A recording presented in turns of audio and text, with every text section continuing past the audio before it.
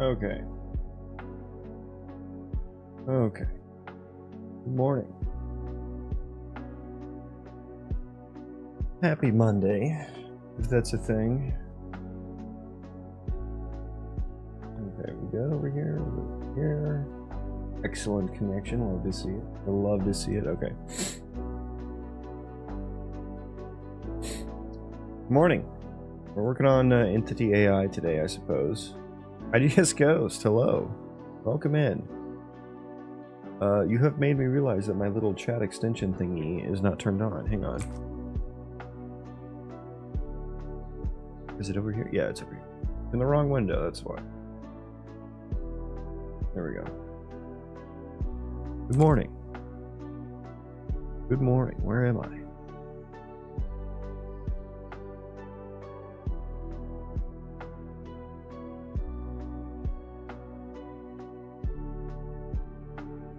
Okay.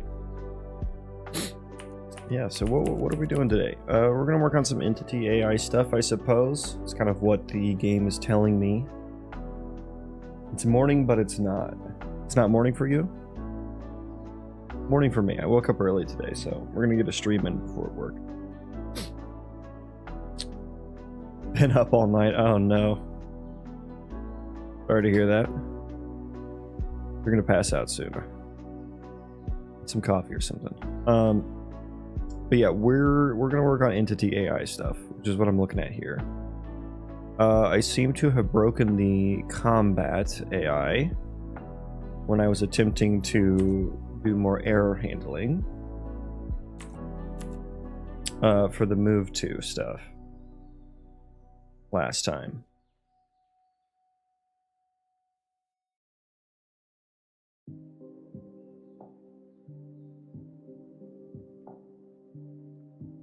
Yeah, and this is that logic that we added. So I think that broke it a little bit.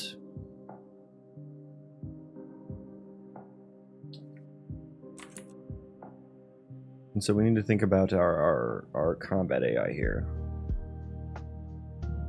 So let me run through what happened. We attacked him, which triggered his combat. He came right for us. He came right for us. Yeah, he was going over there. He was going to go over there. He's walking around. We attacked him. He started coming right at us. He got to his desired location here. Right here. He tried to execute the ability, which did not successfully execute. I assume because he's out of range. I assume that's why. Which is weird, the usability location is right there.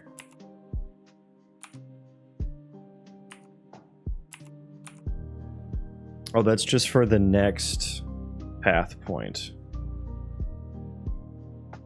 Right, okay. But then it was at this point that the combat state tree seemed to have failed. The state completed failed. I don't know why though.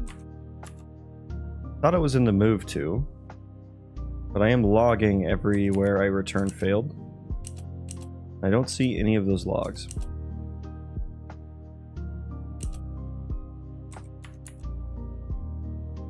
And the only other ones that return failure in this tree are get target, which I don't think failed, and find path, which I also didn't see fail. Although let me double check that.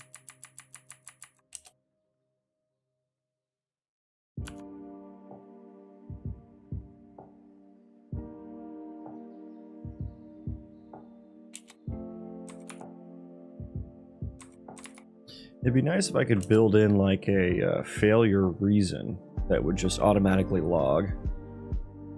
That'd be cool.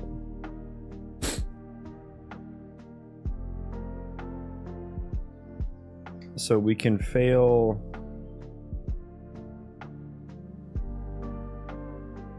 Why can we fail here? One, if we don't have data, which is definitely not the case.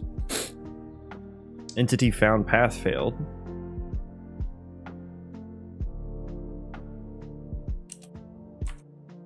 And yeah.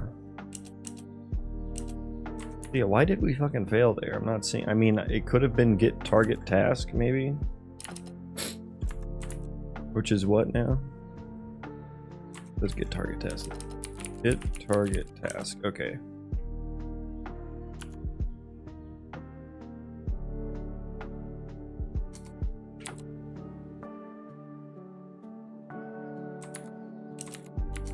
Let's add a vlog here. Vlog entity. No valid target. That's good. Yeah. That's good. And then he switched to his hangy state tree.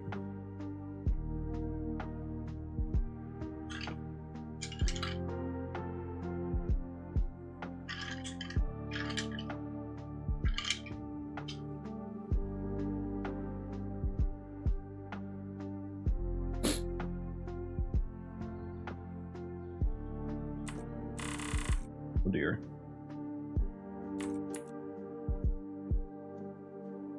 I did see executability failed, but that doesn't return failure, so it doesn't matter actually.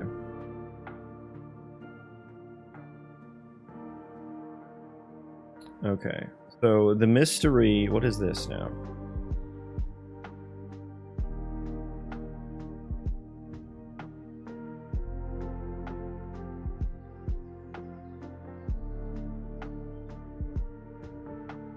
What is it? What the hell is this? Blueprint asset node spawn? It's not even the right thing.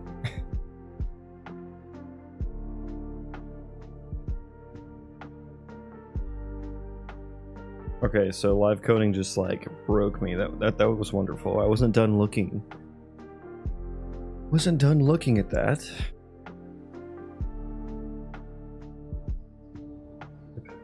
Okay, we'll have to restart. Wonderful, wonderful.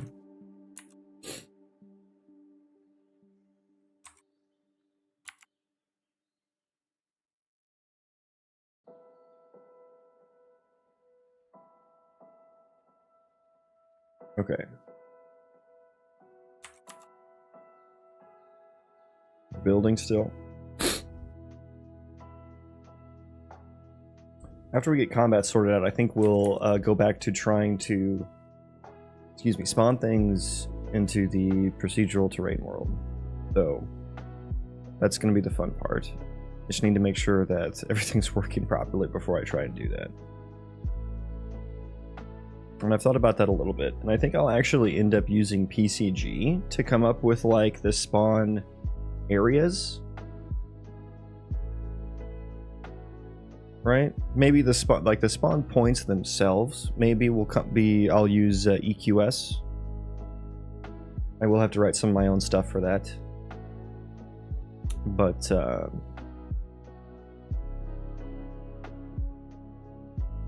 yeah, I think I'll use like volumes or something spawned by PCG, because I'm going to be spawning like, you know, like some villages, some procedural villages, and maybe some bandit camps, and just like little areas that I want certain mobs to be in, certain NPCs to be in. And so I think I'll need to find a way to kind of output those from PCG and then ingest them into EQS such that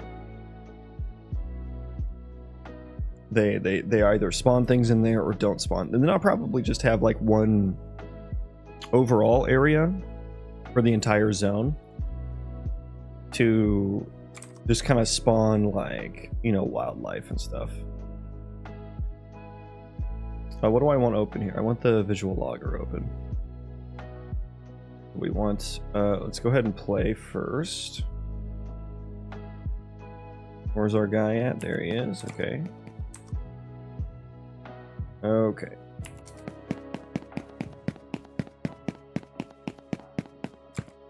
Hit him with a fireball. he just ran away. What is my player controller doing here? Does it tick when paused?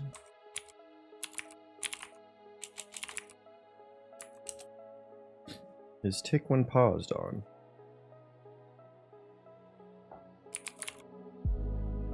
Tick even when paused. Yes, it is. Do I want that? I feel like I don't want that. Maybe I do because it's a player controller. I don't know. It's good to know though. Good to keep in mind. Okay, back to the combat state tree and visual logger. Open that up. Okay, what were you doing, my dude? Why did he got like immediately scared? He does have a target because we're drawing the distance to target. He didn't even enter combat at all here, I don't think.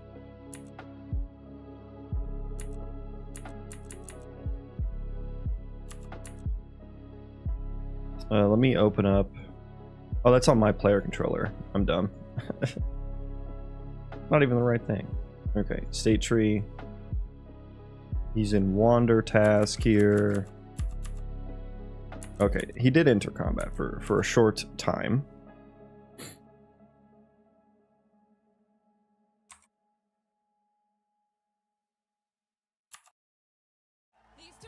What is this? What is this pathing he just did here?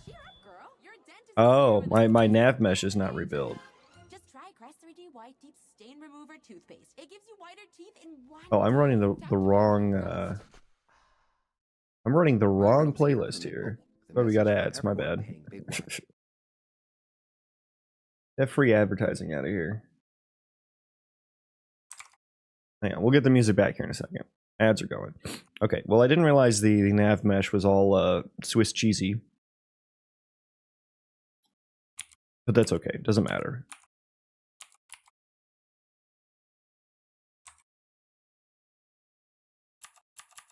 Let's find where he exits combat.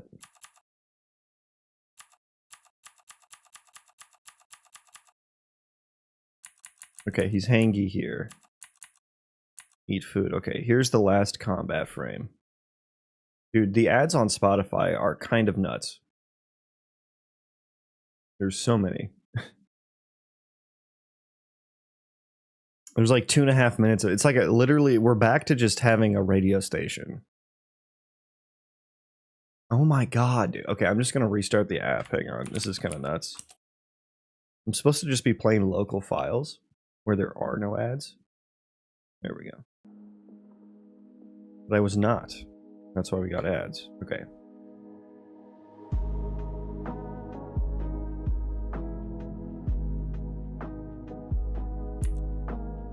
Okay, we were combat. Here's. Oh, he goes back to combat there for a second too. Okay, so this is the last phase of combat, last frame. Use same path. Okay, everything looks fine there. I do see state completed failed. The combat state failed.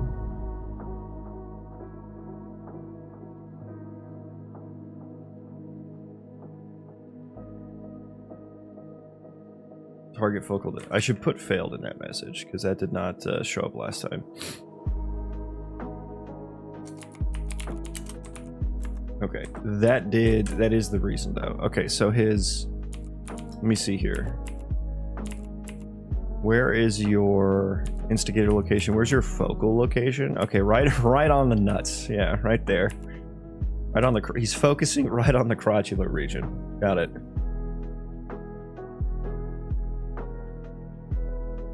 Why are you doing that? he's got the meat gaze. We call that. Okay, but target focal distance is greater than the acceptance radius, which is 15. Now that's a calculated acceptance radius, and that should be the radius of this thing there, I believe. Or is it the radius of that?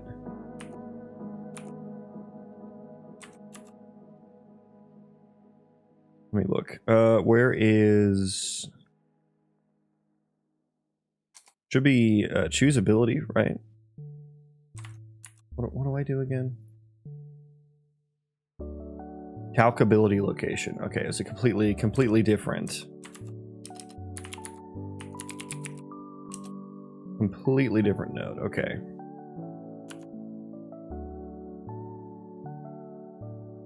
Let me put these in order here. Okay. Calculability location.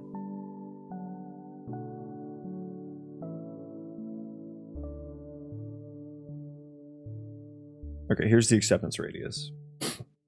Okay, yeah, we have a min and max range. Yeah, oh, I remember that. Yeah. Okay, so I have like a minimum range as well because I don't want him to just like stack on top of like when NPCs are attacking.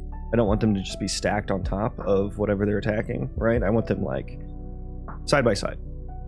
So we have like a bit of an acceptance radius that I actually want to. I want to keep him not on top of the player.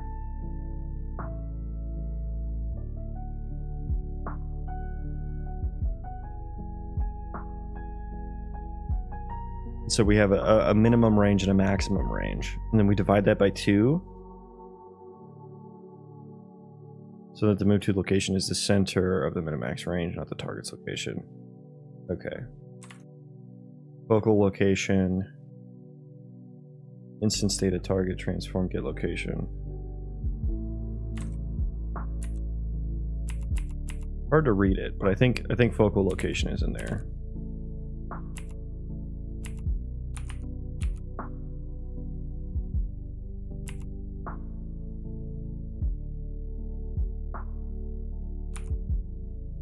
And he wants to go there? Where's the pathfinding call? There's the pathfinding.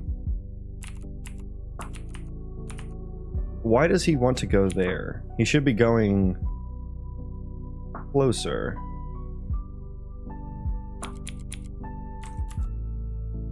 He's going behind. He's trying to backstab me, I suppose.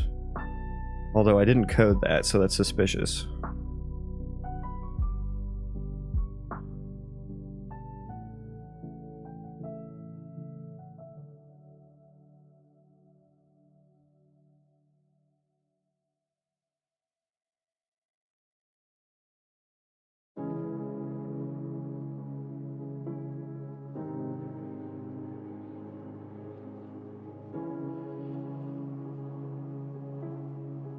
Okay, then I project a location onto the nav mesh.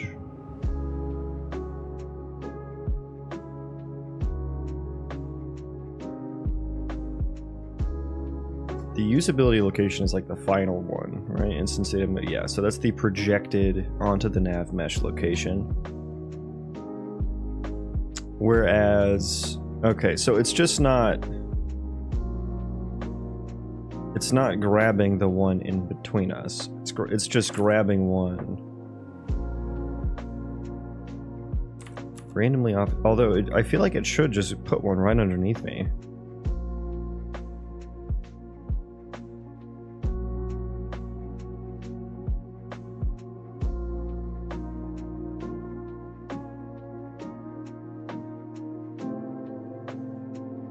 There's a negative somewhere, I think. Something is negative in here. And that's why it's moving the location behind me. If I had to guess.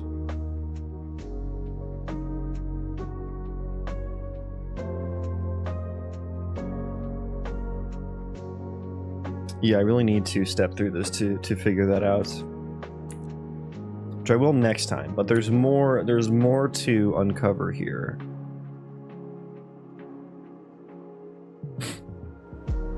Target focal distance greater than acceptance radius. Yeah, I added the Z leniency. I'm surprised that didn't help there.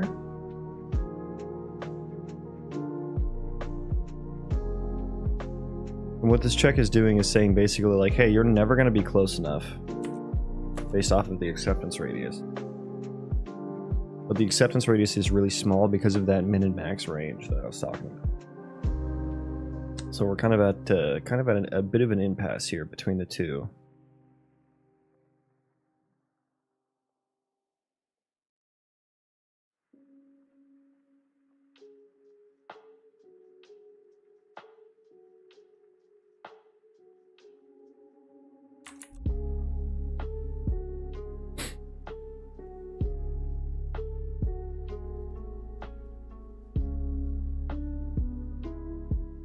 Yeah, what do I do about this? Because if I fix this one, which was fixed, then I break the other scenario, which was when I spawned them in the procedural terrain world. He was trying to like grab mushrooms on the ground that he could never actually reach, and he got stuck trying to do that. So I added this check-in to be like, hey, if you could never get there, don't even try. Don't even try.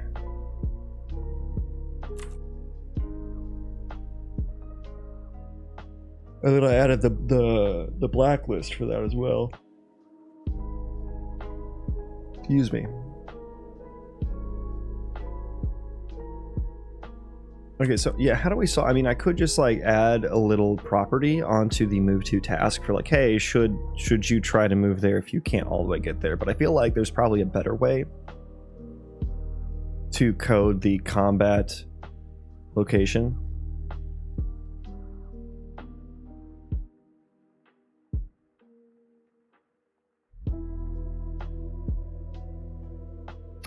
I think I need, let me think here.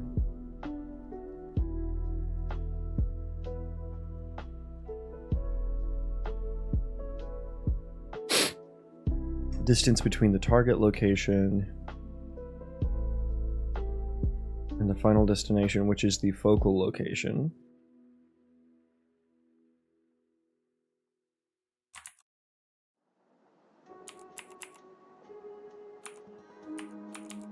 I've added the Z leniency, so there, it should be just doing like basically a 2D distance there, theoretically.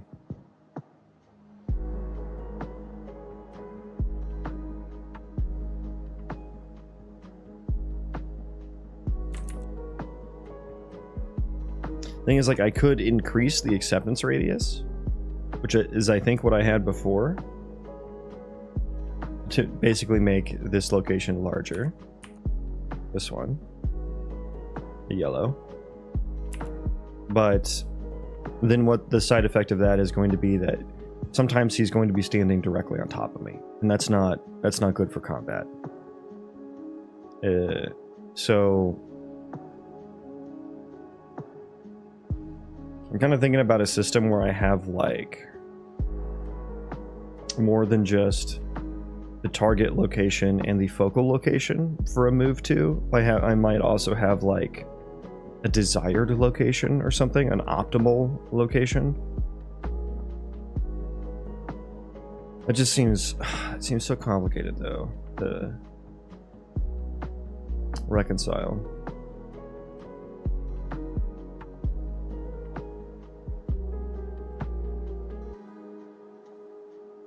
How do I want to deal with it? That is a very small acceptance radius for using a melee ability.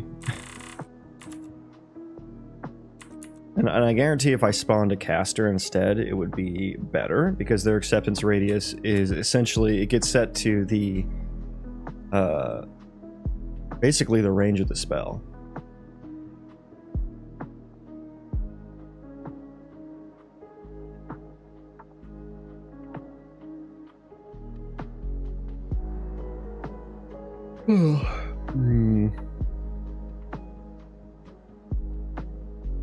And also, I'm subtracting 50 from the max range. Yeah, move closer from max range so players can't cheese the AI as well, and AI can melee attack on the move. Yeah, because if they're right on the edge, the second you move, like, the melee attack gets canceled or doesn't go through, you know? So you can just, like, you know, hop in and out, Muhammad Ali rope-a-dope, you know, right on the edge of the range, and you'll never get hit. So I had to add some wiggle room there. And then that way they can chase you and still attack as well, which was another issue.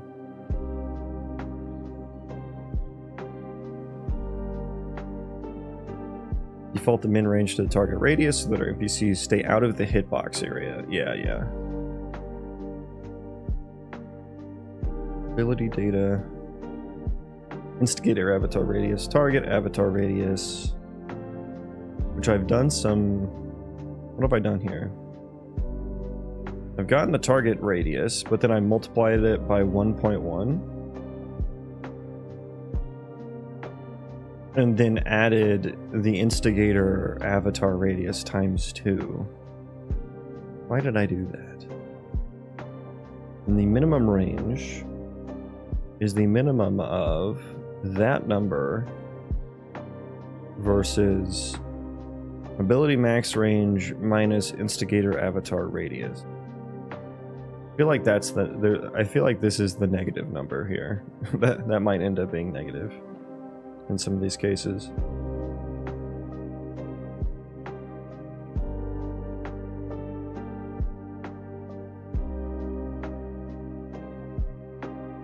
Yeah, what have I done here?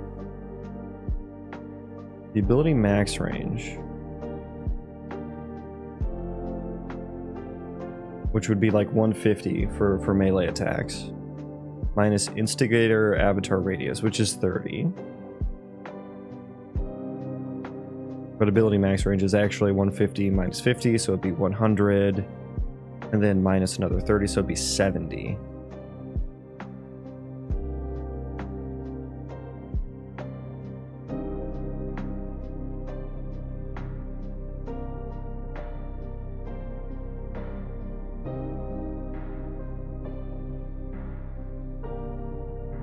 And then target avatar radius is 30 times 1.1, so 33, right?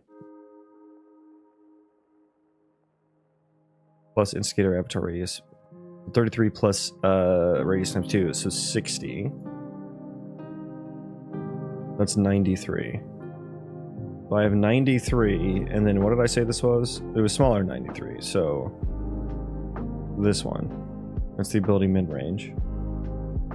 Subtract that from the max and divide it by 2. That gives me the kind of center. Do I care about that?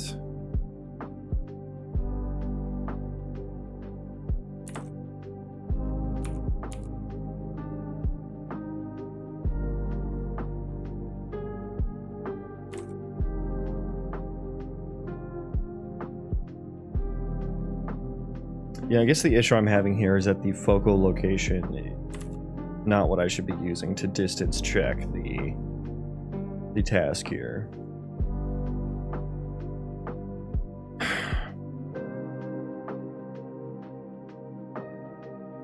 Why did I use focal location?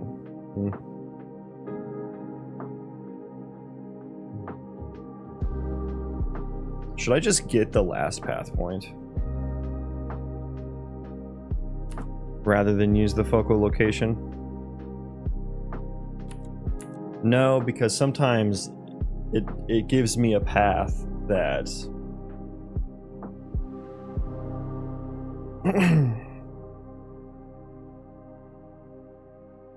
sometimes it gives me a path that never even makes it there.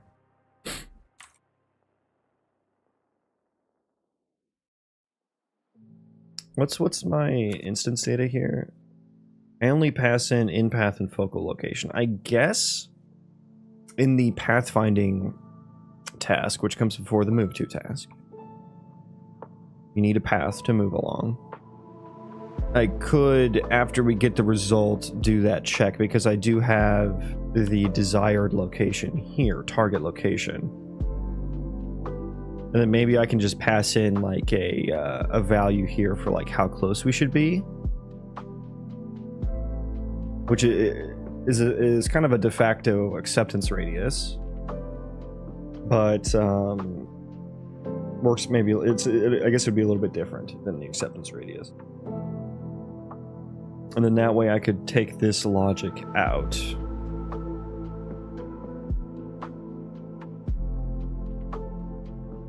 Hello, Ari, over on YouTube. Good morning. Working on some entity component system AI state trees here today. Trying to fix our combat. Trying to fix our combat state tree. There's our entity over there. He doesn't want to go into combat with us because he can't get close enough, or so he thinks. It's not the case. I need to gaslight him into thinking that he can get close enough to us. Which I think I've come up with a happy solution. We're gonna add, I think, another Ooh, how does continuous tracking affect it? Maybe, I feel like it doesn't. Let's just do this. Let's just give it a shot. We'll see how it turns out. So we're going to go float, and this is going to be, I don't want to call it acceptance radius like the other ones, because that's gonna be a little confusing between the two tasks, because they won't work the same. What am I working on? Yeah, so yeah, just entity component system state tree combat. But overall, the game is going to be a combination of RPG, Colony Sim, and Roguelite. And then I have like procedural terrain system that's turning out pretty freaking cool. That I was spawning these entities into, but then we were running into some issues with combat. So I've hopped over to the test level here to isolate the issues and fix them here. Then we'll move back to the procedural level. This is more so going to be maybe not acceptance radius, but like max distance from target or something.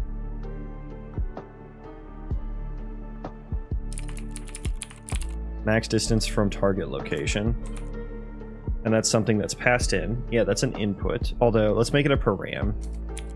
That it doesn't necessarily need to be it. And what should I default this to? I'm going to default it to 30. We do need like a little bit of wiggle room. Not a whole lot though. And so when we get the result here... Am I a game designer? I'm a software engineer professionally. But, so this is just hobby stuff here.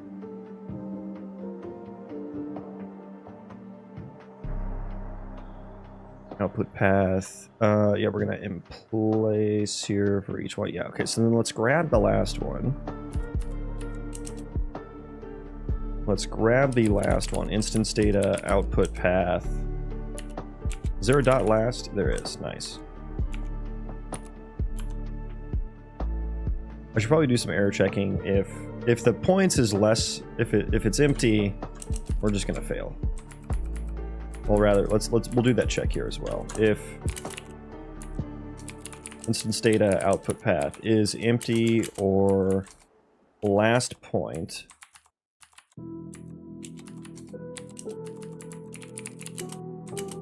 we need to return failed here, or last point, we're gonna go f vector dist between last point and max distance. No, instance data dot max distance from target location. Or no, rather that's going to be less than. There we go. It's going to be kind of a nasty inline function, but here we are. Here we are. We want instance data dot the target location of the pathfinding request. Yeah. So we're going to return failed there. Let's put a vlog here. We can know why we failed. And so that means we're gonna get rid of this one basically. Although we do want to add some Z leniency. Okay, hang on. So we need to we're gonna change this. We're gonna change this.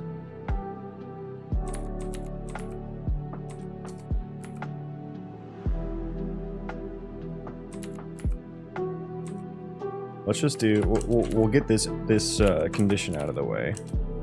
If there's no path found, yeah, just return failed. That way we don't have to worry about that. We can do f vector last path point. There we go. And then let's do f vector last path point. We should probably, yeah, let's do last path point in the add Z leniency. And so what the Z leniency does is it takes into account the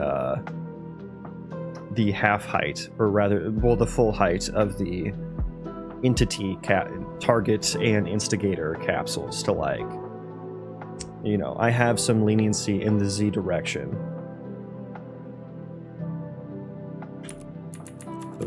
And we want to adjust last path point to the target locations. And then, yeah, the half height.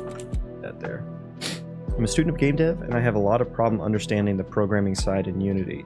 Yeah, or if you're not a programmer by, you know, normally, then yeah, it's a big learning curve. The big learning curve there. Unity is definitely, programming-wise, easier to learn than something like Unreal Engine, which is what I'm using. But Unreal Engine does have blueprints, which is the visual scripting. I'm not sure if you have to use Unity for your schooling, but you might give Unreal Engine a shot and try out blueprints. Probably a lot easier to understand for someone who is not a programmer.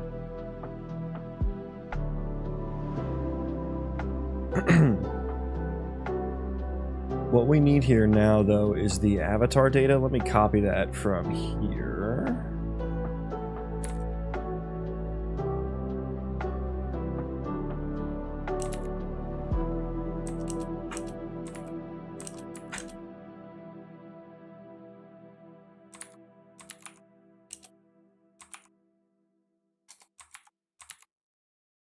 Okay, so we have the half height.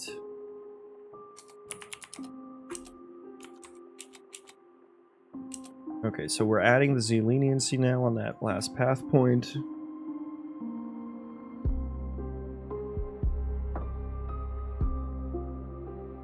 Now what are we doing? Last path, we want to use that one. Yeah, so if the distance between the last path point and the target location is less than our max distance from target location, then we can return failed here.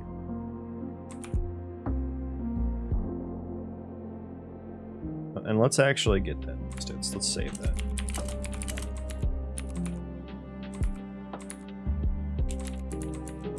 So we can log.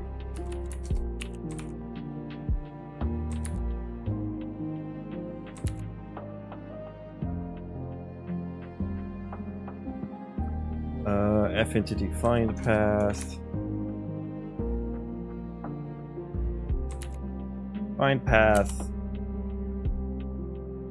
What do you think about AI and programmers' jobs?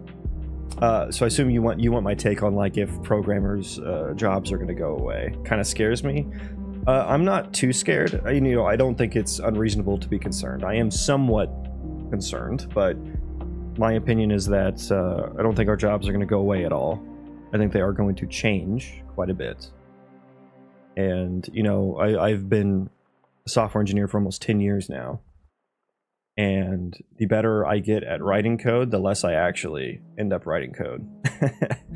And the more time you're spending on the people part of the processes and the scoping out the work, figuring out the work, you know, coming up with how you should do things. And so if we have tools that just make it really easy to write code, like someone's still going to need to use those tools.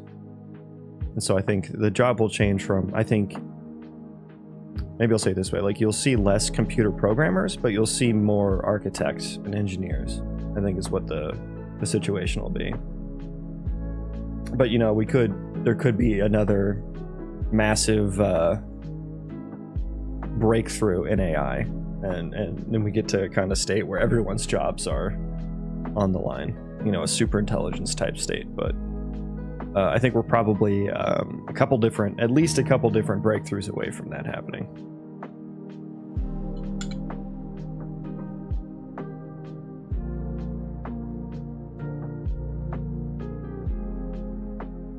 Can you share some tips for someone like me who wants to learn programming from the basics?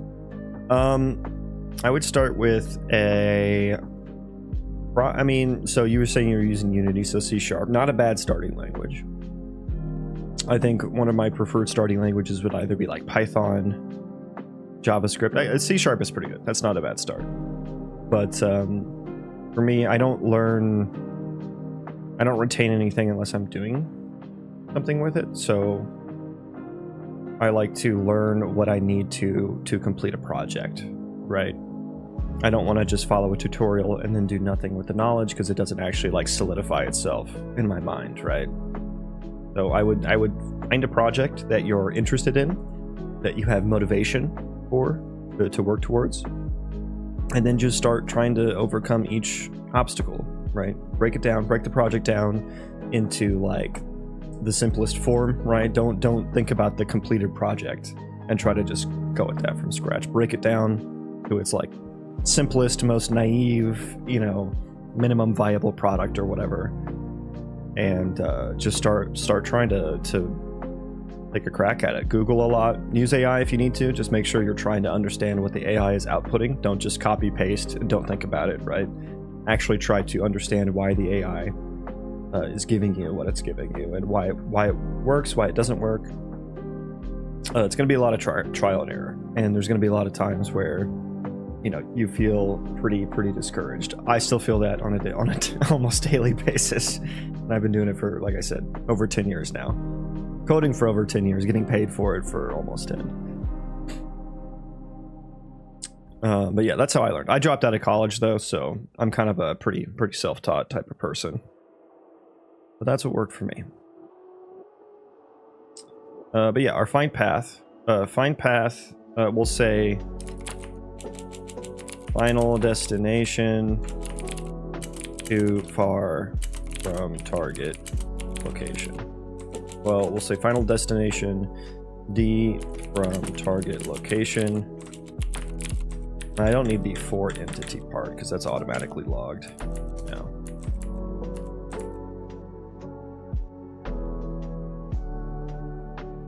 You just simplified something I was stressing over for months. Thank you. Yeah, absolutely. Happy to help and provide inputs. I'm gonna sub and watch you stream whenever I can. Hell yeah, dude. Thank you. Appreciate that. I also have you're probably on, I imagine you're on the vertical YouTube stream. You can also watch on Twitch, or there's also a horizontal YouTube stream, if that's your thing. I'm trying out the vertical streaming, and I know like the zoom to mouse is a little haggard. it's not the greatest, but coding is kind of difficult in a vertical stream format, so what we're working with. But yeah, we got our log here. I'm gonna clean up some of these other ones too, because we don't need some of this information.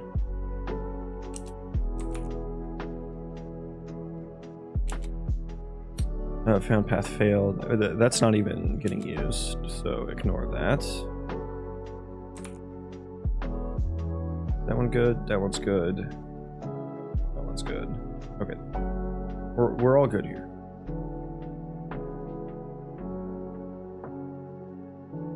Okay, so we have that. Let's comment out our other one that we did here in the move to. Adjusted. Do I still want the adjusted acceptance radius? Oh no, I don't know. We'll leave it there because it's already there. We're gonna comment this out for now. Target focal distance. Yeah, this might be a little awkward. Okay, let's in play here. Clear out the visual logger. We're gonna start from scratch. Stop it as well. And we'll run live coding. We'll see if this works a little bit better. Oh, I need to rebuild the editor. Change the header file. How dare I? How dare I? Yeah, and so I may actually I should output the dist is skip. What? What are you saying to me? Initialization of dist is skipped by default label. What are you talking about? This?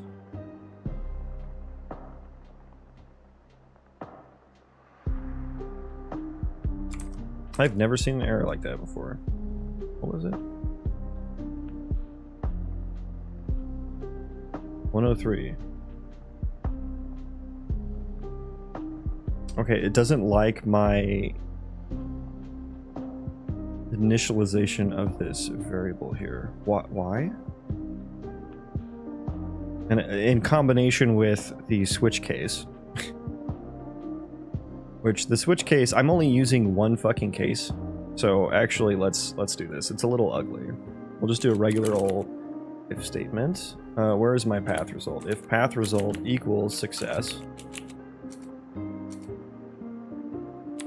Okay, then we don't need the nasty breaks or anything here.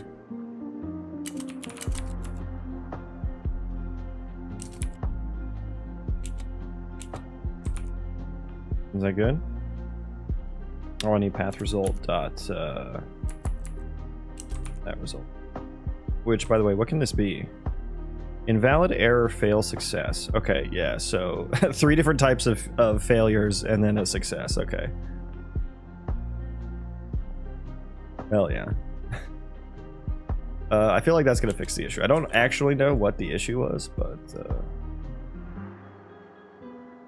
I feel like that's gonna work. But yeah, what I was saying, what was I saying? I feel like I need to output now the... Let's actually stop that. I need to output probably the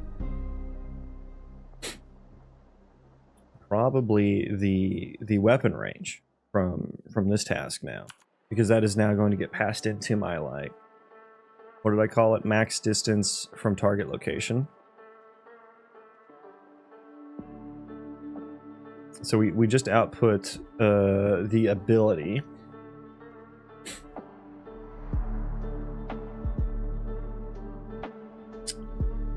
Yeah, we need another output for sure. Category output, thank you. This is just going to be a float. Ability max range, yeah. Let's find chosen ability spec here. Where are we setting this at? Okay, so basically...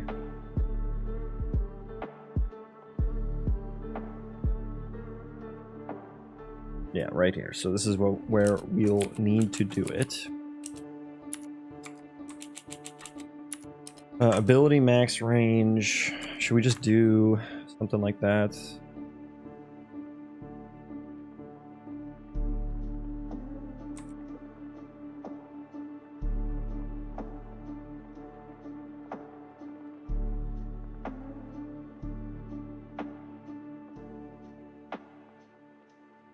It's been a long time since I worked on the gameplay ability stuff. Ability, and I'll need to cast this, right? Do we have a casted version of it already?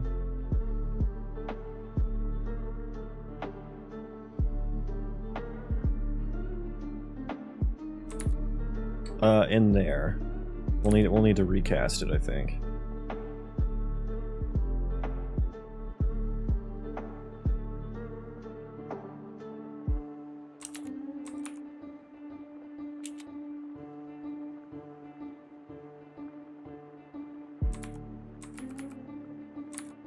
Chosen ability. Get max range. Range. Oh, and it needs the source. Uh-oh. Do I have that? What do I use? Okay. We have that. We have that. And it's kind of annoying, I'm like casting this twice.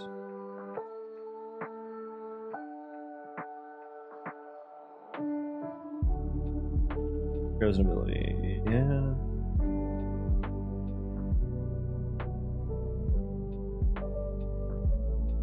I mean, it's fine. It's not a huge deal. What is it? What is a super annoying huge deal is this string does not want to get logged correctly. Is that why? Does that work? Maybe that's why. We'll see. Okay, this now. This is, I think, what I'll need. Ability max range, yeah. But see, it gets complicated for ranged abilities with a minimum range, because my bow attacks, like, I'm doing like a vanilla WoW type bow attack, and there's a minimum range on it. Okay, yeah, it didn't like the F string.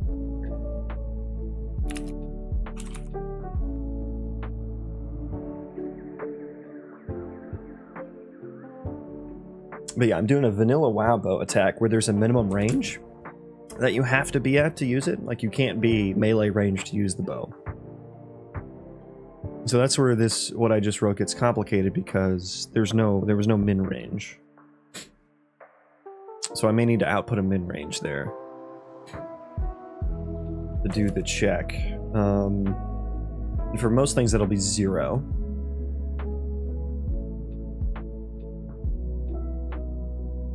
For most things, that'll be 0. Let's go ahead and output that. I know I'll need it eventually.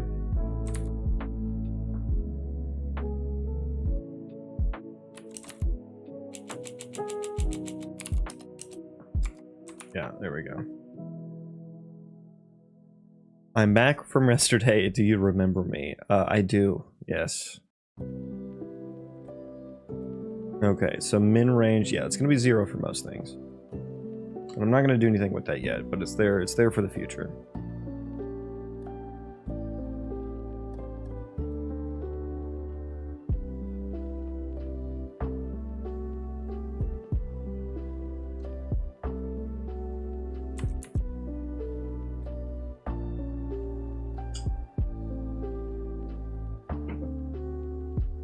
Okay.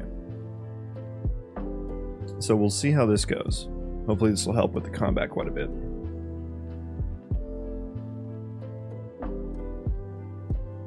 Okay, let's take a look at the combat tree here. What do we have? We have choosability, and it has our outputs here. Now let's add that to...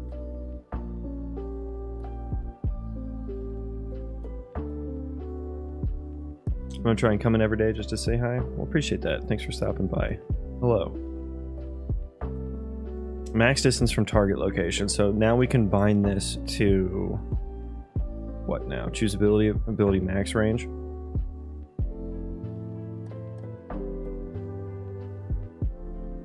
Yeah, it feels a little weird that I'm doing these distance checks in multiple places. It would be nice to unify these, because we have like acceptance radii and stuff like that.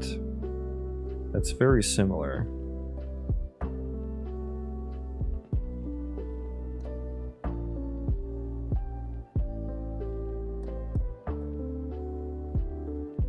And this is getting passed in the move to location. So yeah, oh man, this may not work. At least not the way I was envisioning. Yeah, so the max distance from target location is not actually...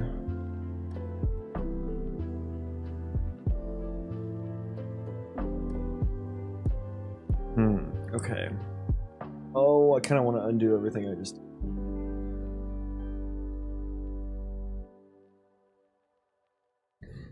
Yeah, so the target location that gets passed into the find path is actually like my calculated move to location, which has like, which is not necessarily the the location of the target.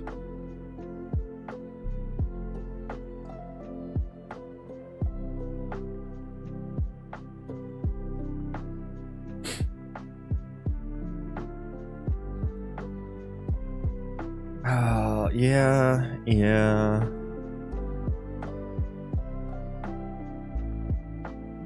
I feel like I should be trying to work this into the acceptance radius and stuff.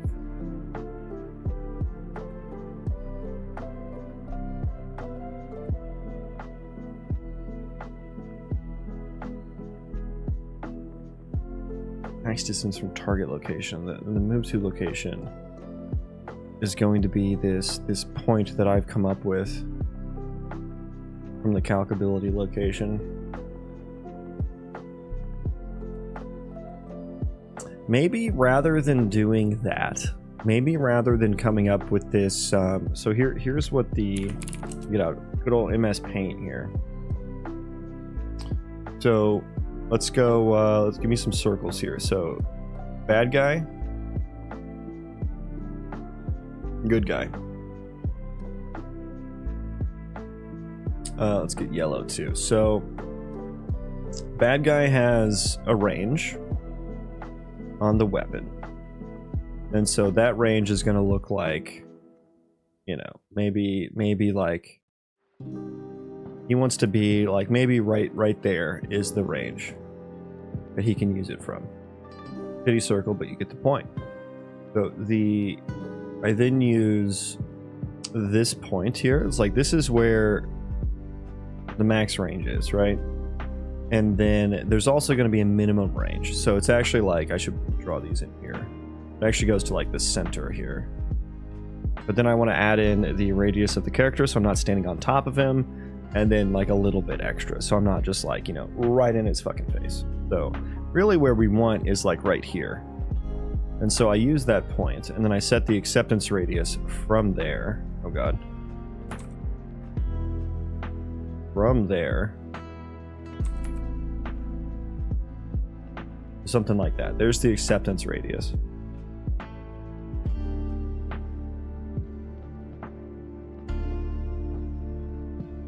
And so then it's like he can get there, and it's probably actually a little bit shorter. Probably something more like that, because I talked about like a little bit of buffer on either side. So it's really something like that. And then he gets to the acceptance radius. Does he stop on overlap? That's the question. Do I have that? Stop move on overlap is true. Okay, so it's like the second he gets into this circle, he stops. So he doesn't actually ever make it to X. He just stands on the edge of it for the most part.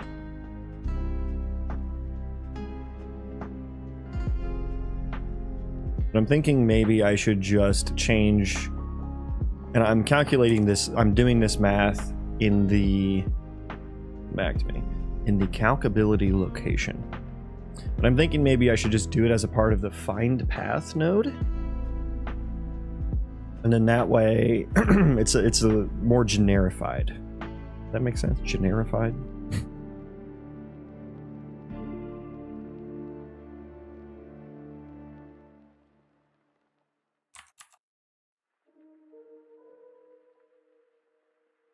Now, is that actually going to fix my issue? See, the state tree stuff's hard because it's like, it's kind of like playing whack-a-mole. You fix one thing, and it breaks another scenario. There's just a lot of scenarios.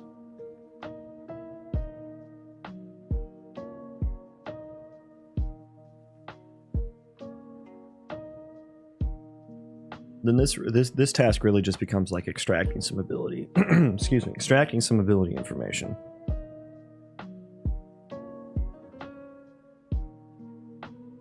About like the max range, min range, stuff like that. Maybe I can make it an even more generic node. You can get like mana cost, maybe something like that.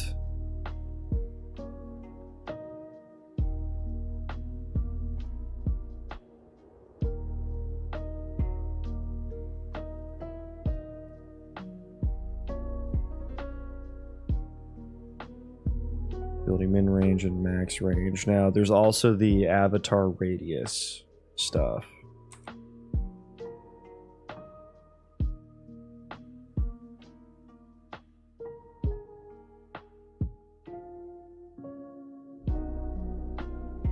I should make one of these functions for the half height, actually.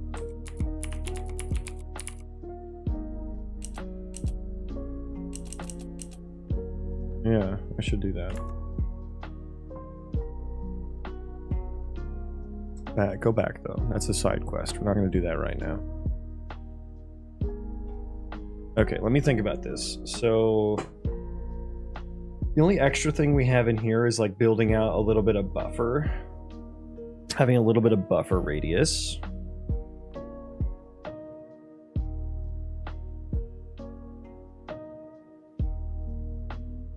So should I parameterize that into the find path node as well?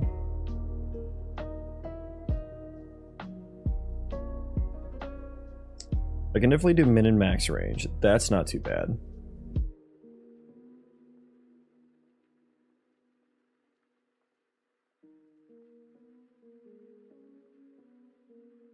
Then I can definitely have like a checkbox for like include it would probably be two, include instigator radius and target radius. Although I'm not going to have a target actually for the find path node.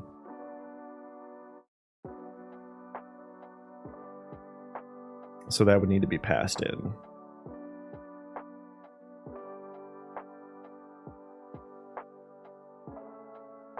What am I actually getting here then?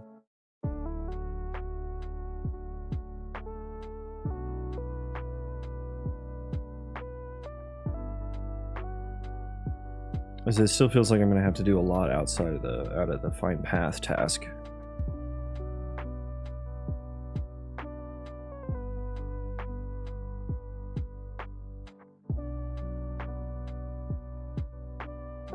I kind of want to undo the fix that I did.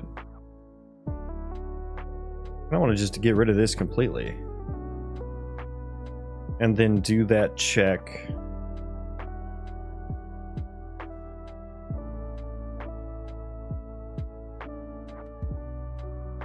Where would I do this then? Because this was for like moving to EQS points. I mean, maybe that should be, maybe I should do more of an EQS query.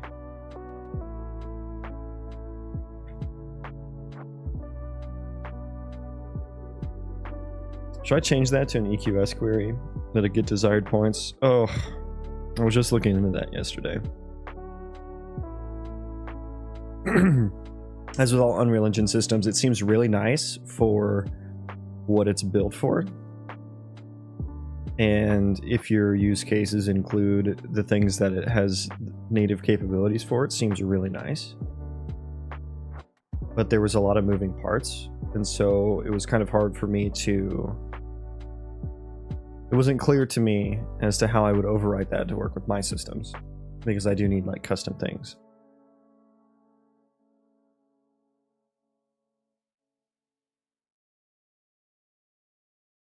If I used, the nice thing was that if I used EQS, they have like tests on them where you can test the resultant points, and you can test if they're reachable and stuff like that.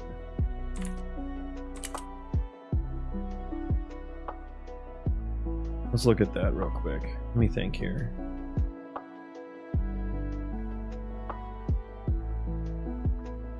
Because you can add a test for pathfinding. Test mode. Path exist. Past coth length. Filter class. It's a nav data filter.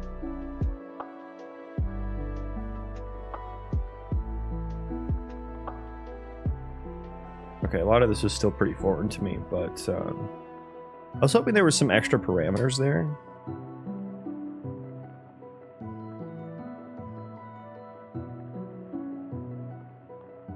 How does it know what agent is pathfinding?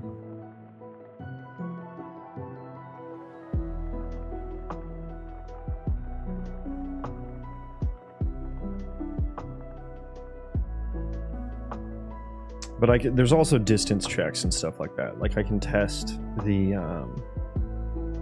I can project it onto the nav mesh, test the distance, and see if it's reachable.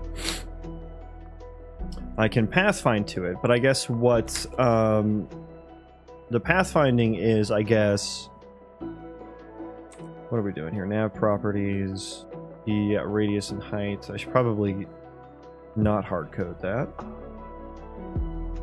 Probably not hard code that. What am I programming? We're doing entity AI. Hello there, Sam. Hello and welcome. Yeah, we're doing entity AI. We're trying to fix... I fixed one thing and we just had more issues pop up. So we're trying to fix the fix, essentially.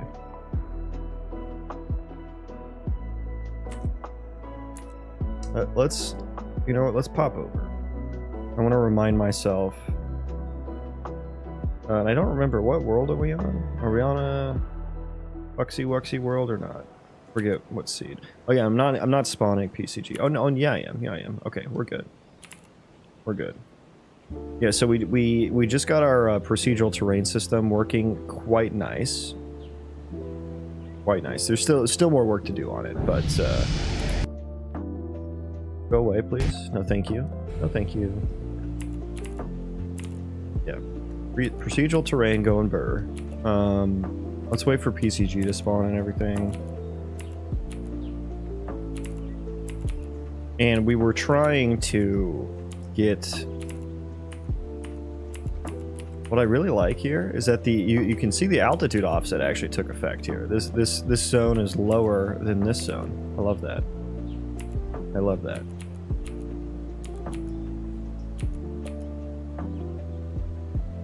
Okay, is PCG all done? Okay. Yeah, we just got all this kind of working the way we want to. We got it textured, we have vertex data. My shadows got broken again. Okay. But then we're spawning our entities in here. And so with some of just the rudimentary behavior that we have, they were having difficulty pathfinding to some things. Of course, in the other world, we had a lot more difficult to navigate terrain. But I guess the first food source locations would be these guys. And I guess maybe he couldn't reach these ones. So that would be projected onto the nav mesh. Okay, so I just wanted to get kind of an example of some situations we were working with. And so our fix for this was like, hey, if you're on the move to task, if the destination location, including the acceptance radius, is longer than, what was it? What was the actual logic? If the target, the distance between our final move to location and our focal location, which is like what the entity rotates towards as it's moving. If that's the case, then we can fail because we know it's too far. Seems amazing, guy? Hey, thanks, man. Appreciate that. Yeah, pretty happy with how it turned out. There's still more work to do. We got some chunks not spawning and stuff like that, and BCG is a little unperformant. And we did have super dark caves and stuff, which looks sweet, but that was with Lumen on, which was like incredibly performance intensive. So I toggled Lumen off for now. And our dark, creepy caves are no longer dark and creepy anymore. But that's okay. We're just testing. We're just doing testy stuff. Testy test. But yeah, I think I need some more sophisticated logic here, or maybe, yeah, this is what EQS could be good for, because it's got all those tests and stuff like that. I can run async if I'm not mistaken.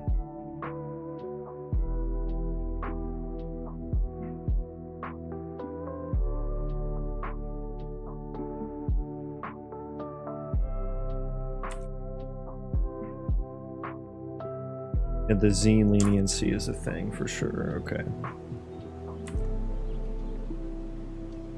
Yeah, I think maybe I should undo that fix. I don't think that was the proper fix. Let me look at find path again here.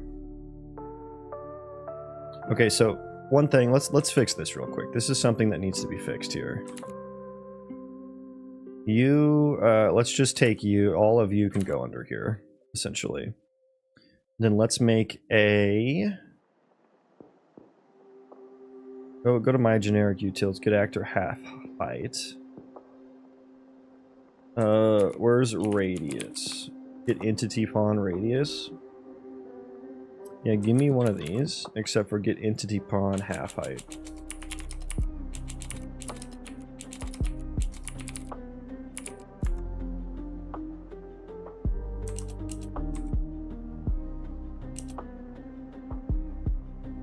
Make it static.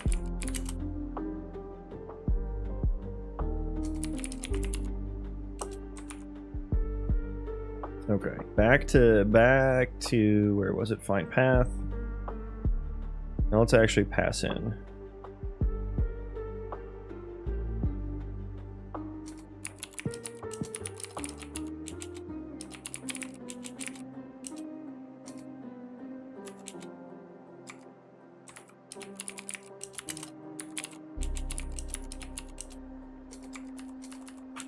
Okay, so get entity pawn half height, and we want radius as well. We need both of those for the proper pathfinding.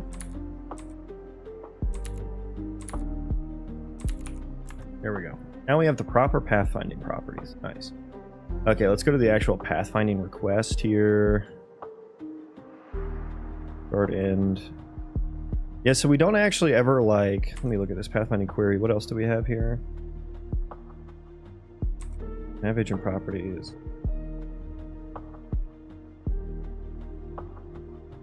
Yeah, so we don't actually have like impartial paths. Set allow impartial paths. Okay. What is that defaulted to? Okay, so we are allowing partial paths. Okay, but we need to like check the path afterwards. If it's too partial, we don't want it. Basically, I think is what we're trying to get after.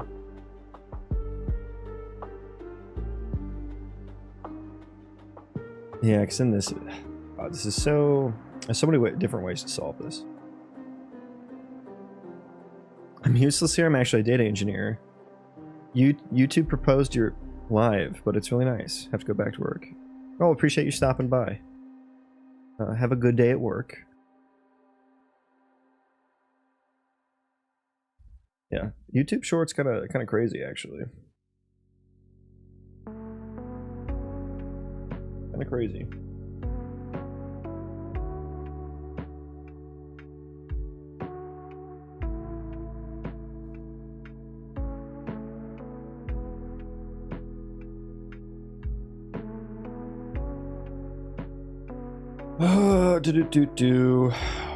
Yeah, I'm just trying to think about how I want to handle this.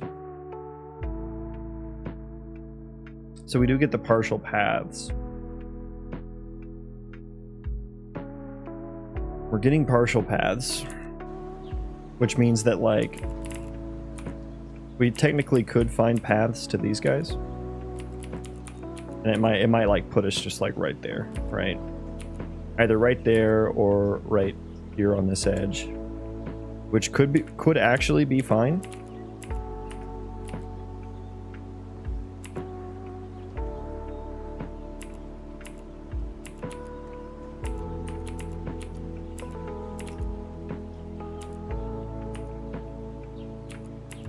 Could actually be fine.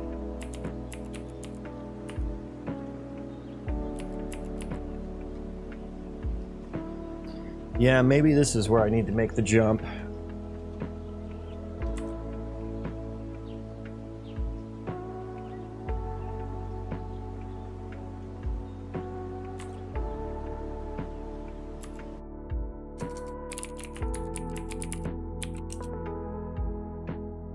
So here's my interact with object thing. Interaction distance.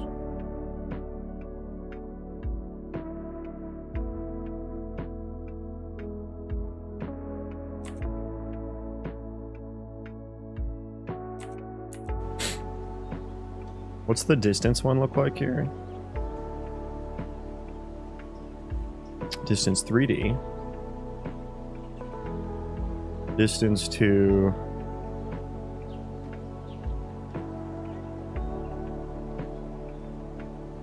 range, filter type. Does this test filter out results that are below a lower limit, above an upper limit, or both? Okay, so this is the min and max range here. Okay. I guess I can bind do some query params. That would be like passing in my min and max range. Clamping.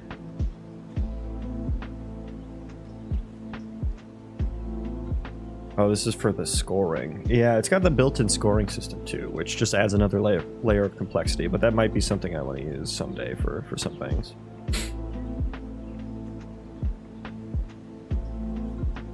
Test mode. Distance 2.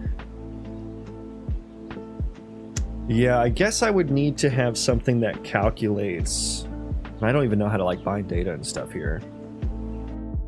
But I would need something to do the calculations of actor radius plus interaction distance buffer plus the point bounds. And honestly, it should be a little bit longer than that because that leaves 50 Unreal Schmeckles as wiggle room there, which is not a whole lot. But it is like... Yeah... I need more wiggle room than that. Obviously, that's like the desired, right? If we can get that, that's where we should go. so that it looks realistic and stuff when they like pick it up or whatever. And I'm thinking for destruction, like building, whenever you which by the way, does that work? Or is that broken? I'm gonna guess it's broken, but we're gonna try it out. Oh yeah, the textures aren't even loaded.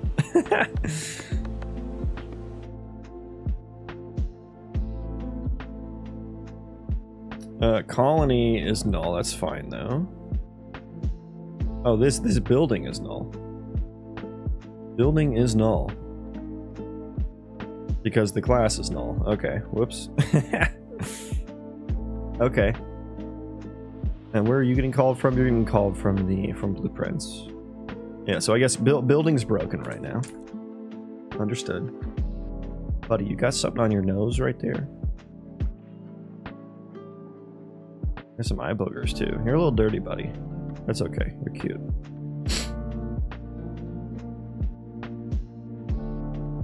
Yeah, maybe this is where I should make the jump to EQS so I can figure it out, get more used to it. Because I think I'm going to use it for generating some spawn points as well. Not just querying the environment.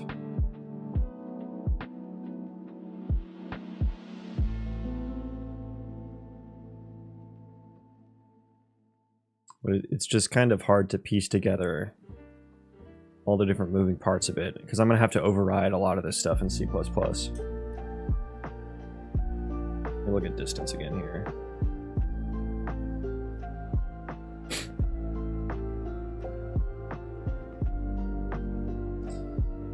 So yeah, I guess how would this work? Let me go to my like get desired points here.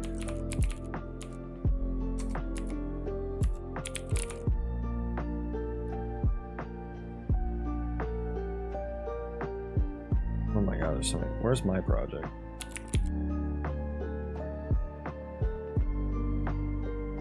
What? Desired points. Oh, it's desired PCG points. Okay, so you're called from within the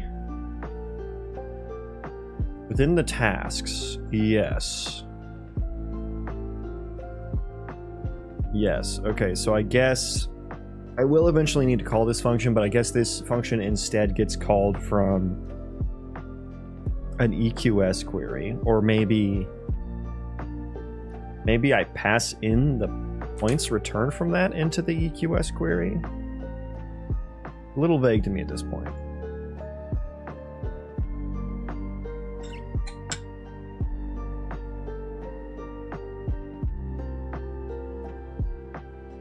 So what do we have for generators here?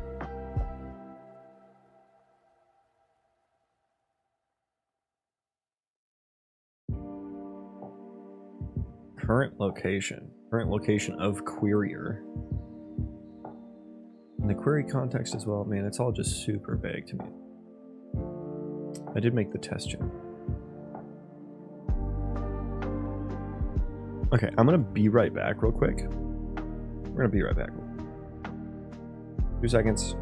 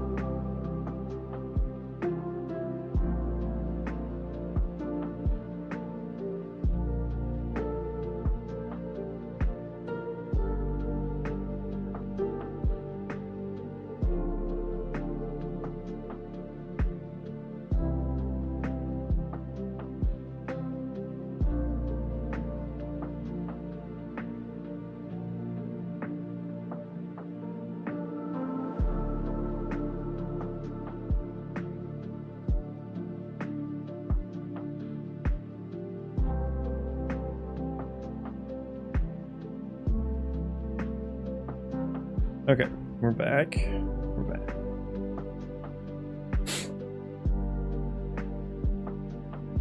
Okay, let's figure out what the hell I'm doing.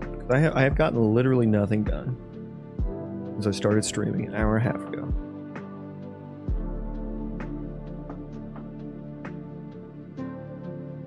Okay, so if I were to use EQS, I need to think about combat. I know that this would work for finding environment points. I mean, that's literally what it's built for. Would I use this for combat? Should I just take the combat part out? That should still be like... I mean, I have an entire task dedicated to calculating where to do combat at, where to use certain abilities at.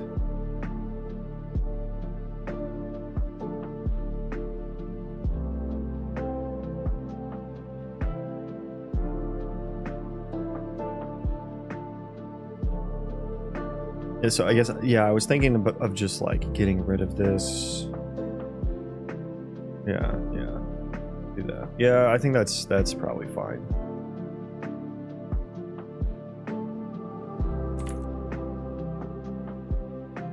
Okay, let me go to the Hangi state tree here.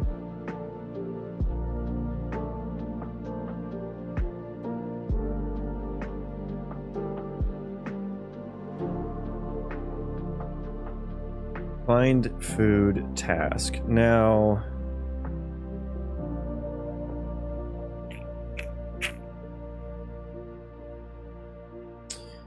I'm wondering if I should generify this task even more. Because now this is just specifically for finding food.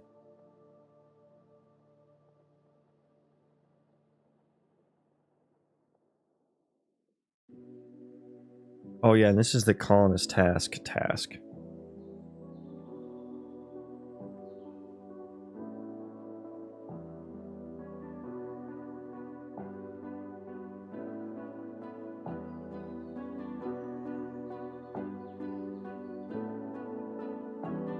Yeah, I should probably generify this to like a find environment object or something. Find environment item. And then one of its parameters can be the EQS query. Yeah, all the logic for like acceptance radius and stuff will have to be passed in.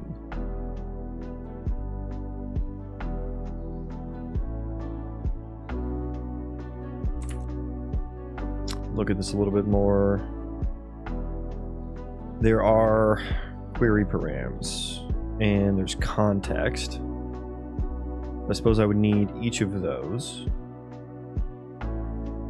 And then I would need like an asset to actually provide. What is this asset? Environment query. So if I were to go to... We're going to use find food as our guinea pig task here. Well, first of all, before we get into that, let's get rid of all of our logic for like that broke it. Get rid of that. Oh god. Yeah, get rid of that part. That is probably still fine. Yeah, if our output path is empty, we can just fail. Although, should we add a log? We should add a log. Probably will never happen. Affinity path, found, empty path.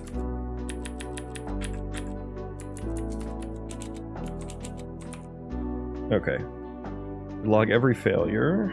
Half height rate, yeah, that's fine.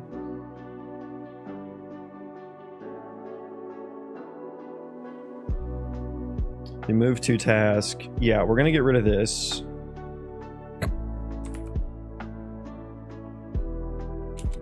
We're gonna get rid of this. I don't know if we should keep this part. I did not have it before. I did not have that before.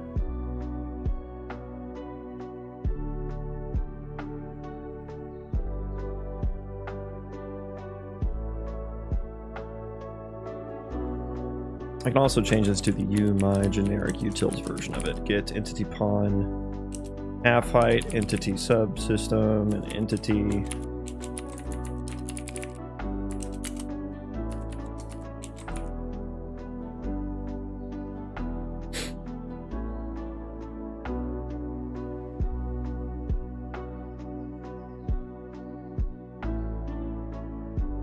Target focal distance.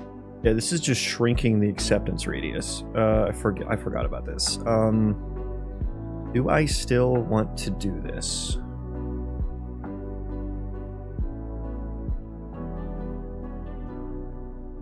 This is gonna mess up combat, I think.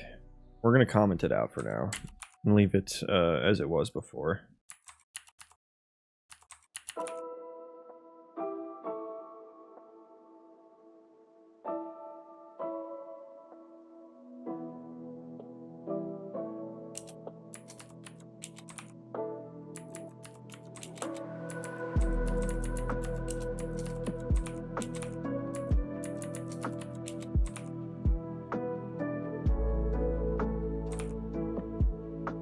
What else do I need to get rid of? I think that might be it. Choosability. I don't think I need the min-max range anymore, although we may get rid of that. We may get rid of that in a second. Let's rebuild here. Okay, we're just gonna test and see if combat goes back to working now that we got rid of that. Now the entity move to no longer fails.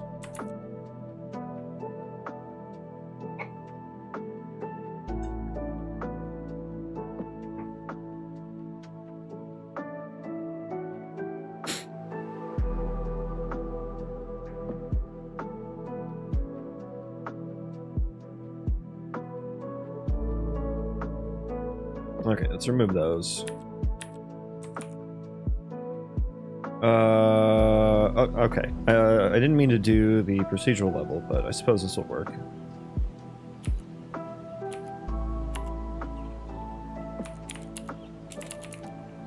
See if it actually spawns the guy in a solid, solid location.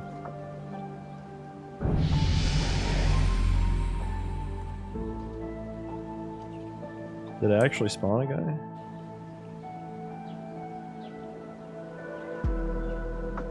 Oh my god, the ISMs.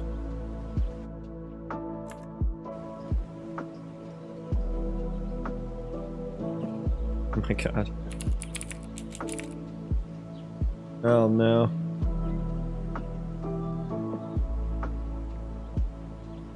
Bro, I don't want that. I don't want that. I don't think it actually spawned anything. Can you spawn something?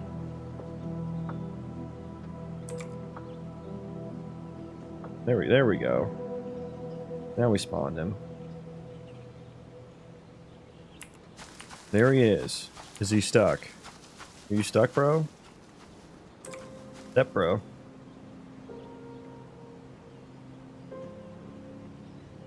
Okay, let's pause.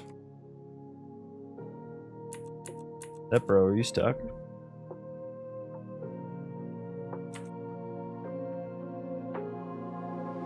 Found path failed.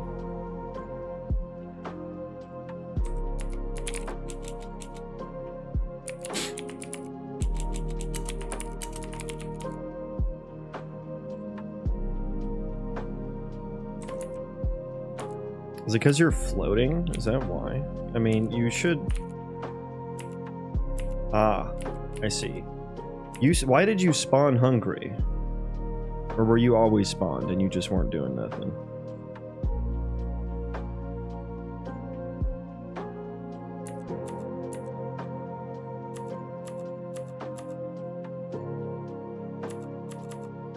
Yeah, he went straight to hungry.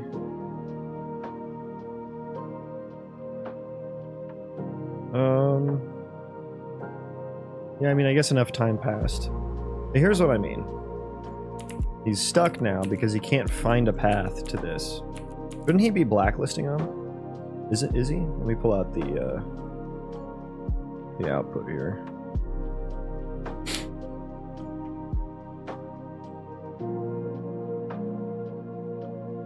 Yeah, he's in the process of blacklisting. But this is what EQS could be good for. It could kind of probably do this all in one go rather than having to requery. It is nice that the requery is working though.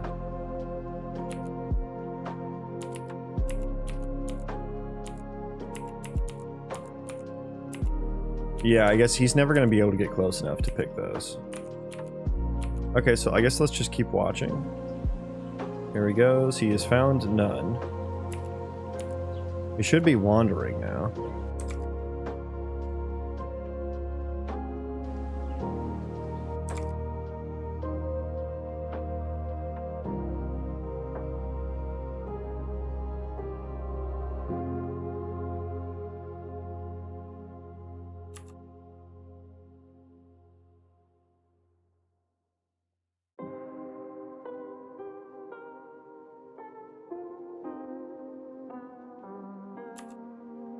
Shouldn't that be failing? Shouldn't find food be failing now?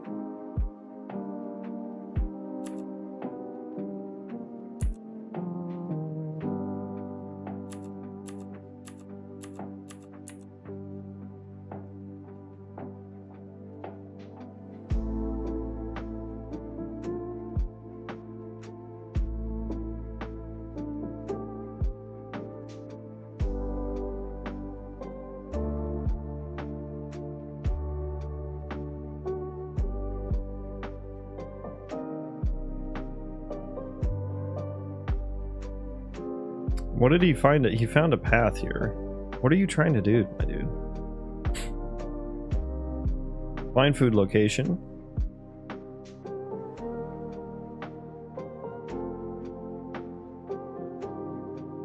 Random search point. Yeah, he should be finding a random point, no?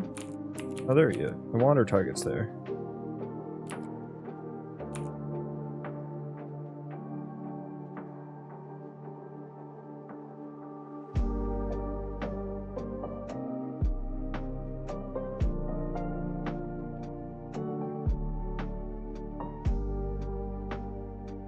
Are you skipping right past what you need to be doing?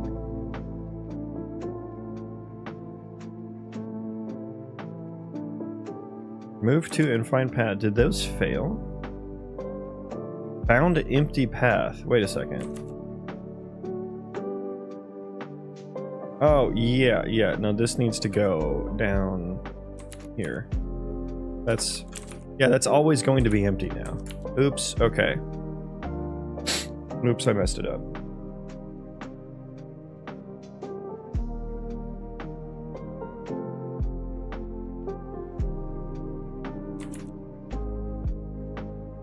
Okay, clear all that. He should be now, like, actually moving something. There he goes. What is he? What are you targeting? He's, like, targeting the wrong thing now, actually.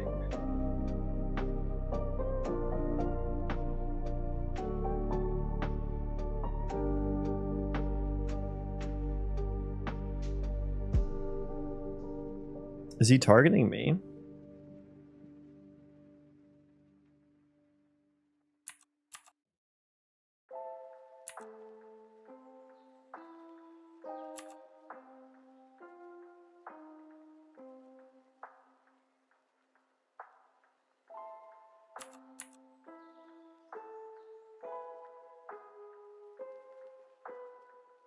Combat failed. Yeah, that's correct.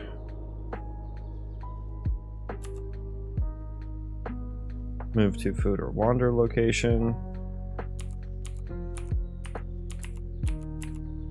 Why are you facing the wrong?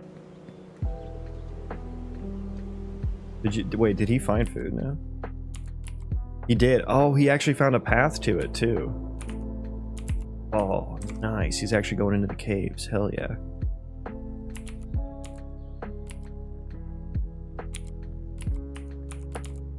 I want to actually see this path. I feel like I should draw the path every time. Why am I not doing it? Makes it so hard to find. There we go. There's the path. Dude, that's sick. Of course, you can't really see the drawing.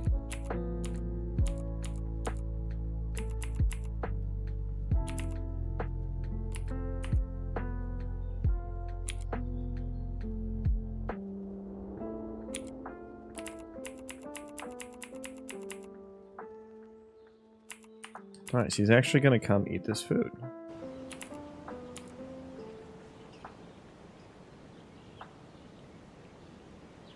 Here he goes.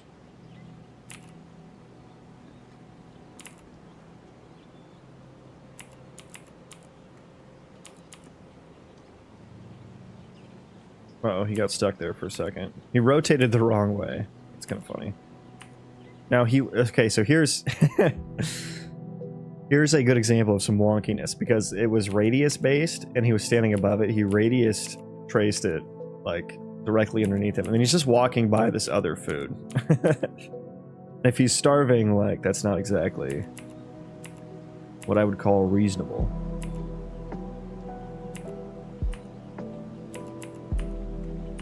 There he goes. He ate the food. He's eating the food. Yummy. Yummy cave mushrooms.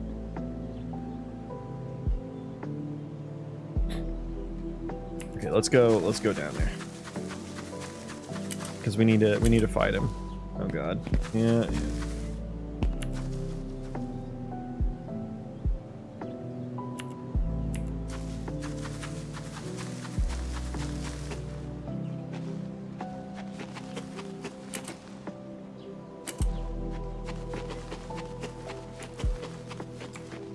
Okay, he should just be wandering now.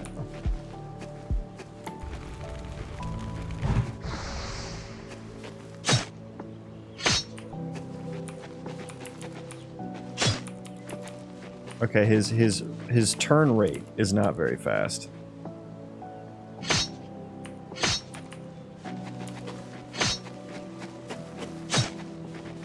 His animations aren't lining up either.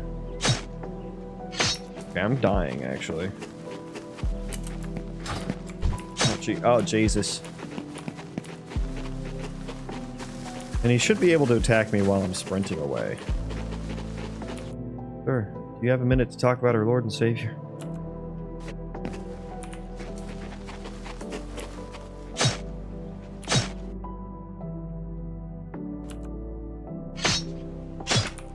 Oh, he got me.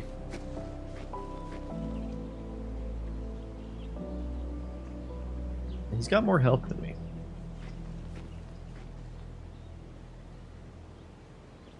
Oh, okay.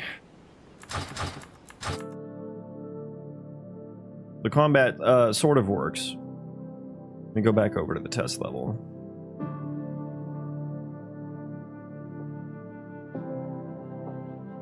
Oh no. Oh, there's a lot.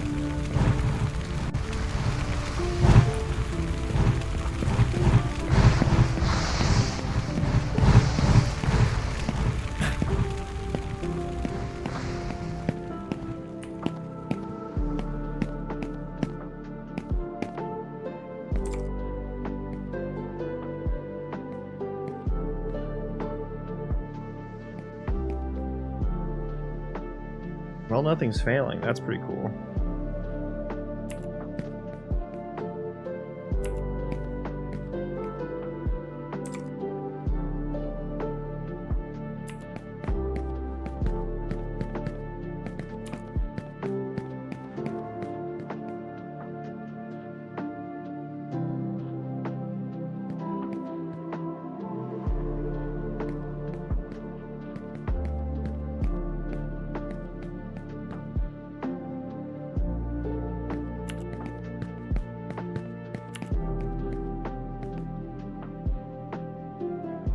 Oh, the state tree debugger was slowing it down a lot.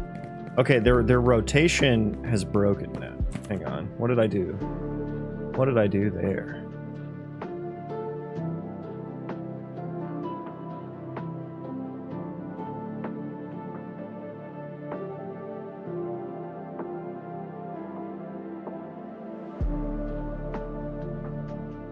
Okay, if I think this was it right here. This is what I added. If rotate along path and not last path segment,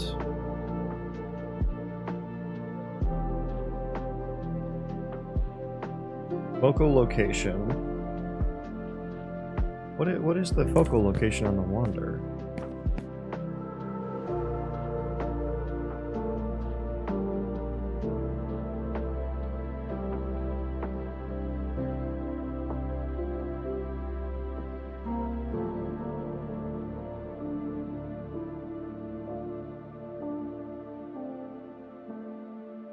Why is it not rotating towards that then?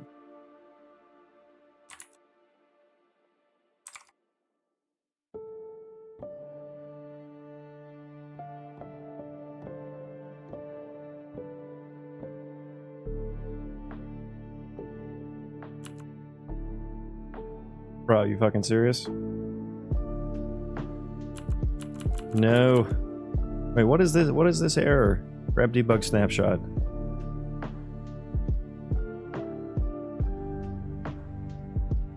Data value, get visual log status category.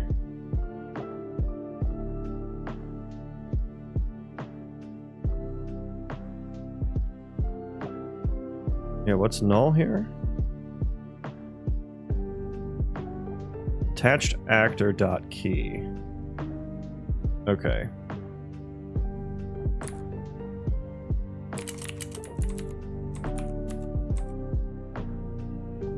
Well, fix that.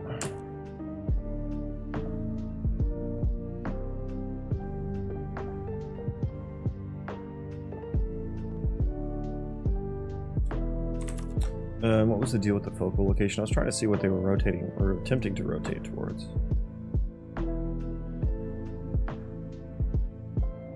Move to focal location. If rotate along path and not last path segment.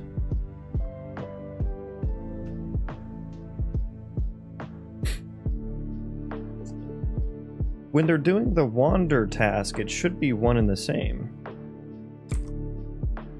Focal location and target location should basically be the same.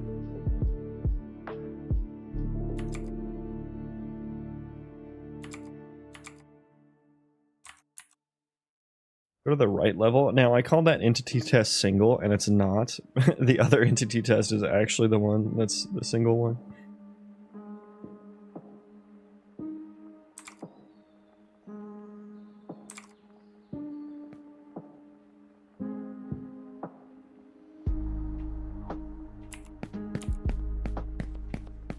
That guy's wandering correctly.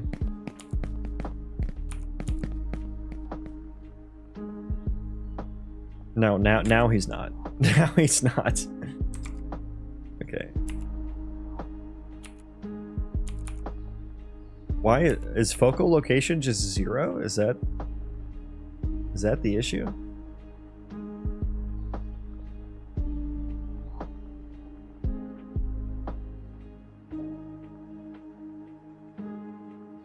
Find path, target location.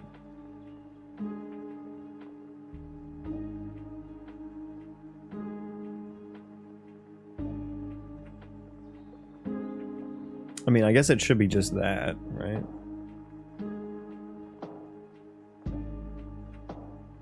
You said the wrong value popped in there?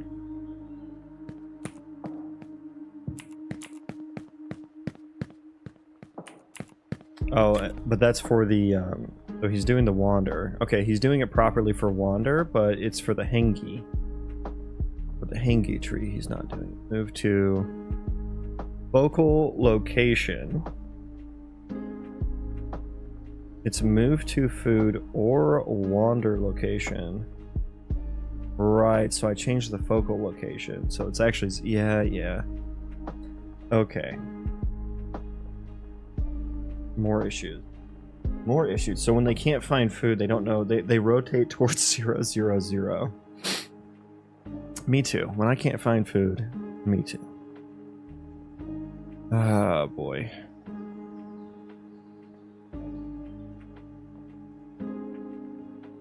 And I suppose I had this set to move to location originally.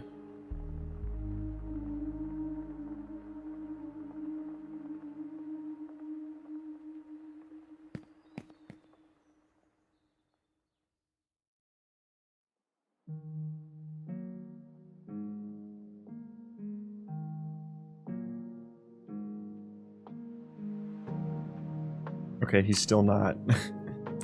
He's still not. Yeah, focal location is still there. Did I compile? Maybe I didn't compile. What is move to location? Save, compile.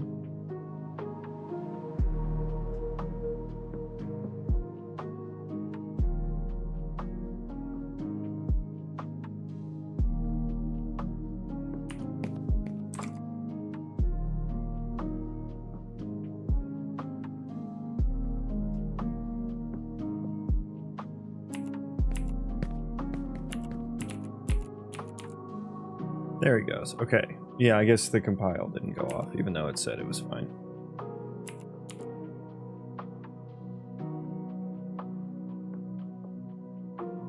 Okay. Okay, so we're back to normal.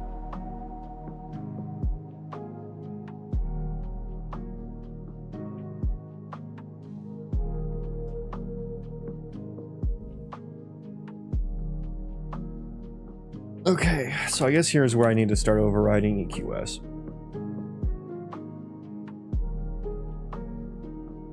Should I commit this? Yeah, I think I should commit this real quick.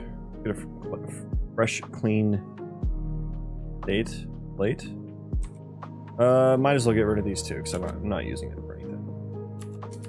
You guys were mistakes. Okay, this is just basically going to be undo.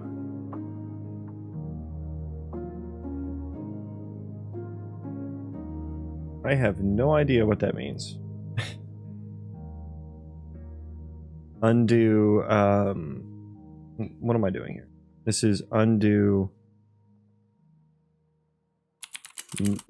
entity move to, in quotes, fixes.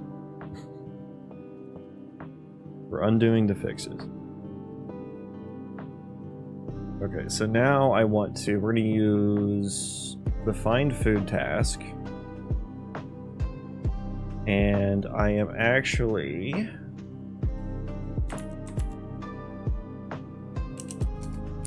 view property, edit anywhere, category, param, sure. This is, I guess this is going to be, what is it? UE5 EQS queries rendering. I don't know what the, what is the,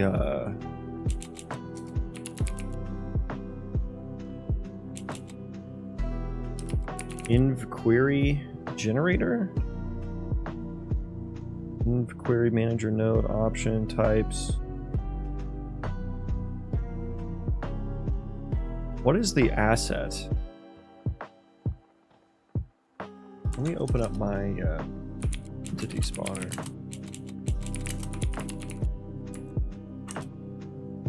Okay, entity spawner.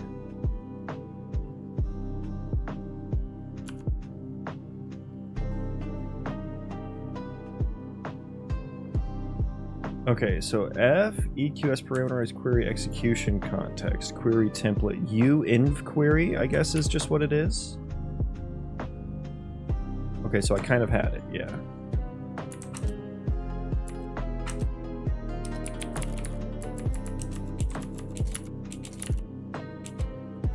Okay, so we can plug in an environment query there. And then go to our task, enter state.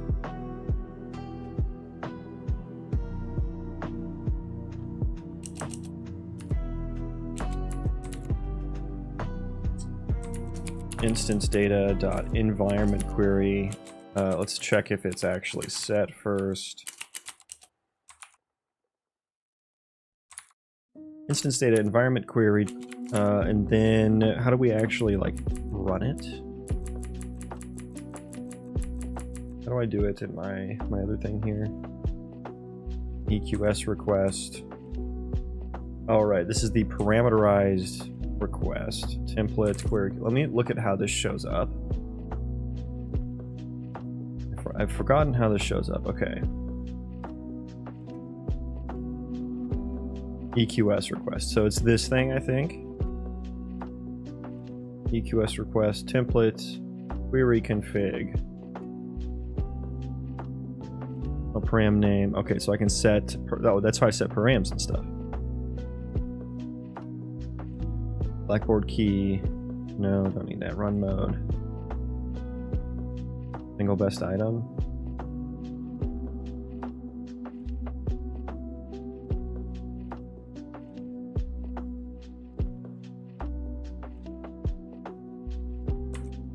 Okay, I think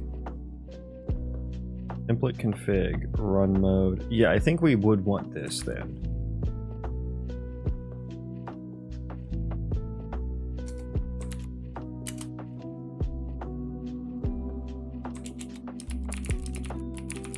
Call it query request.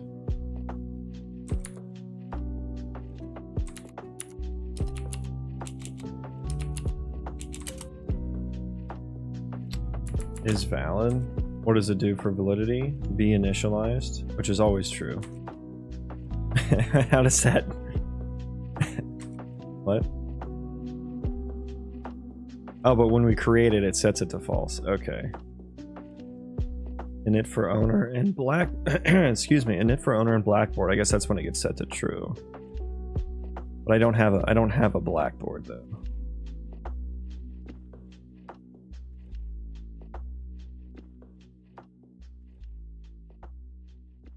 EQS query Blackboard key. Yeah, that does nothing that I actually want.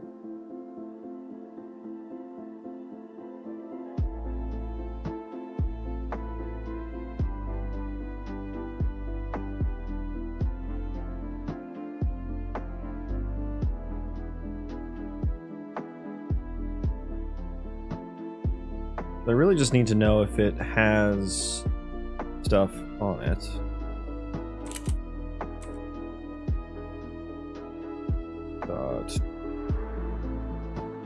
I guess query template. So if it has a query template, then I guess we're good to go.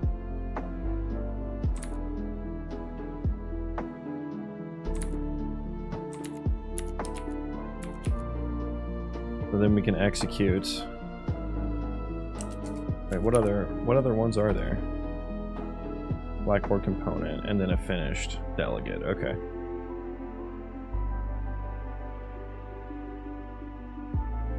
I need a UObject owner.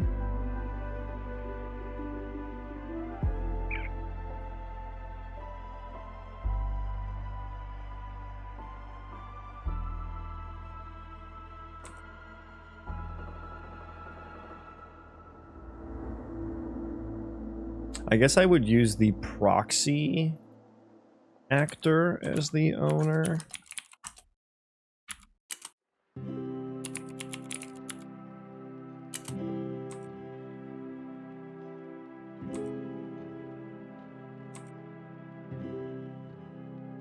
Declare delegates. Okay, so I just need a function that takes one of these guys.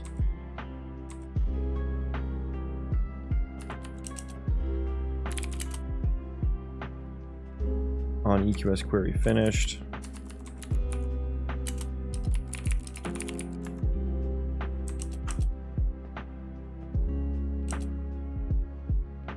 I should pass context in here as well, right?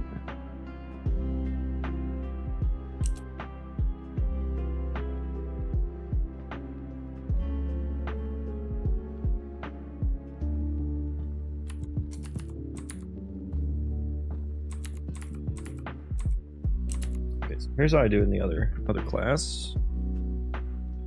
This class. No, you don't like that?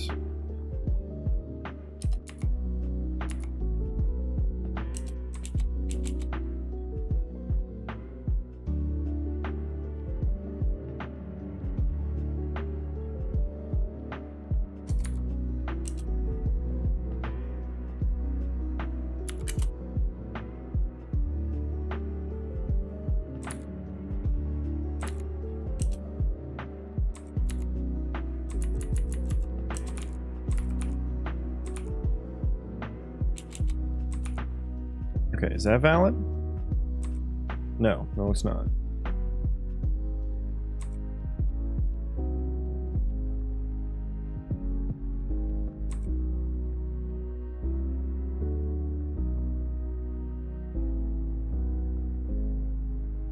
Wait, why is it valid there and not here?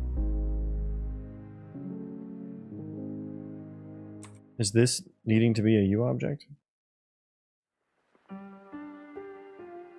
It is.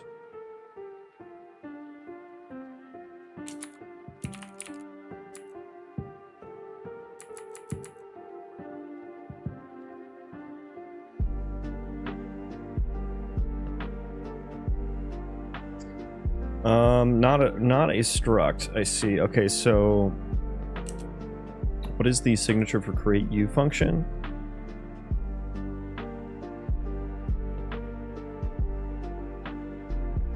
We still need a U pointer. U object pointer. And so, wait, create raw needed that too?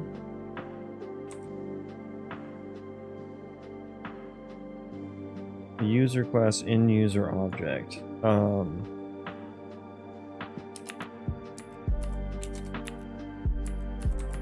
do I do this for a struct?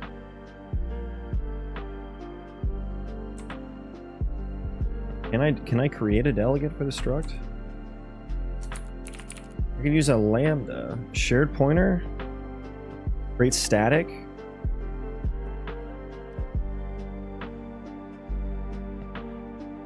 Where's a shared pointer? Probably needs another U object as well. Yeah, again, more U object necessity.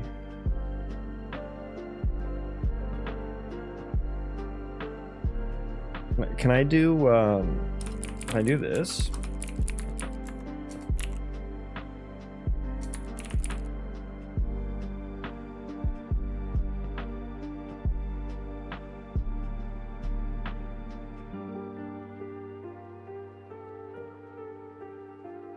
U script struct technically is a U class.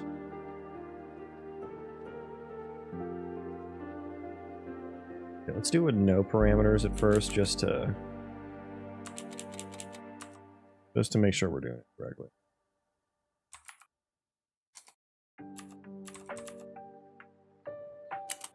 Oh, maybe that was why it wasn't working.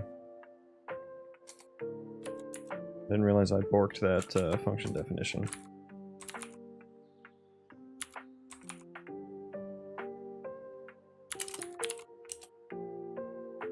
Still no? Okay.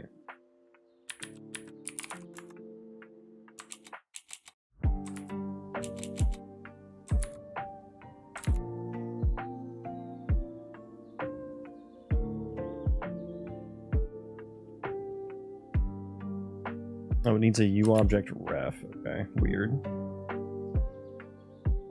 Weird, but we'll go with it.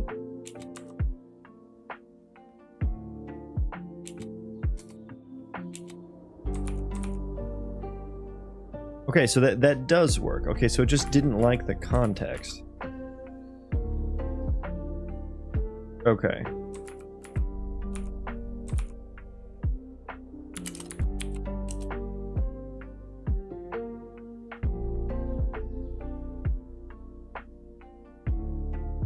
Yeah, we can stop running the engine now. We're gonna need to rebuild it.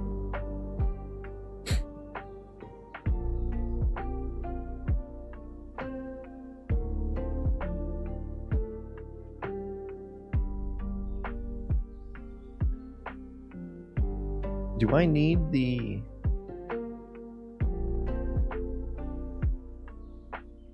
How the hell does this one work?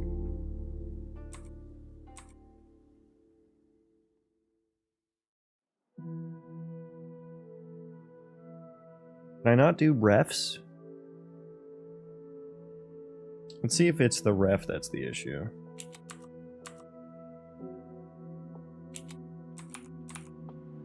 It is. Okay, I can't do references?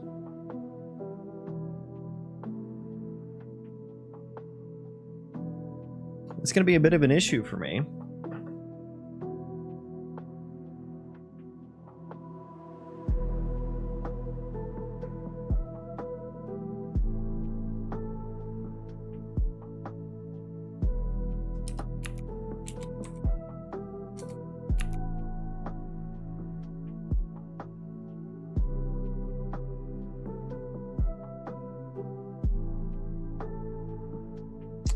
Why can't I do references?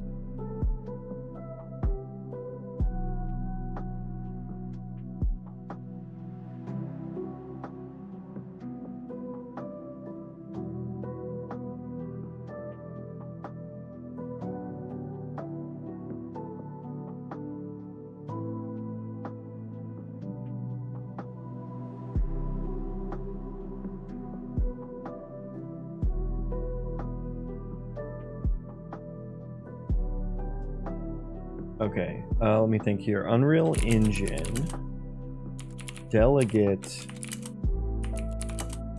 the extra args? I actually don't know what to call these parameters.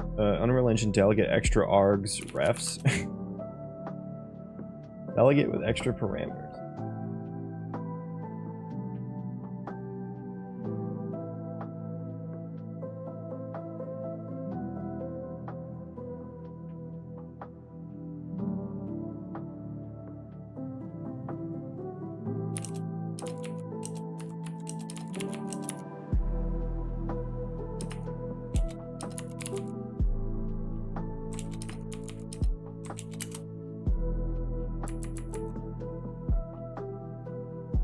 Maybe I just can't do it with create raw.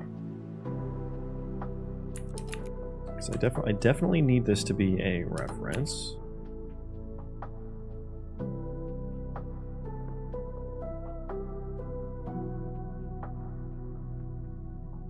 Let me actually I shouldn't use context across frames. Yeah, because it's going to be a latent thing. What should I be doing instead? I should be picking or something. I should just be setting. Do I send instance data? I would still need a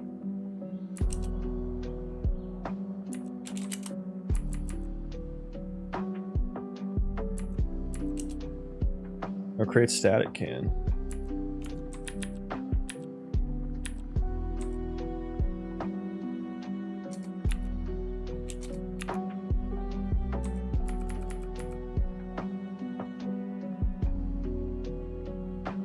How should I do this actually? Because I shouldn't use context across frames. God, my nose sucks today. I'm sorry. Allergies. I should be checking on tick if it's finished, right?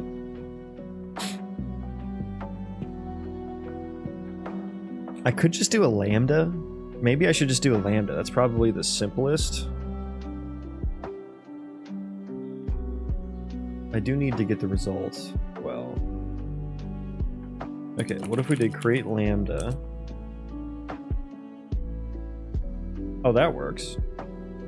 Oh, okay.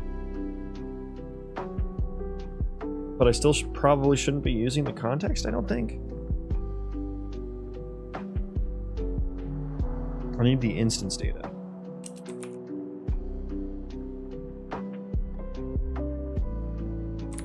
But if I'm just getting the instance data from the context,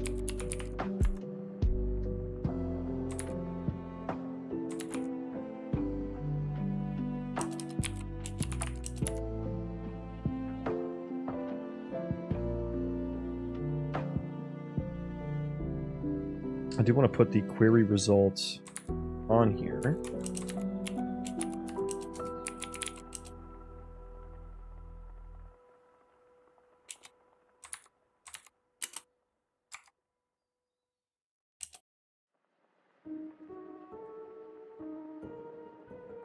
Then I guess we just check if the query result is valid on tick.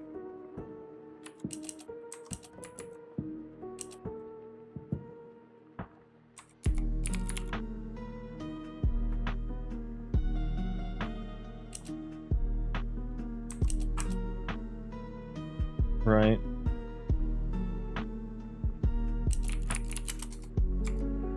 Return running there.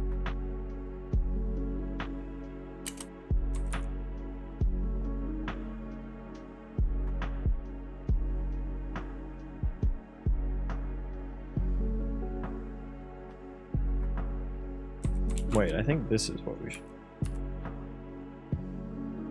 Yeah. Okay.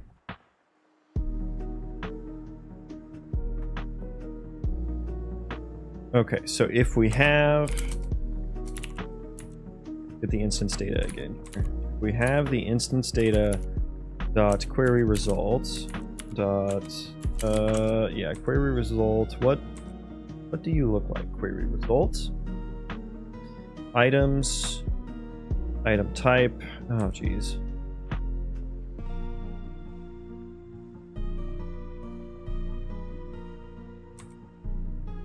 Or okay, so T subclass of U environment query item type. Okay, so I have to like create a type that extends from this class, I suppose.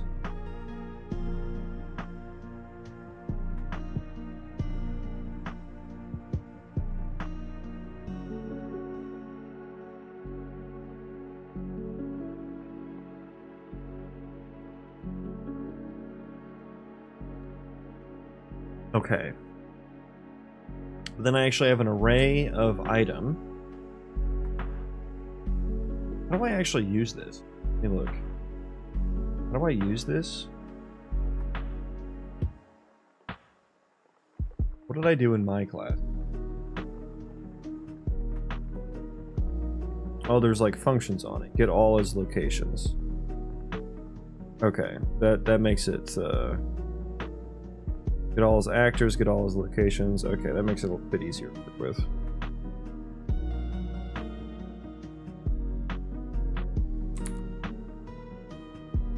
Oh, see, the thing is here, I would want some additional information here.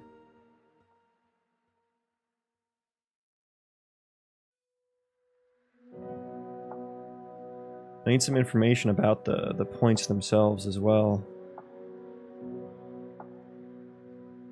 Because these are going to be like environment item object.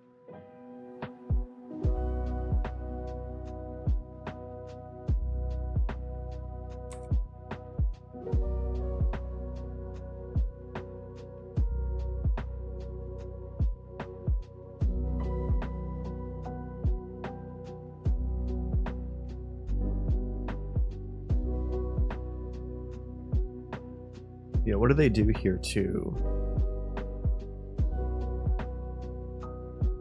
Vector base, okay. What do you do?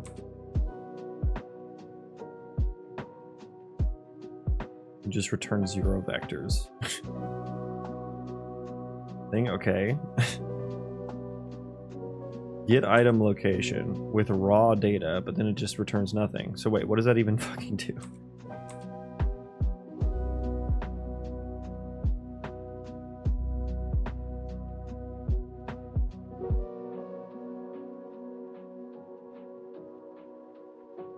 What does that even do? It does nothing.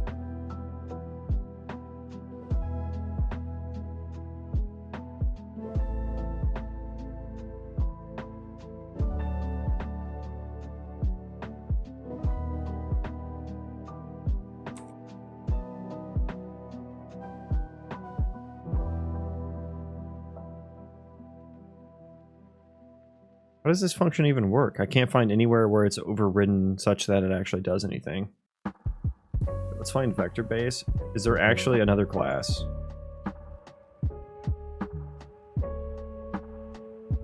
There is a point, okay, which extends from vector base. Okay, so I assume this is what actually will like... Okay, yeah, this actually takes the... It's a nav location, okay. God, this is also abstracted, and I gotta work with this, man. Does not exactly make me excited to work with it. A direction.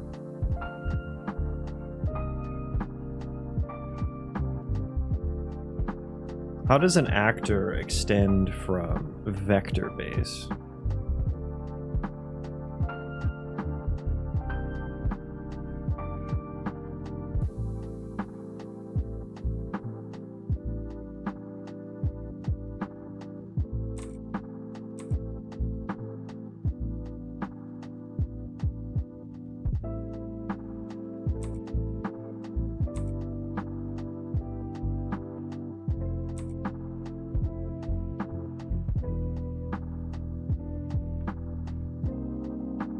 Okay, but I guess it eventually like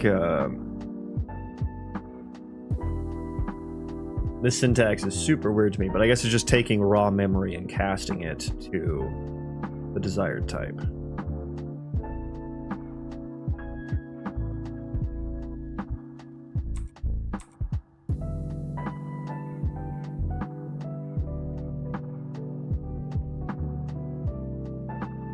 Okay, that's not too bad, I guess. God, this is just so much abstraction, though. So I need like an item type that represents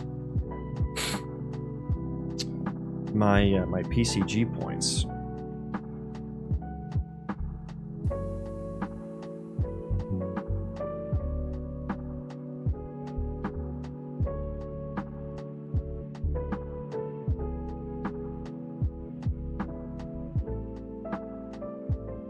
Okay.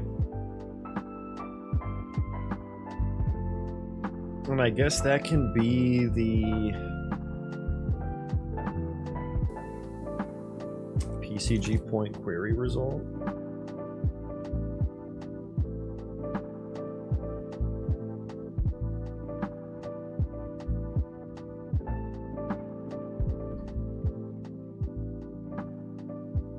And then I wouldn't need the closest point thing anymore.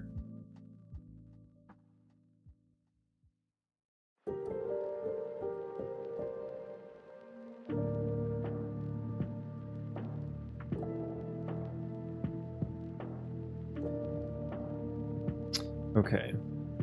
Let's make a different one of these, I guess.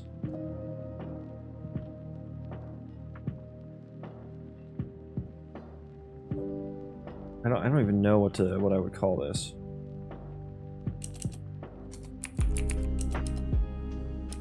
F PCG points, and I guess it's a class actually. Hang on, it's a class, right? Yeah. Okay. So let's create a new file then.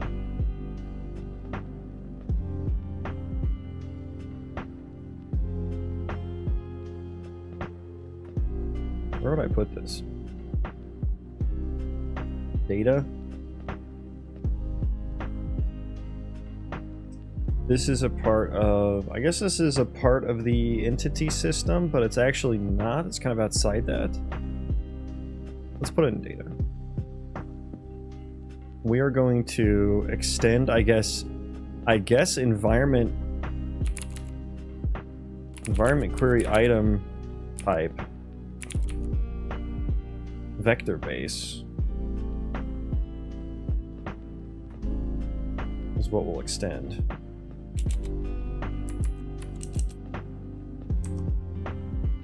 Oh, I called it fucking my class, goddammit. Rename this to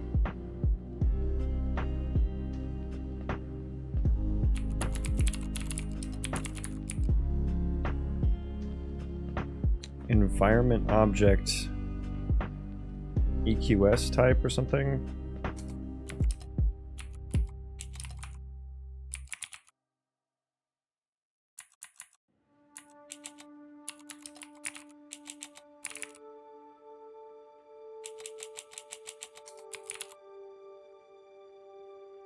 Well, I guess their naming convention is env query item type.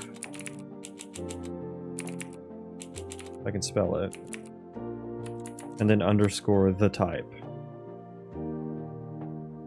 Env query item type. And then this is like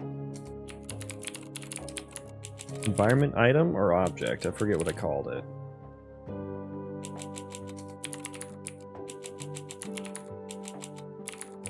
Environment object. That is a mouthful.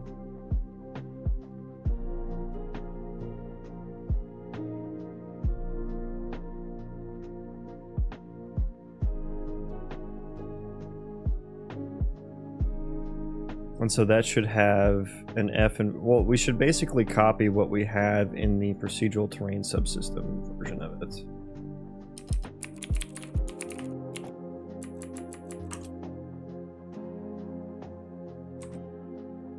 PCG point container. Yeah, because I need information on like how to remove it from the thing, and I need like the transform and everything, and like the bounds.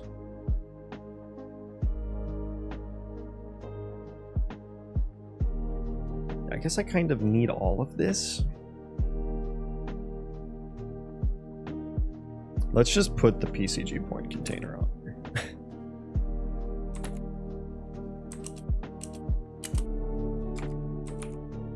Point container. Okay, so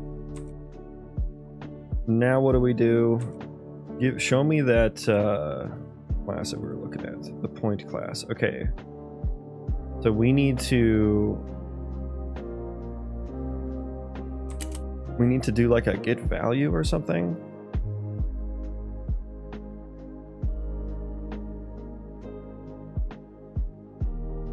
A get value and a set value. Set context helper.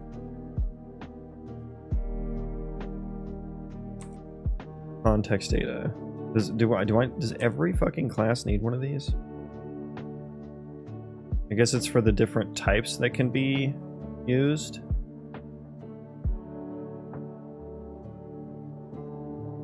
So I guess this can either be set from a rotation or from a vector.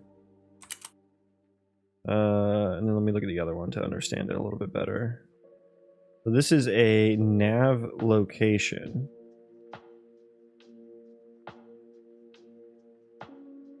Single point. Okay, so it needs like single points and multiple points.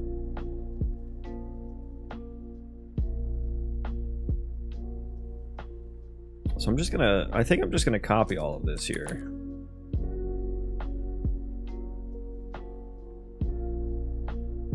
What is add item data? Specialization to support saving locations with navigation data already gathered.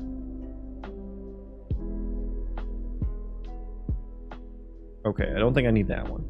Copy the rest of them though. Okay, give me all of that.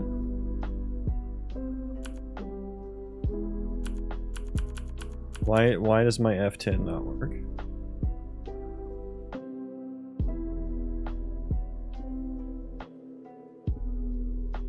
Oh, because this didn't get renamed, I see. Oh boy.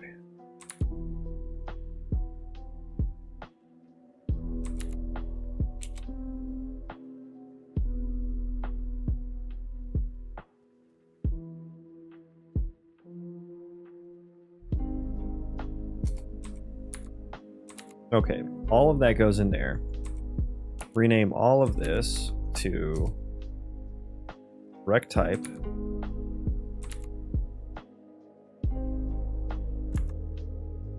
We're going to create all of it.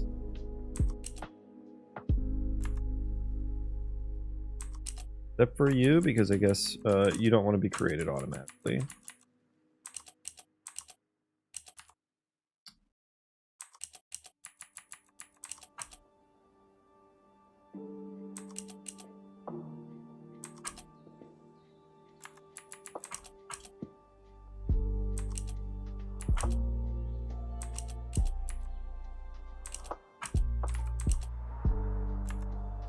Okay, have to create you manually.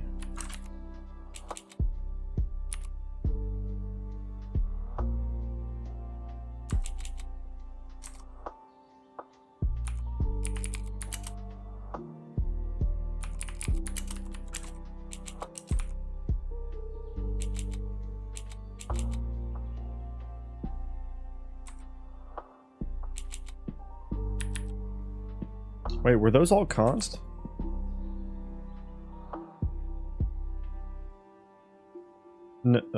Oh, yeah, those were. Okay. Get item location, get nav item location. Okay, okay.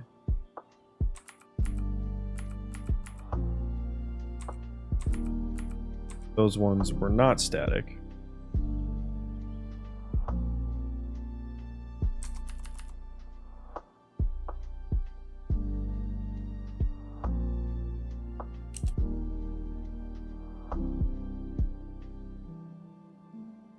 God, it is all out of order.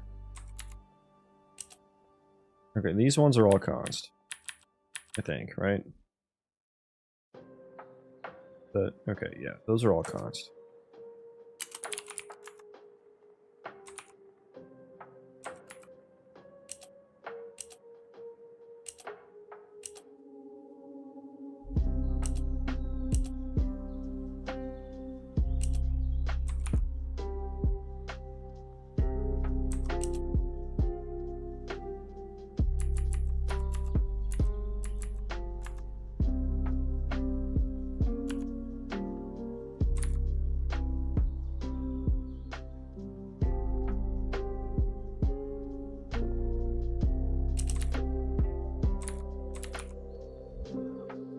Okay, are you value size? Do I need to put this value type thing in there too?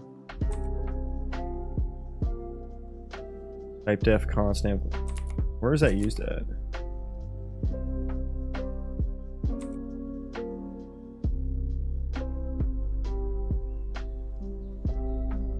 I feel like I probably do. I guess maybe I don't need the point container. Because this class is the point container? Or no, it should contain the point container.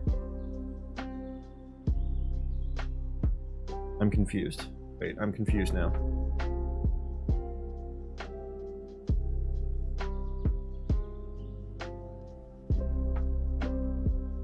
What is this value type for?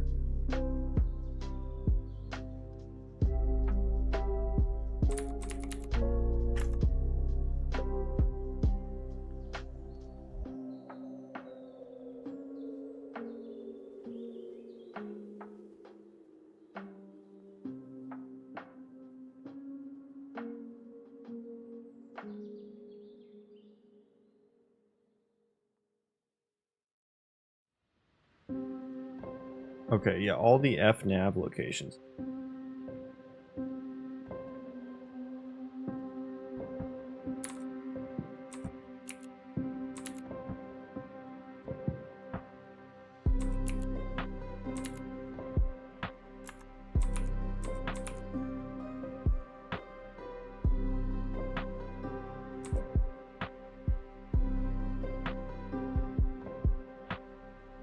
And this is going to return an F vector? What? Wait, hang on.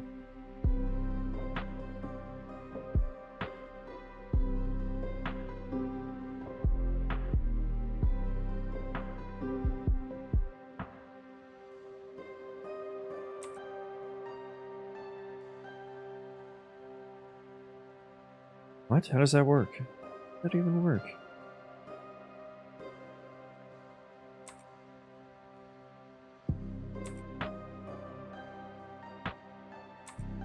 How is that like just interchangeably used as an F vector type? Oh, okay. That okay. So I think I'm gonna have to manually do mine. That's fine. Dot transform dot get location. That's fine. I don't need the. I guess I didn't know you could do that. I didn't know you could have an operator to auto cast it. It's actually kind of cool. That right there. It has to be an operator, F vector, and I guess function? I don't know. That's so weird. I had no idea you could do that.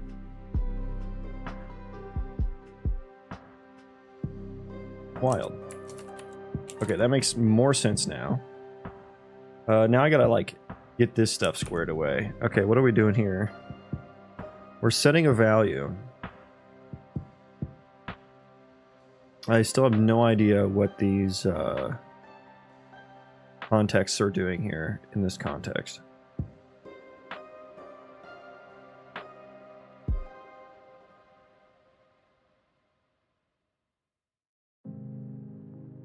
Set item nav location.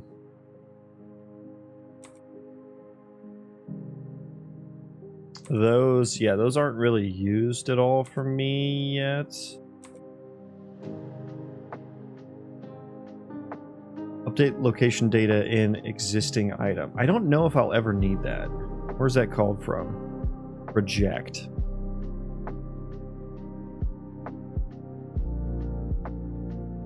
Now, that's not an overridden one.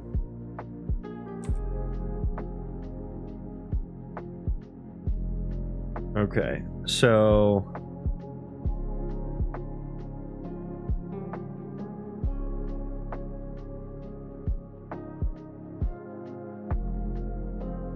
what am I doing with that now?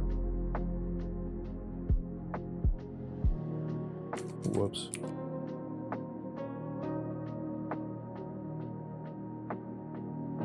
What am I doing?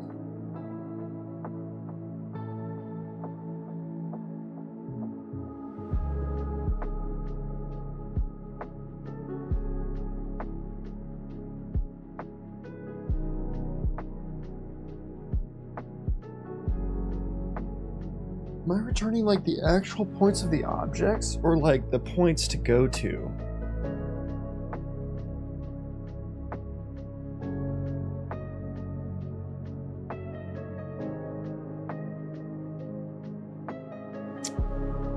Okay, we're just gonna have to vaguely make our way through whatever this means. Okay, so get item nav location. That doesn't make much sense for us, but I'm going to leave it there just so we don't get too lost in the weeds. Set context helper.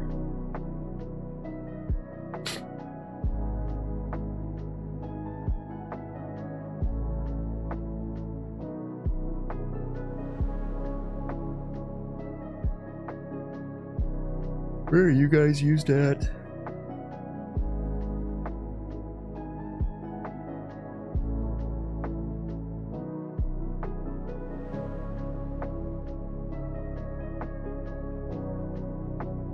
I don't know, is creating my own type the right thing to do here?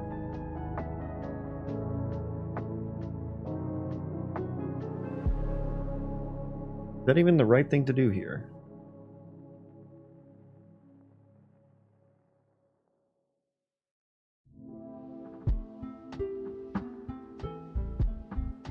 Didn't they say, let me pull open the EQS docs.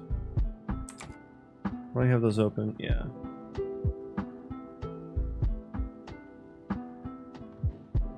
Context.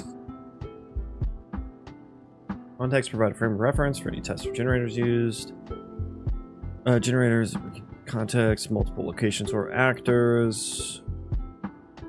In addition to engine supply context, you can create custom contexts in Blueprint with the Blueprint base class or through C++ code. Environment query context item. Items are created by the generator, and if using EQS testing pond, they are the spheres that appear in the editor. An item is either a location or an actor.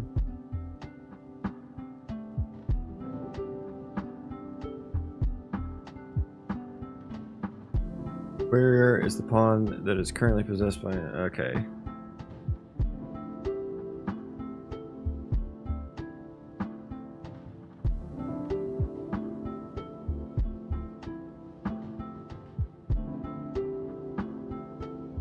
So I guess I would need to override. Okay, and then provide them as locations, I guess? Do I need to override all of them?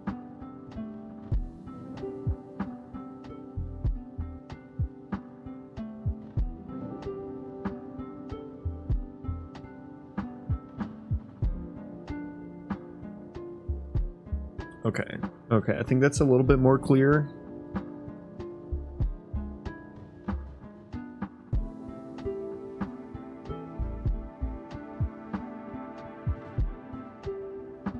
Okay, so how does that interact with this, though?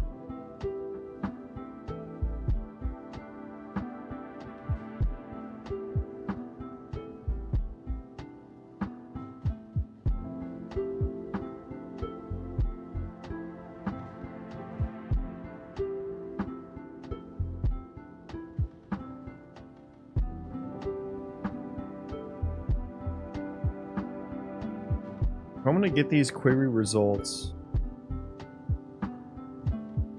like as something. I need that type, right? Query result dot what? I guess it's a shared pointer, so I have to get first. Yeah, and then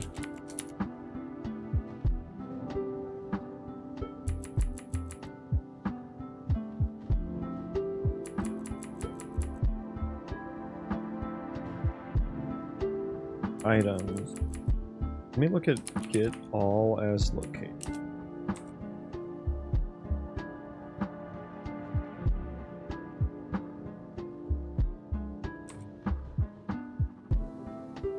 Right, and then that just does like the...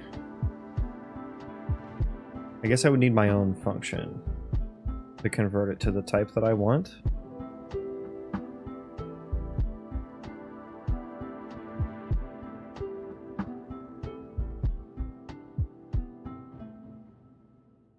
I'm still super unclear as to how it's even storing the value and stuff.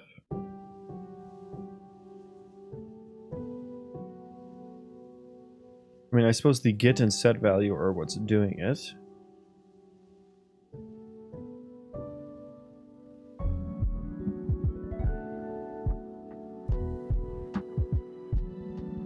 And then do I need to then override a generator as well?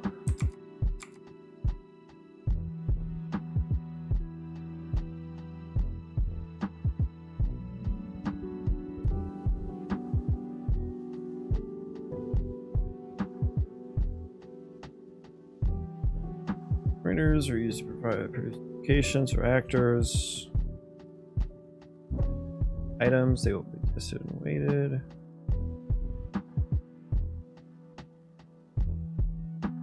Custom generator. In addition to generator types for the engine, you create your own. Create new blueprints. Base.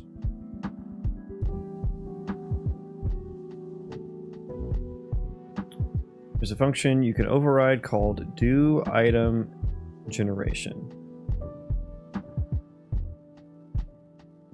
When you override this function, you'll get an array of locations that are the context locations passed in from the environmental query. And I suppose if I'm just doing querier, where the querier is an actor, is my proxy actor. How does it know where that proxy actor is? I store that in like a piece of data that's not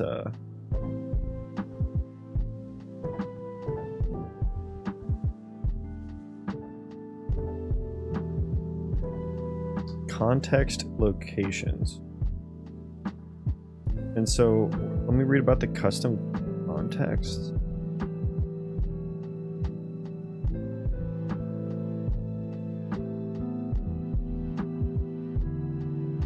Query your object, query your actor. I guess I need to create a custom context for my entity. And then that's what I would need to use in all of these.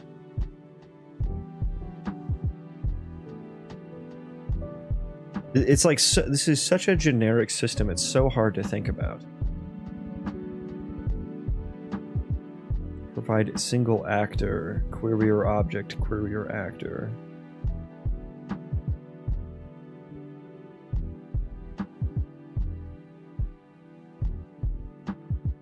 But what if you have a, I guess from what I understand, the contexts are used like interchangeably, as like different, they have different meanings or something.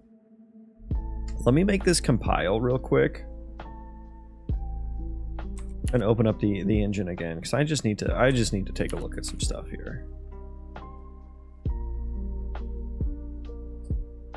So if I'm not mistaken, I need to create my own generator and, well, I don't know about the generator. I don't know if I'd need to create my own generator. If I give it the right context.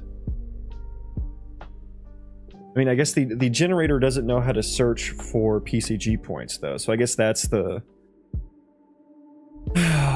thing. So I have to basically create my own generator, create my own context, and create my own item type. Okay, the build failed. Not surprising, actually.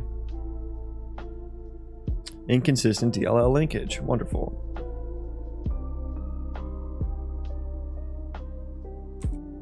See previous declaration. Oh, I need to get rid of that. Okay, that should be good now.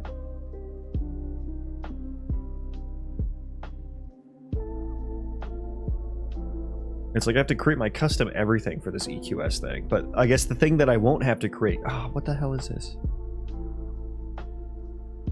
Invoke, no matching overloaded found. Why after? Where am I using this from?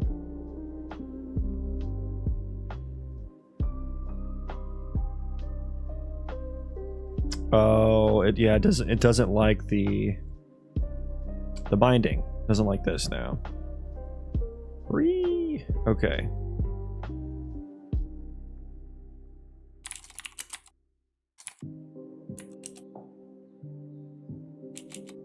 So we're just going to do a function.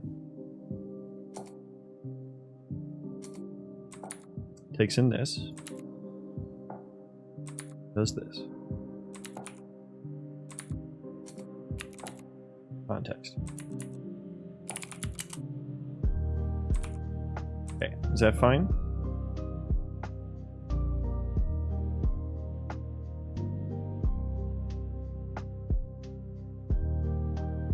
I just need you to compile. I know that's probably not going to work right now. Okay, good. We did compile.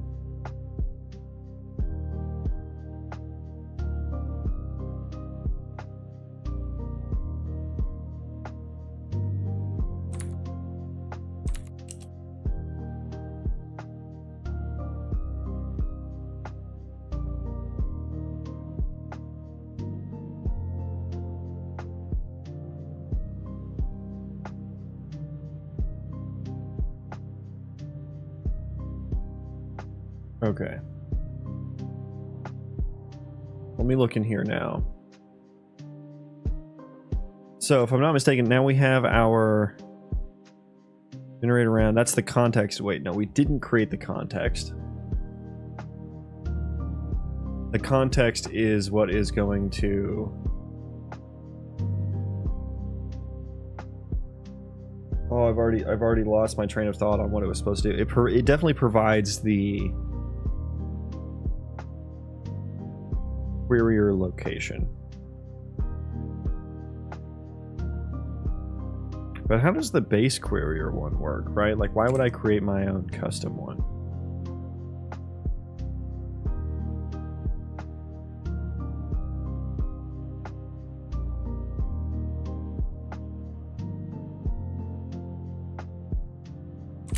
And I did make the custom generator, test generator. Let's make my own context too. Environment query context blueprint base. Okay. DP test context. Take a peek in here, and then we can override. Okay. Provide single actor, provide single location. Let's just do the location for now. Querier object, querier actor. How are these populated though? I mean, this has to be populated from... Where is it? From this thing, right here. This part. So execute, query owner, query template, if used. Yeah, we're not using Blackboard. Query request. We just kind of initialize that request.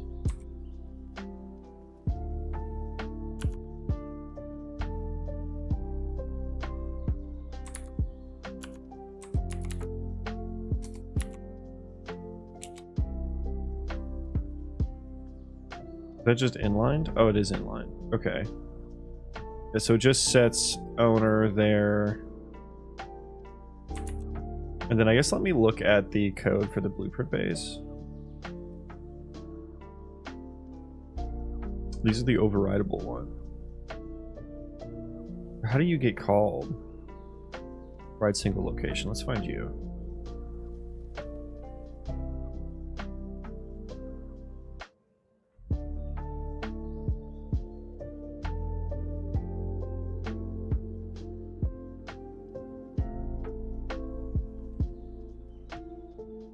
Okay, provide context. Okay, this is what I was just looking at, actually.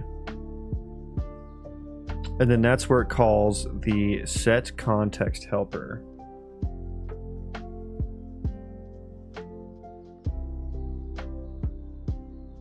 So I guess it's just is it reusing a result type as a context, like, provider type as well? Or is that the intended use of them? Of the item types?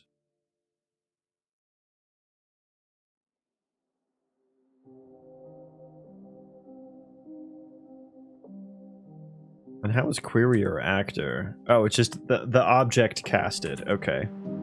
Just for convenience, I suppose. Okay, so let's assume that this works the way we think. And then we would take...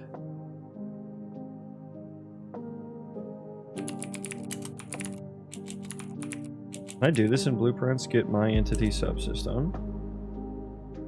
Get entity... I have utils. Get entity data BP. What does this do? I guess I don't have the entity, but I can get that from the proxy actor if I cast it, I suppose.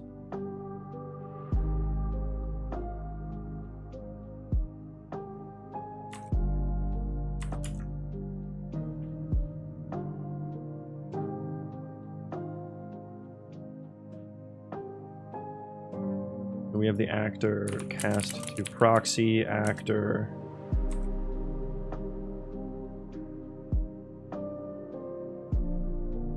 As proxy actor, get entity.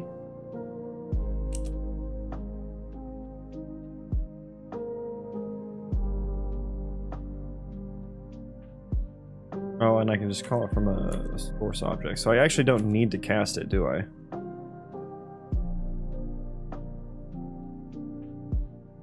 For an interface, if it's an actor, get the transform.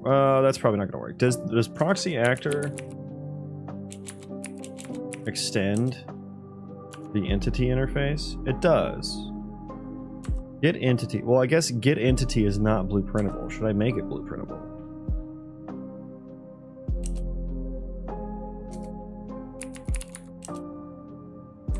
Wait, you have to make it like a to make it. Oh, I hate the way blueprint inheritance works.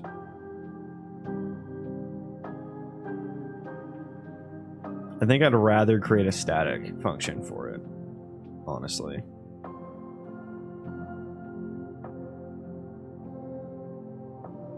Maybe I should just make the entity itself. Well, it's private. Okay, so we should just use get entity. Yeah, so I guess the try get entity transform is actually okay.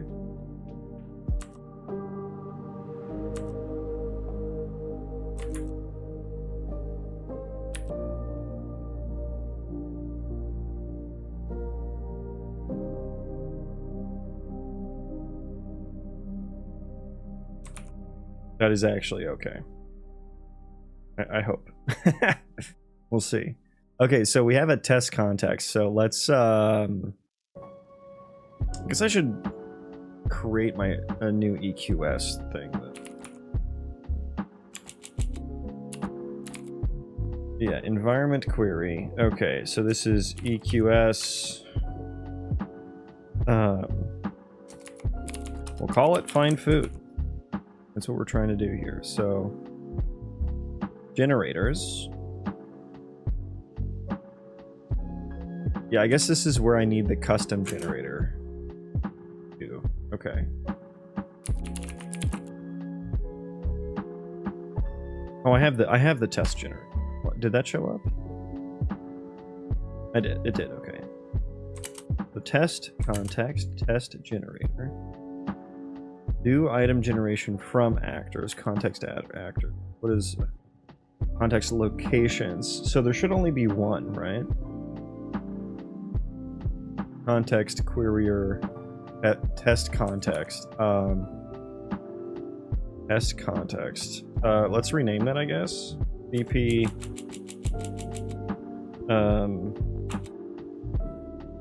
Maybe I shouldn't do BP so it doesn't show up in there.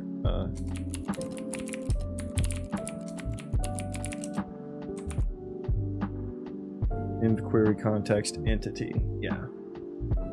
Generated item type. Environment object. Okay.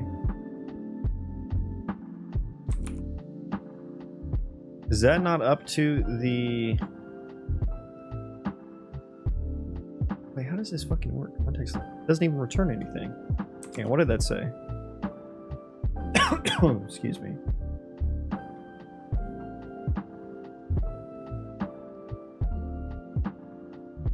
Depending on the context, the array may vary. Yeah, it could be a single entry.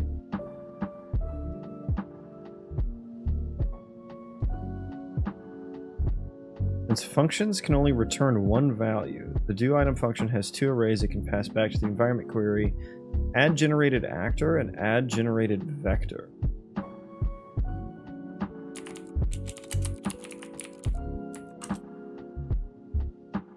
Look at the def for that. Hashed query instance add item data.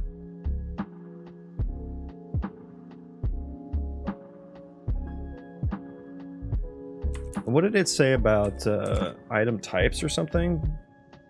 You go to the overview. I thought it said that, like, custom. You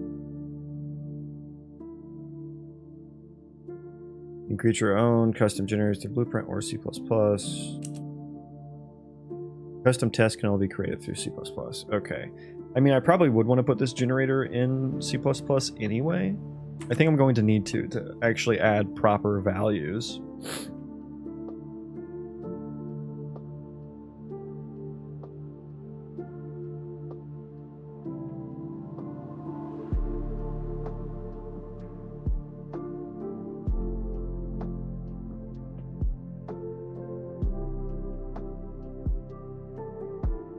Yeah, I think I'm going to need my own blueprint base that maybe extends this and adds a function for add generated points or something.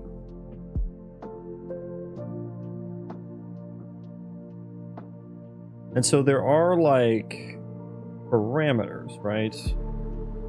How do parameters factor into all of them?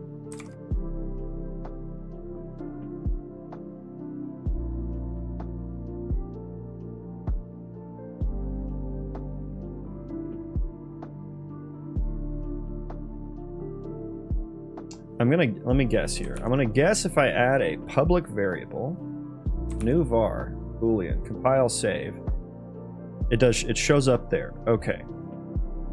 How do I bind things? How do I make it bindable, though? That's my next question, because I did see that on some other ones. Maybe I need to look up generators. Great, can you bind things? Maybe not on that one. Actors of class, data binding. Okay. Can you show me generate only actors in radius? Let me search for that.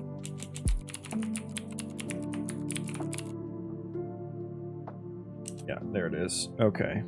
How does that work? FAI data provider bool value. How do those work?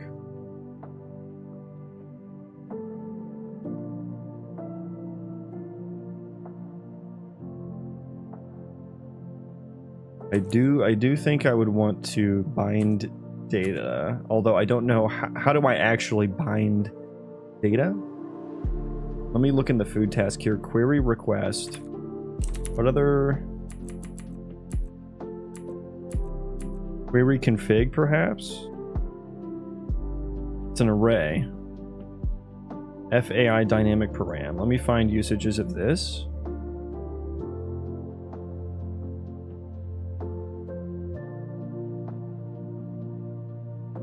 FAI dynamic param. What is this?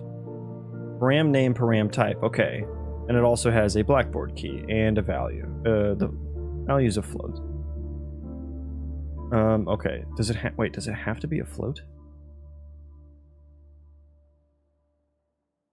Okay, maybe I should go back to the AI data provider. How do these work? How do these work?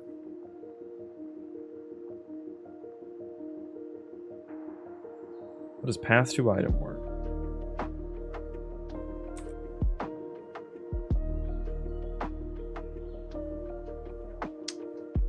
Path to item. Find data.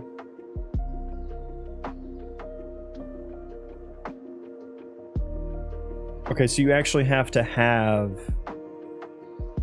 that on the generator.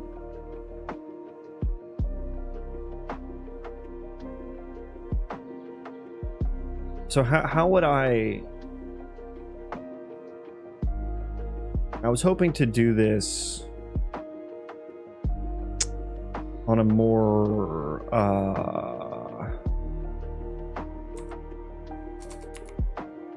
weakly typed way.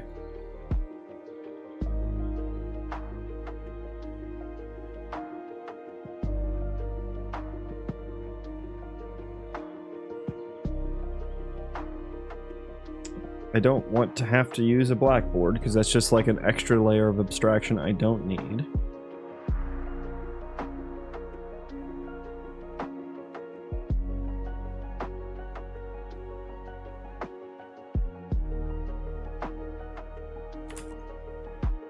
And there are parameters here, query param.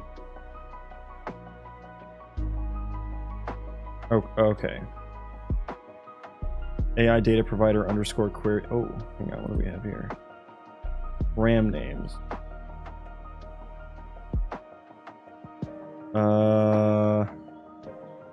Arbitrary name this query parameter will be exposed as to the outside world. Oh, okay. Oh, this is so complicated. Actors a query parameter. What was it? What was the class? The class was AI data provider underscore query params.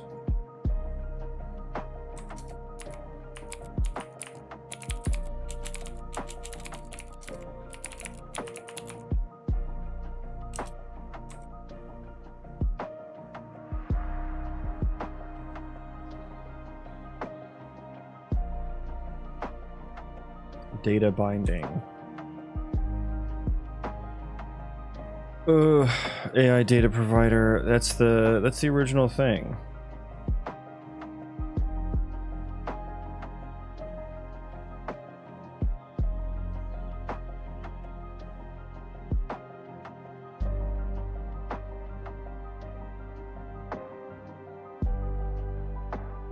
Environment query node.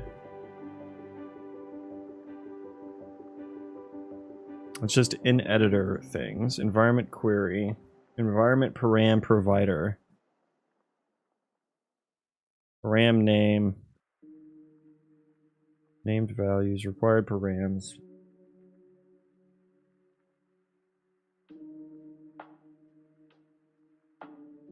Damn. If type description contains int, float, bool. Those are my options. Int, float, and bool.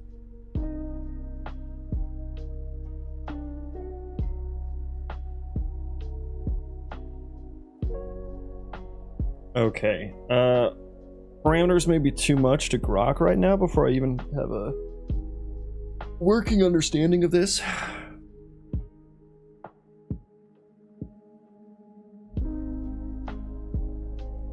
Add named values from object. This is on the environment query node, or not node, object. So yeah, if I wanted to query request, query template, dot param, collect query params.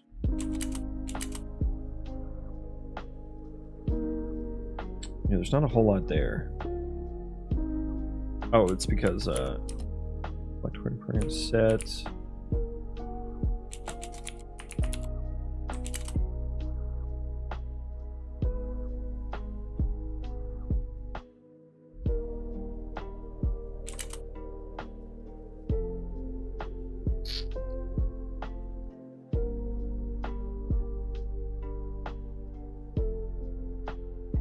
Yeah, all I have is query template and query config. And query config, I didn't think it had anything on it either. It's an array. That just has like Blackboard name.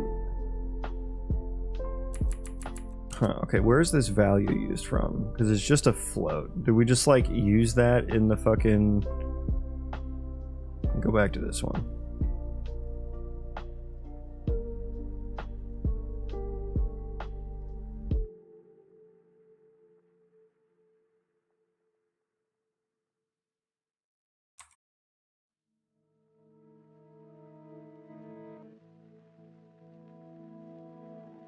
Add named values from object. Blah blah blah blah blah blah blah.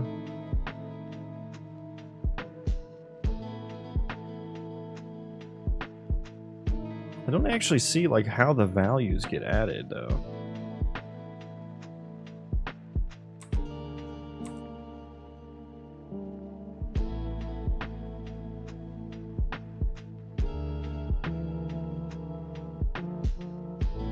Struct container pointer to value pointer query node.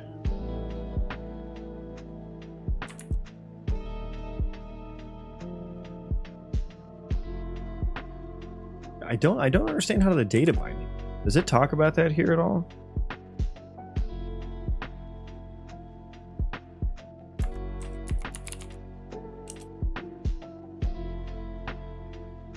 You can also optionally include user-defined data bindings to go along with this option.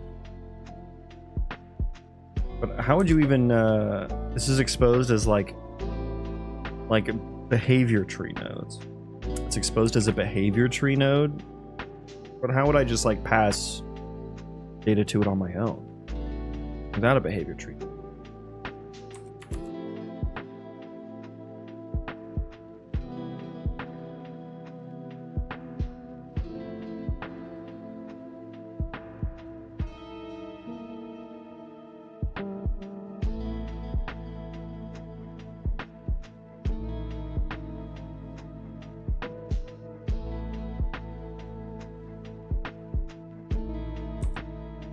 ECSBT question mark. I am not using behavior trees, if that's the question.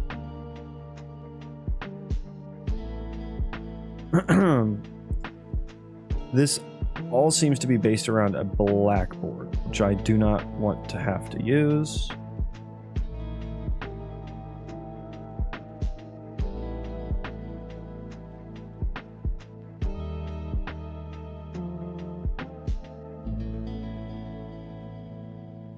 Required param. Add unique param name.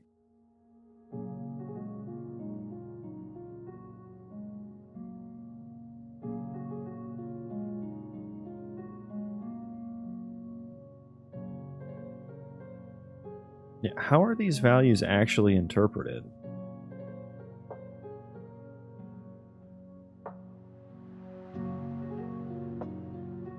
Ah, found it.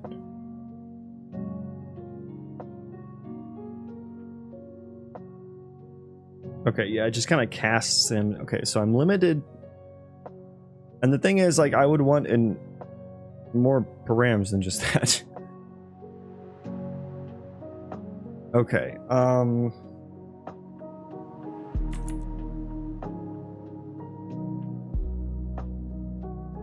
go to test generator.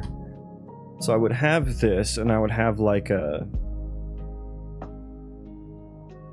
At least, I would have like one item in here.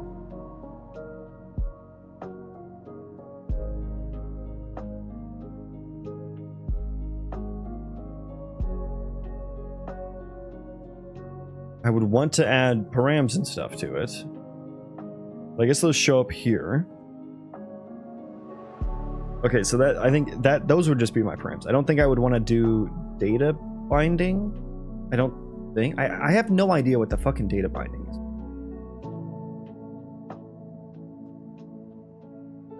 is. I guess it's just for behavior tree nodes. I guess I don't know if I would need that.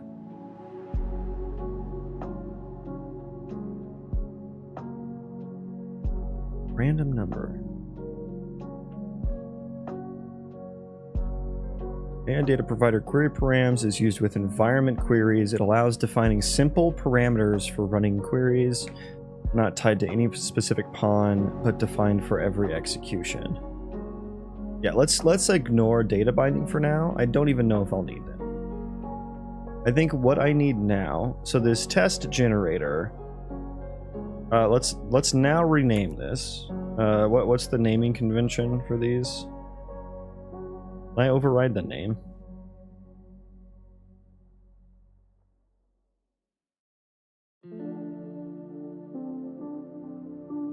How do I override the name? Can I even do that?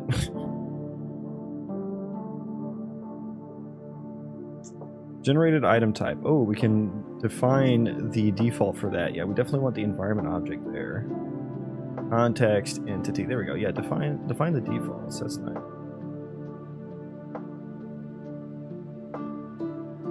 Async, we definitely want it to run async.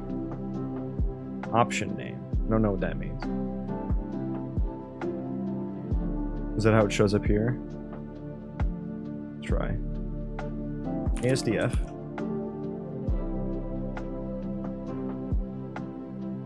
No. That is not how it shows up. I have no idea what that option name is for. Okay. Get rid of it. Okay, so I need to, can I, procedural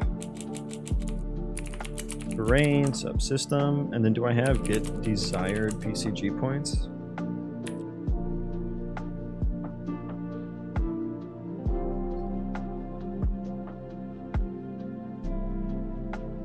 So how does it know?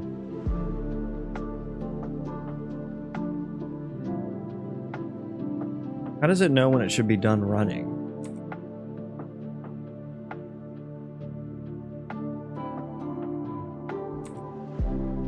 This is a latent thing here.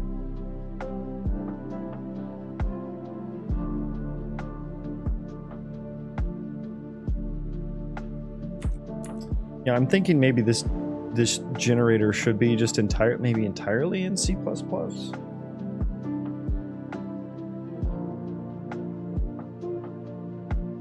But it would be nice to just be able to define the inputs and outputs here. Location, radius. Well, the location is automatically provided, but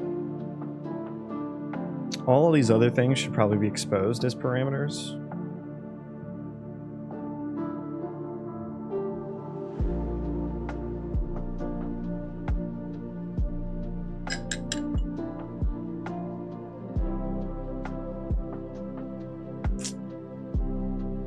I guess I need to dig into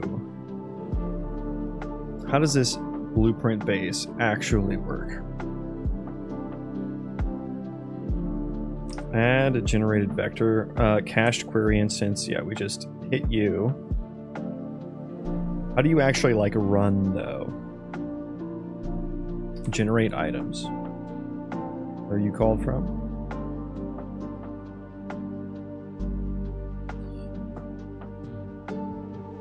Query instance, you're from execute. Okay, there is a currently running async.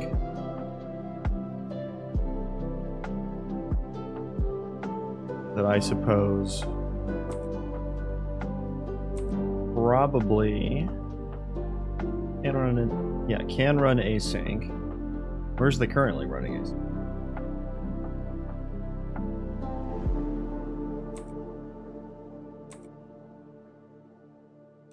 It just returns false all the time. How does that get overridden?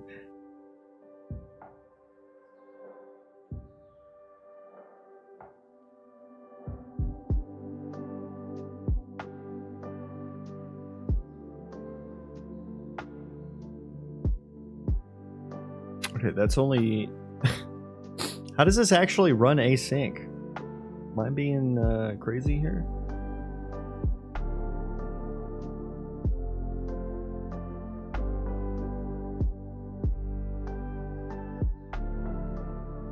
Does that actually fucking do anything?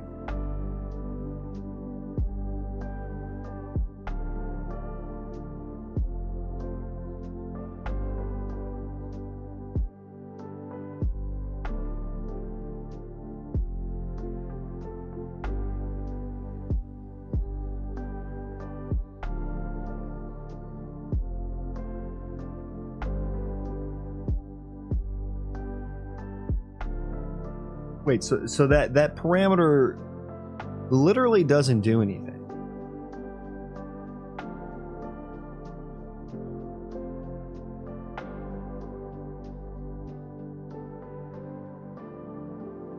To be overridden by mass inquiry generators to indicate that they will run asynchronously. But I'm literally looking at it, it's not read from anywhere. Other than this one function.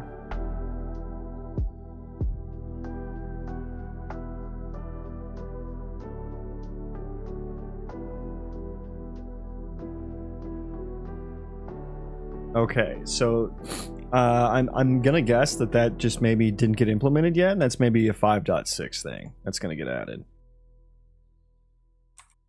Love finding dead code. only it doesn't answer any questions. Only provides more. Okay, so generate items. Let's go back to where this one was used for.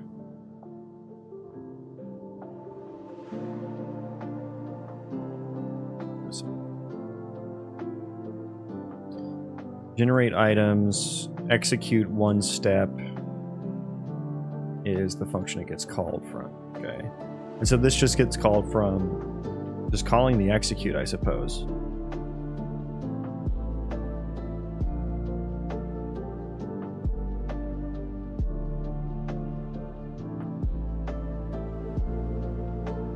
Environment query manager, run instant query, and tick.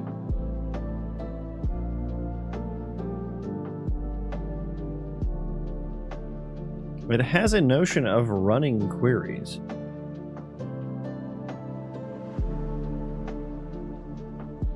Is finished.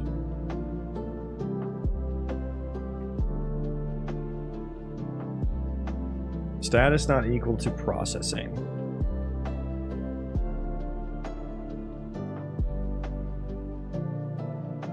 Okay. So how does the blueprint know when it's done processing?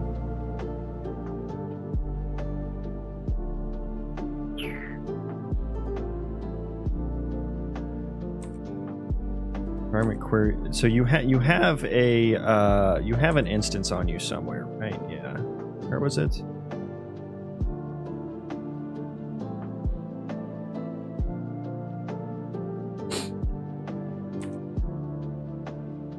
No?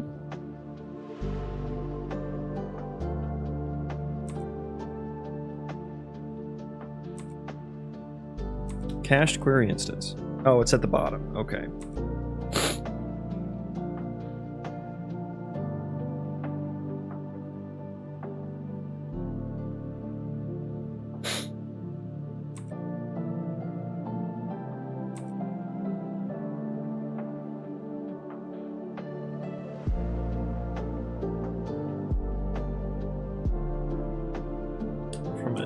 Item generation from actors, prepare context, but how does it actually signify that it's finished? Because I will need to do that.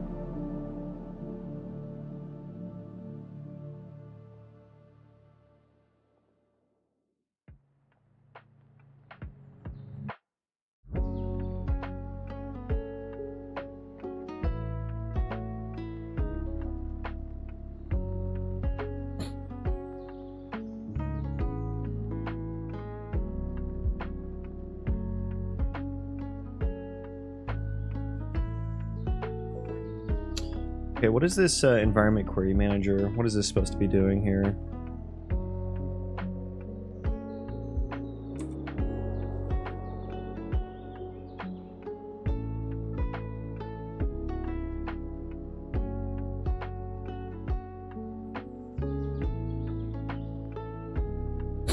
Okay, so should I be using this instead?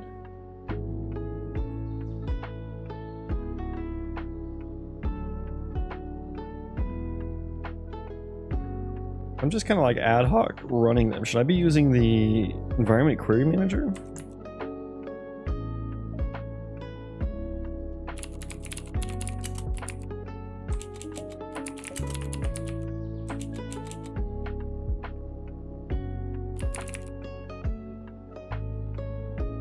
Run EQS query. Where do you come from? Okay, you are on the query manager.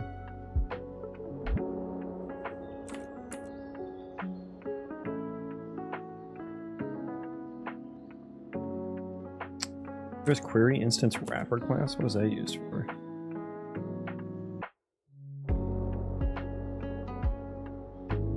Did I actually read how you're supposed to actually run it?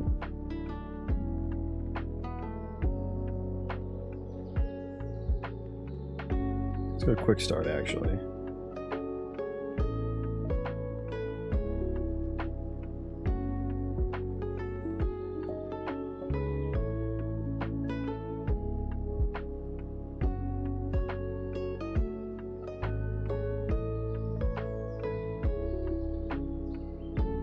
Runs are behavior update. Based on actor, final setup.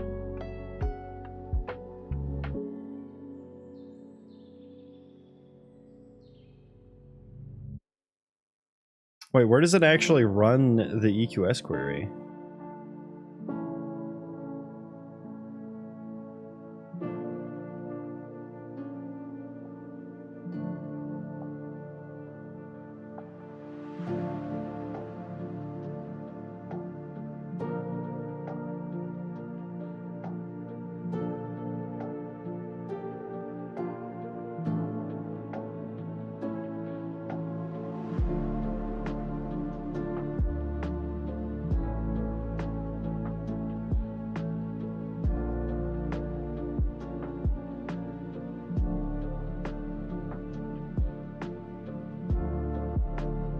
How does it actually run the EQS query? Am I dumb here?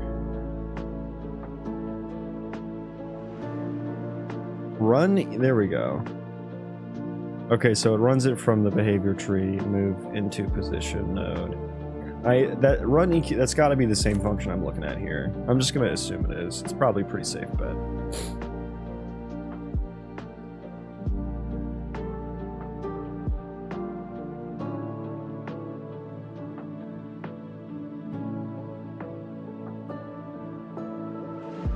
Yeah, and what's your whole deal? You create like the wrapper and then you do run query.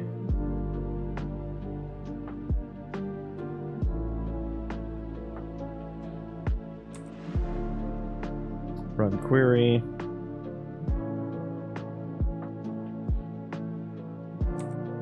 Run mode is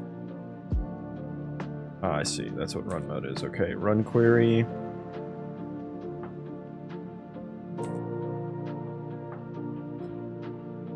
Which just registers it back with the... Oh no, we do query request execute. And then the blueprint wrapper on query finished. How do you know that the query has finished, though?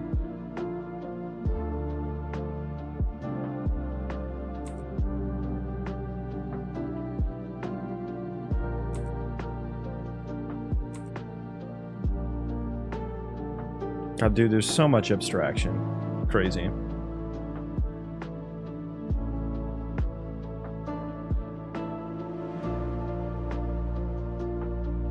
Running queries add query instance. Okay.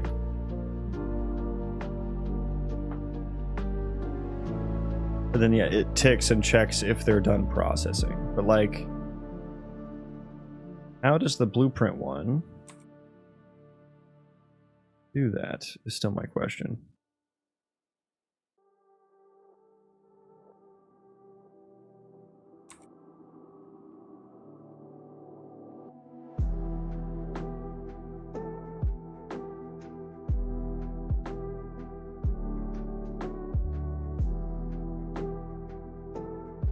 Mark as finished without issues. Finalize query.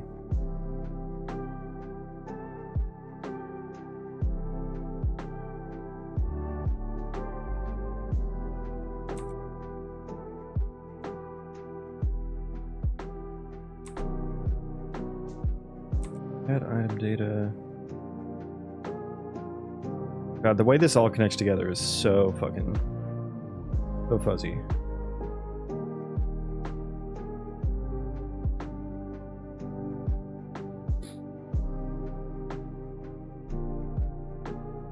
Finalize query.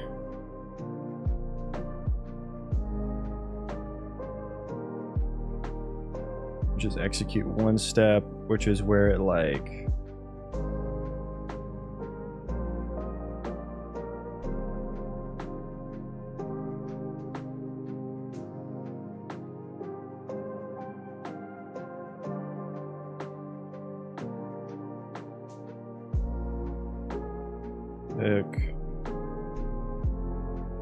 It's not finished, we execute one step.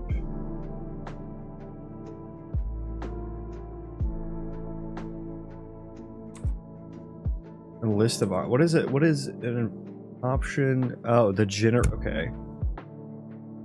Oh boy.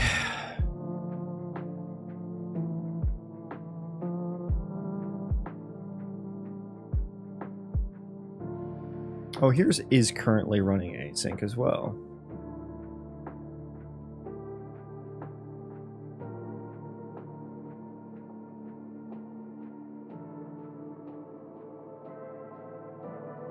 I guess that's just for people to use. It's not actually used by anything in the engine yet.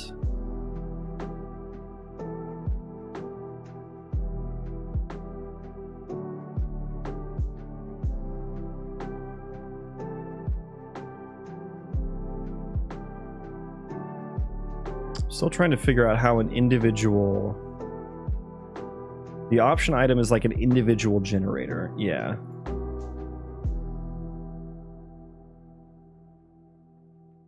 Composite generator. We're not going to have one of those.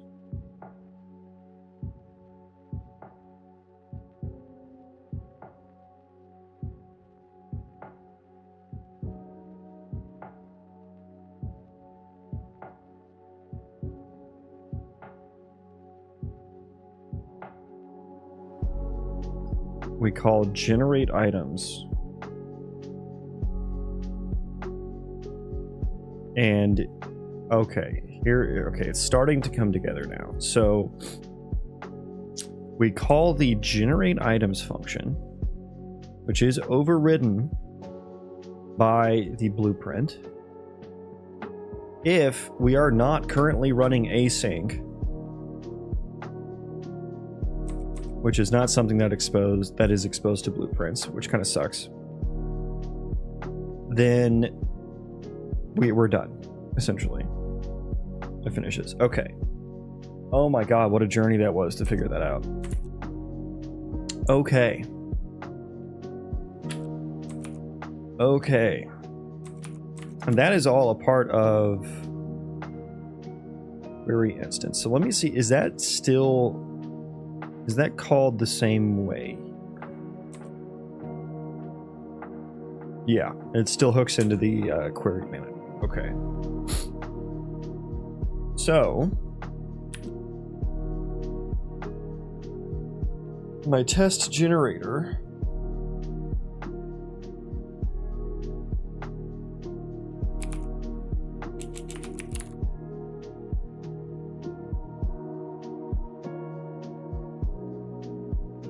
if I wanted to do a blueprint generator that could use my async nodes, I would need to override the blueprint base.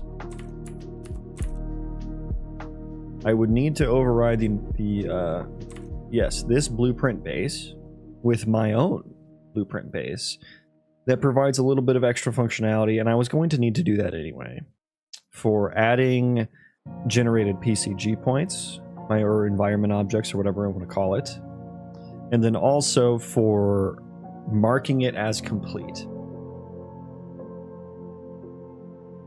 But I actually don't... Yeah, this is actually going to crash if I'm not mistaken. Because you can't run blueprint functions on the background thread. And I am going to be running these generators from the background thread. So I should probably just skip the blueprint wrapper part, honestly. And I assume I would just expose the properties like this for rams.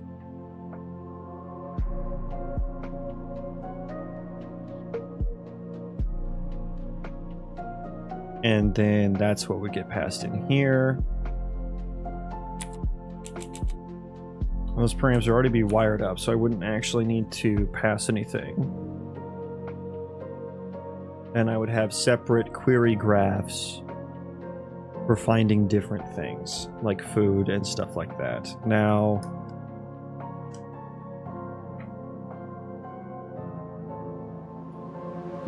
okay, I guess here's where that sounds great, but here's where that starts to sound not so great. These are going to be colonists that you can just go tell to do things. You can say, go chop wood, go find food, go, build shit or whatever. Having to create an asset for every single one of those situations is not what I would call ideal. It's not what I want.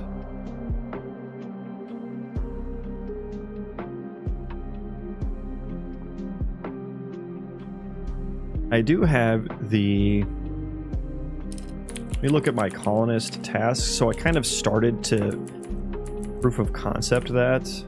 Where is it? Get colonist task. Yeah.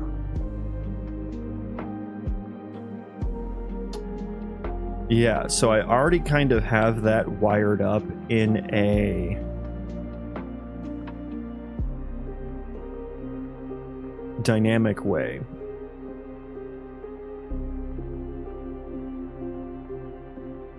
Let me look at the colonist task has query gather types, query resource types. Those exist within my state tree. Colonist task, colony tasks, right? Well, rather, no, the get colonist task. Yeah, because these get populated. Let me find use here. Colony data, colonist task equals task. So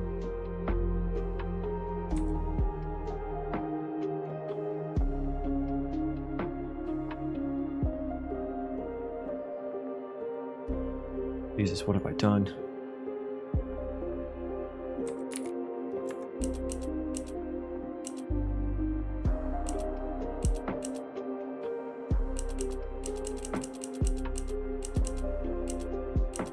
I have a place where I dynamically just set these.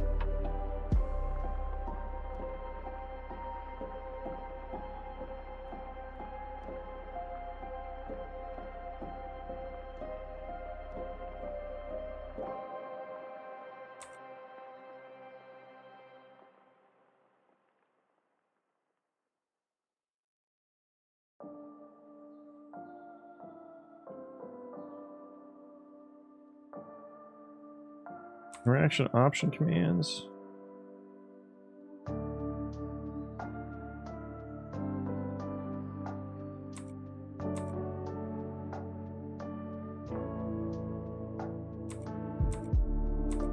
Colony data get available tasks. Finally, I found it. That's not very locality, is it? There it is. There's my list of queries, essentially. I guess the food one is just special because the colonists will do that on their own without being told to. And it's kind of separate from the colonist task system.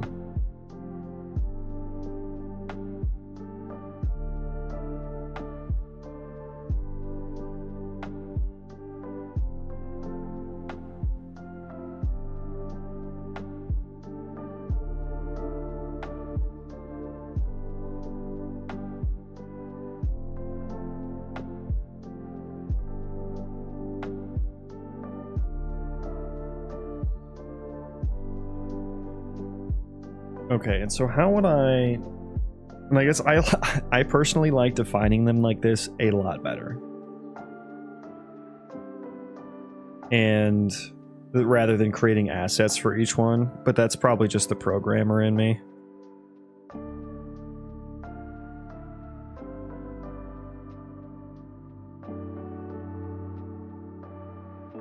I suppose, yeah, they're getting the available tasks is going to be dynamic as well.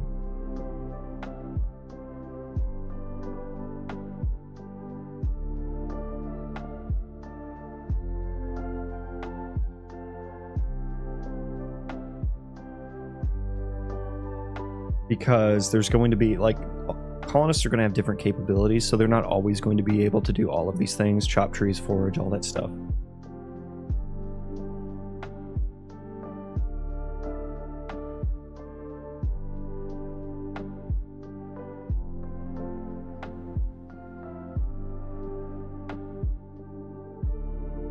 And that's going to be determined by, like, traits and skills.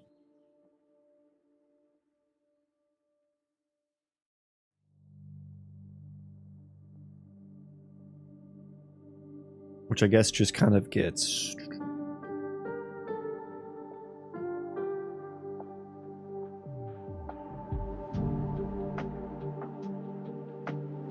Yeah, it just gets generated each time it talks to a player.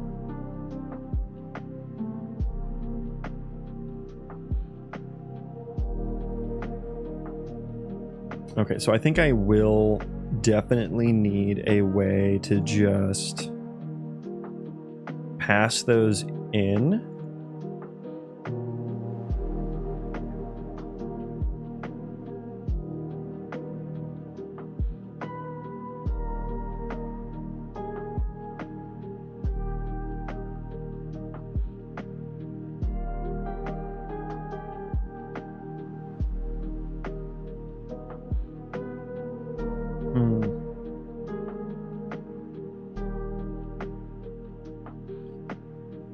Due to the dynamic nature that I'm doing it in, it makes me feel like I shouldn't use EQS.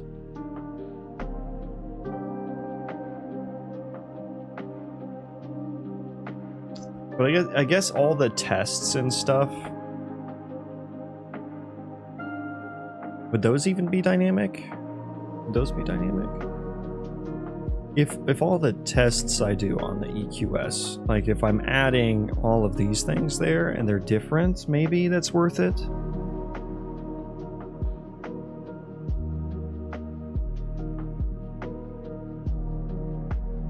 I'll say the pathfinding one is nice.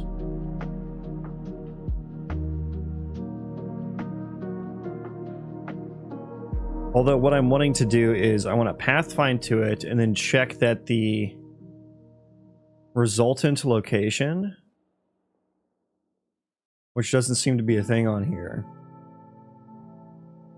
I want to check that the resultant location is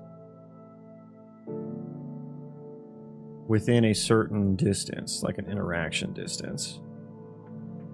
But it doesn't like export the final. I guess there was a project thing, right? Projection data. Yeah, I don't know. I don't know about this anymore, actually. I feel like I'll still use EQS for coming up with spawn points, because that's going to be like... Dude, I don't even know if I'm going to use it for that, because that's going to be mostly... mostly PCG is going to define that.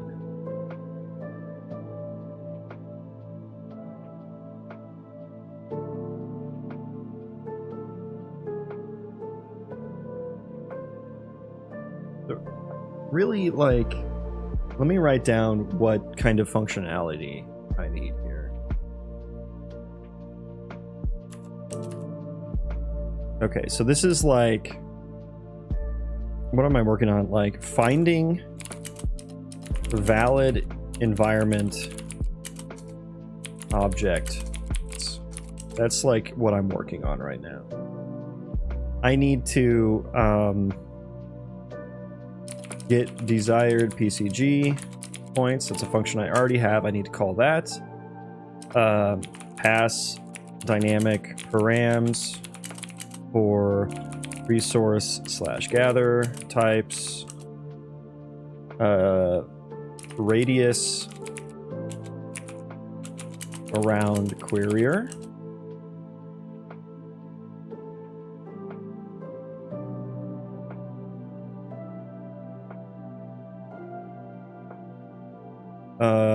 Radius around querier, I'll say reachable via nav mesh, and I'll say within, say, final path finding point should be within interaction distance. Final pathfinding point, I'll say, we'll add a subpoint to this, includes actor or entity radius and BCG point bound. That's the capabilities I think I want. Is that all of it though? Is that all that I want?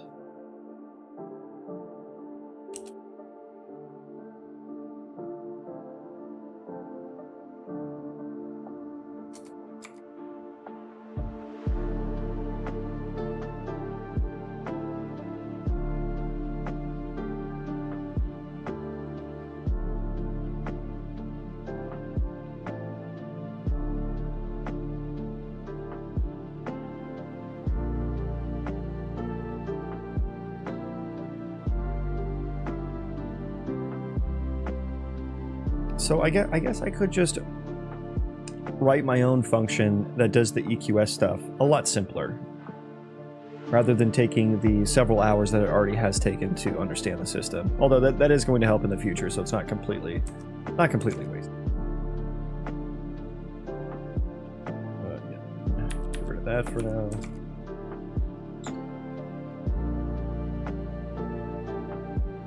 And for EQS, this all needs to be done on a per... It's either I only have one asset that handles all of this, which at that point, what's the point? Or I have an asset for literally every single resource gather type combination.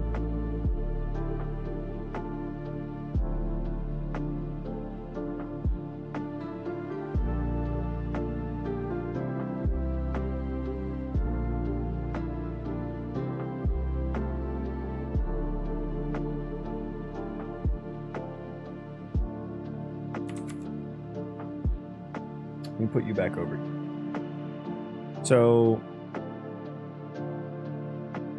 find food task. Yeah, I should probably just change this task to find environment object, and then it's, rather than just executing a query request, it just has the parameters that I stated that I wanted. It can do the pathfinding query. It can do the interaction traces.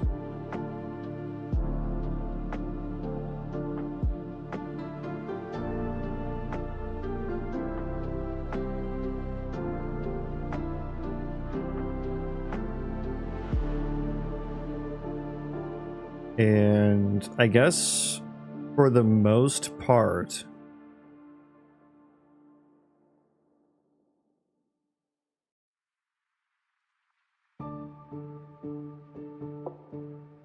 yeah, because I guess that's where I was getting tripped up, because I still wanted to like use the whole state tree flow to like figure out if he could pathfind to it, to the environment object points and stuff like that.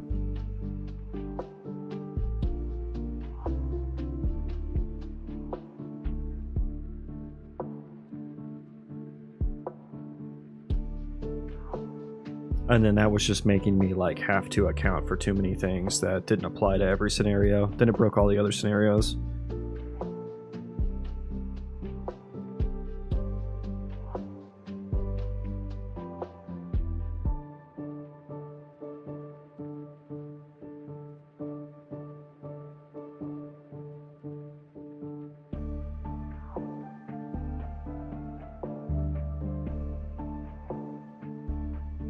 Okay.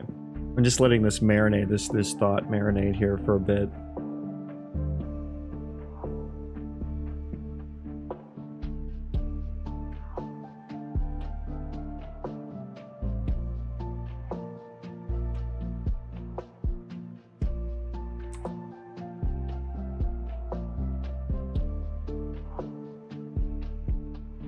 I guess this needs to output then.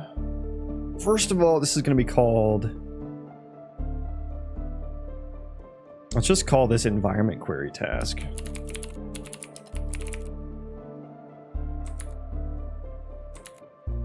Environment query data. This is going to change entirely.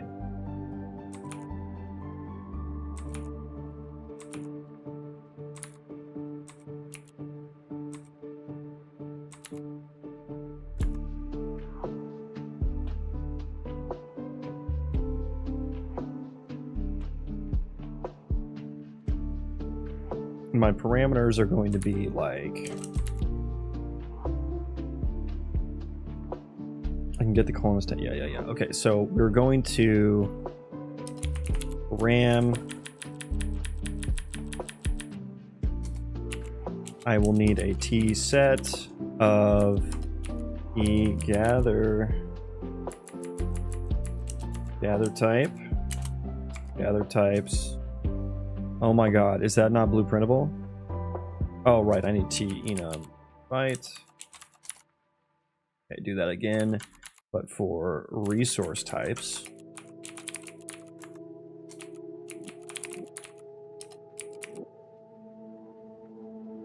Item resource type.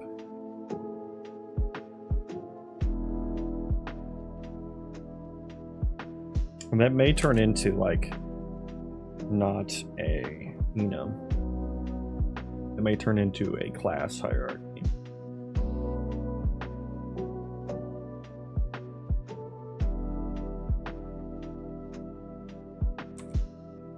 ECG point query result. Let me see what that is.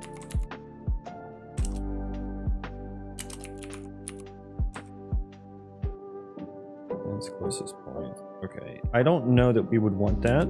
I think we want a single one of those.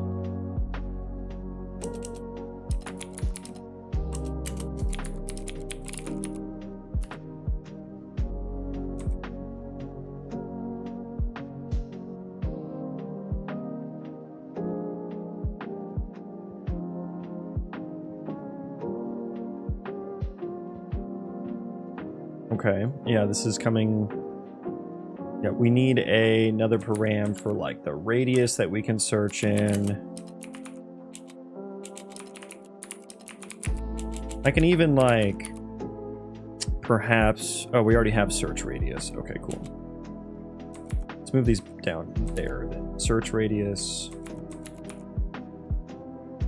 ECG point.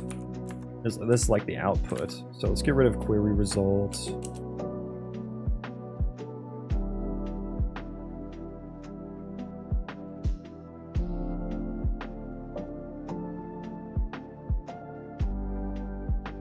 And I guess the downside of doing it this way is that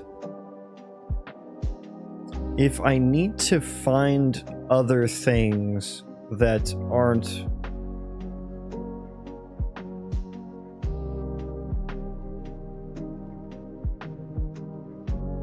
the EQS, the environment query system query, is a very generic thing.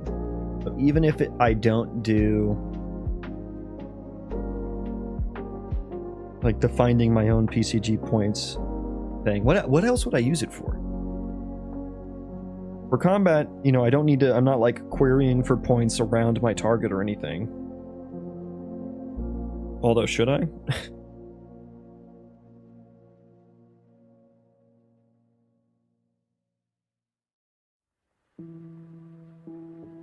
Yeah, it could be, maybe it could be nice for like a cover system.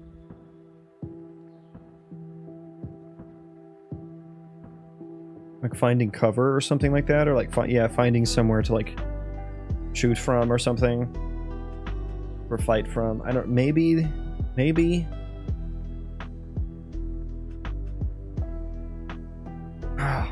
It's so hard to determine if I should use this or not.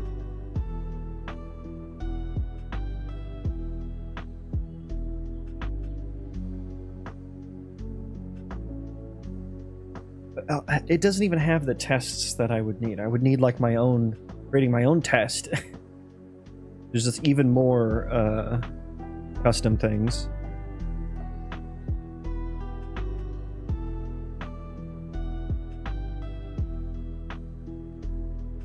I guess there is one for like finding construction buildings. That would be more useful for EQF.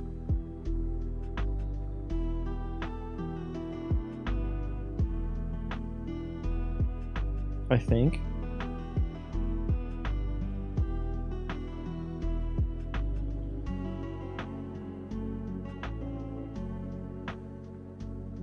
Because there are multiple points where you would be able to interact with a building from. But I guess there's multiple points that you can interact with an environment object from. We're just like relying on pathfinding to find us the best one.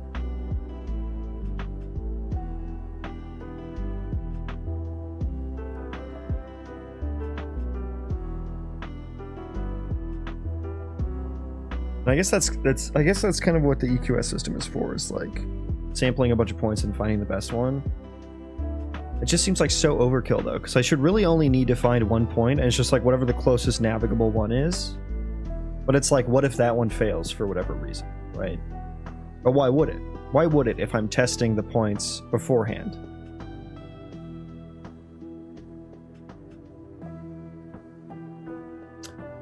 Form Creations, hello, welcome. I've always been somewhat afraid that the path exist is costly. My current project has around 40 active AIs running, but I suck at profiling these things. I guess I'm not too worried about it because my stuff runs entirely on the background thread, so it's kind of like, it's almost like free, right? Like it just kind of happens as it needs to, and it doesn't block the game thread for me. But yeah, if it's on the game thread, 100% would be worried more about pathfinding cost. But I mean, I guess I kind of am in a way, because it's like with the EQS thing, I'm assuming that, you know, doing the pathfinding and potentially even projection. Well, projection would just put it on the nav mesh, which I suppose is a bit more efficient than pathfinding. But doing the pathfinding test, it's going to do that for every point it samples, right? That's something one can change with Blueprints projects. I forget. I haven't used the built-in AI move to in a long time. Because they have different ones, right? Simple move to.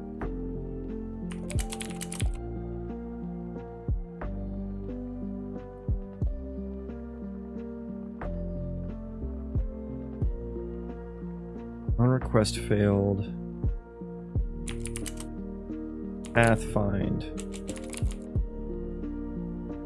Find a local navigation. So there's find path to actor synchronously.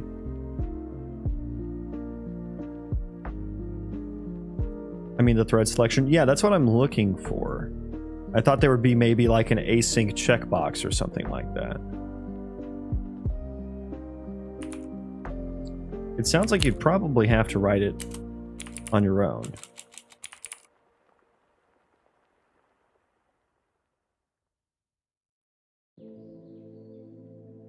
Yeah, there's only find path to actor synchronously.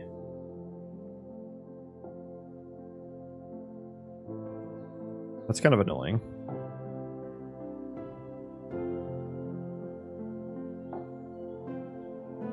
Oh, this is latent. Oh, yeah, these ones are latent. I'm dumb. But that's an actual move to, not like a... If you're just trying to find, like, get whether or not the path exists or something.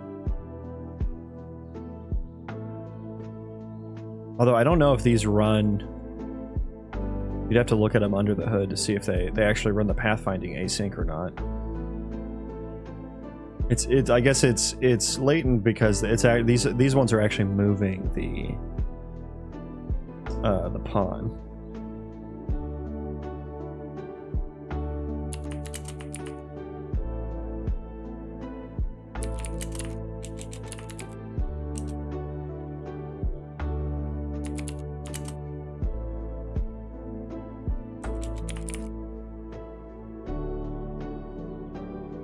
Yeah, there's only synchronous options. That's actually really annoying.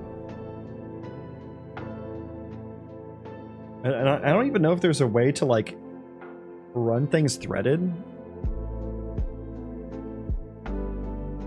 My wacky way of dealing with this is to queue every request and have it triggered only once every other frame. I mean, hey, that's a good workaround. It's not a bad workaround.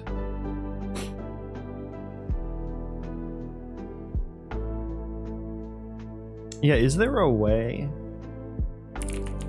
Red, async.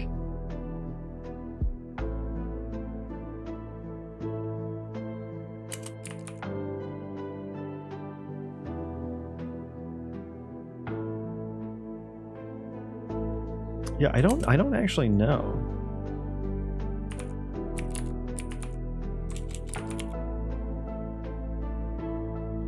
Yeah, I guess it feels like you would have to do that in C++, or at least a little bit of it. Feels like you'd have to do at least a little bit of that in C++. It's weird that they don't have like a blueprint node that just like allows you to kick something off to a specific thread. Because you could run async stuff on the event graph. You can't do it in like blueprint functions, but you can on the event graph. But it feels like there should be a way to do that.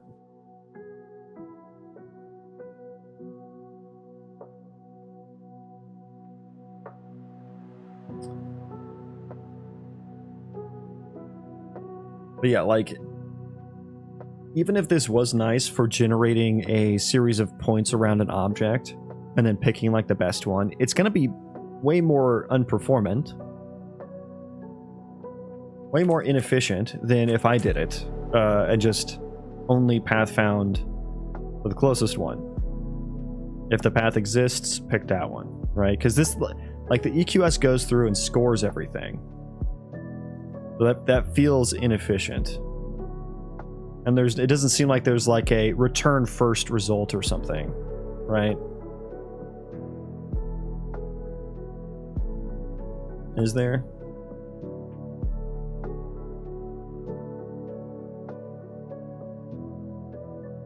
Isn't there like a type or something? Where was that? There's like a run mode, right? Where did that go? I thought there was like a run mode or something here.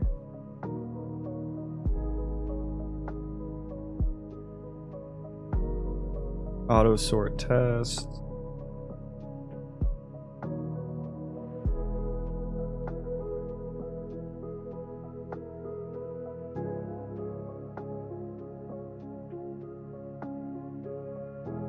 Yeah, where was the fucking run mode thing?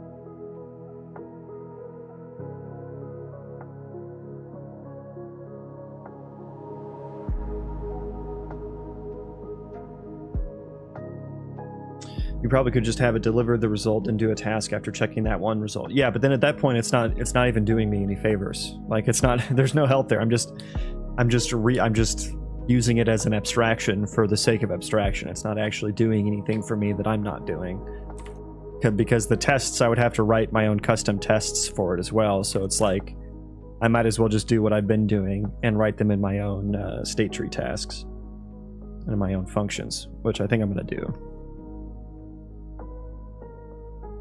And then I built out the point blacklist as well. Like, if a pawn can't get to a certain point, if it tries to and it can't, then it'll blacklist the point, and then that way we don't try it again. But most of the time we should be returning. I just need to do some additional validation on the points that are returned.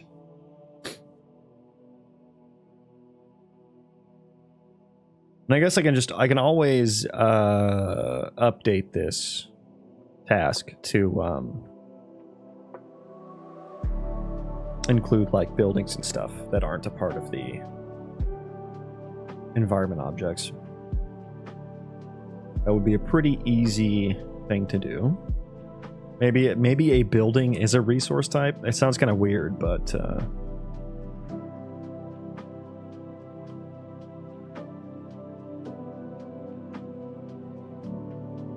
yeah, I think I'm just going to continue doing my own thing.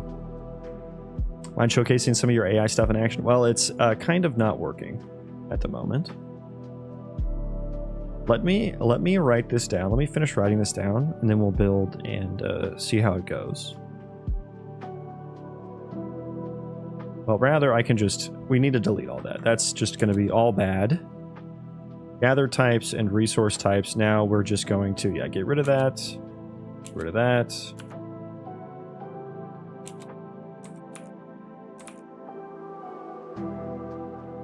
Gather types, resource types. And then I also, I guess I have a search radius. I need like some additional parameters for like...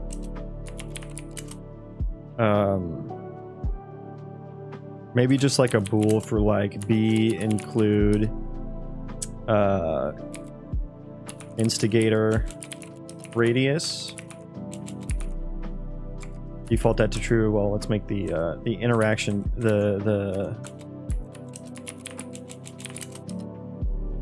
I will need a min and max. Min distance from target. 0, so I think by default no minimum distance. Float, max distance from target.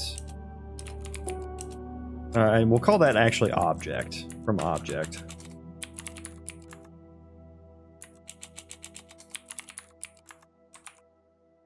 Yeah, it gets a little extra hard because I'm using the entity component system and state trees rather than just behavior trees. And actors. No actors for me.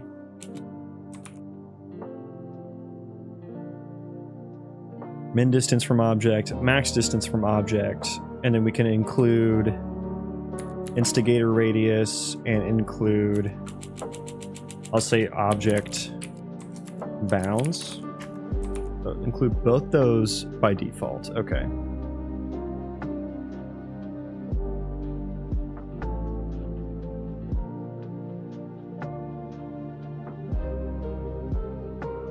Closest point is not valid. We failed. We didn't find any points. Then I guess I need to go through here, and I guess I should have a boolean for like if it should pathfind.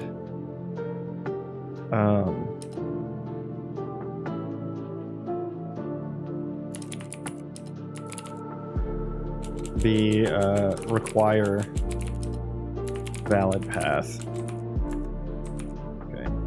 So let's rebuild. I'll show off what we got so far. It's nothing crazy. Right now we just got some rudimentary behaviors. He can run around. He kind of wander idles, and if he gets hungry, he searches for food, goes and finds food and eats it. If he gets tired, he goes and sleeps. And then he can do some combat as well. That needs some additional work.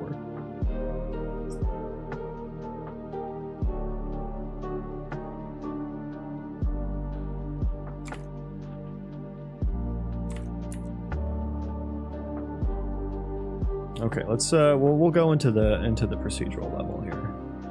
Okay. So there's the procedural terrain. It's going. It's doing stuff. Spawner.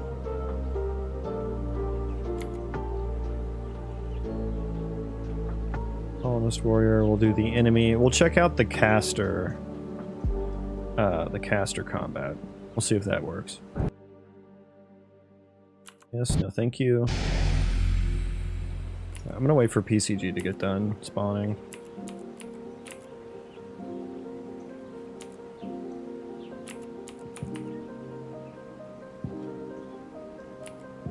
Come on, you can do it. There we go. So the mushrooms are food. Those underground ones, I guess, is what he'll probably find first. Okay, there he goes. We're just idling right now. Let's pull up the visual logger.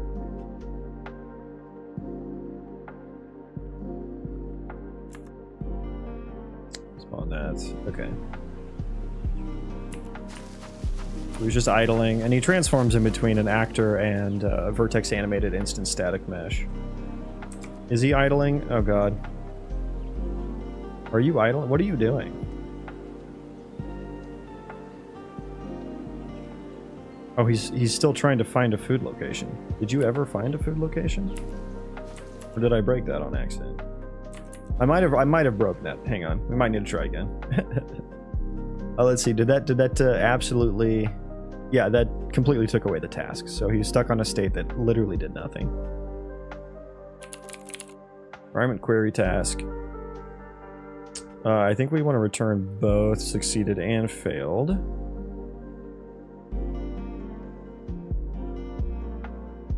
Approach radius 3000. Min distance from object. We don't need to really care about any of those yet because he's still just finding food by default here. Okay. Now let's try. I have to redo that.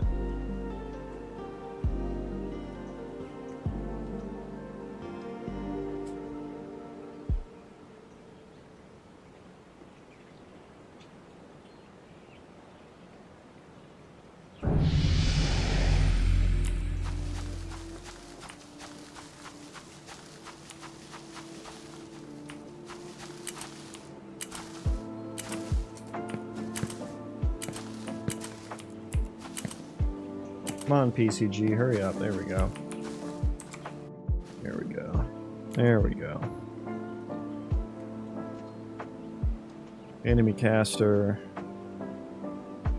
Okay, generate.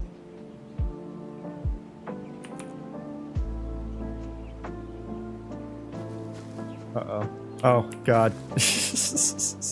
Yeah, he's not going to be able to, he's not going to be able to find anything from there. There we go. Okay, so he's trying to find food. Is he trying to find it? He hasn't found any, so he's just wandering randomly. That guy up there is. This guy, however, this guy should be able to find food. Oh god, it's so laggy because of the number of traces he's trying to do.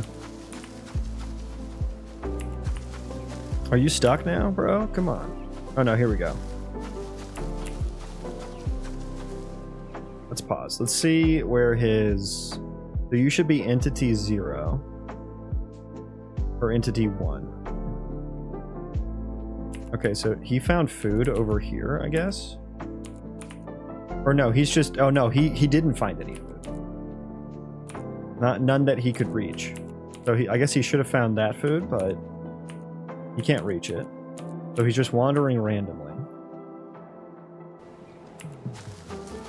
So he's gonna wander to that location, check again.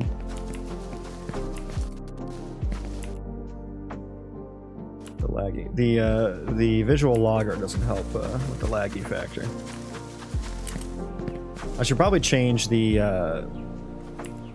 finding the food. Oh, I think he found one. He's probably walking down to it now. Yeah. He found some food.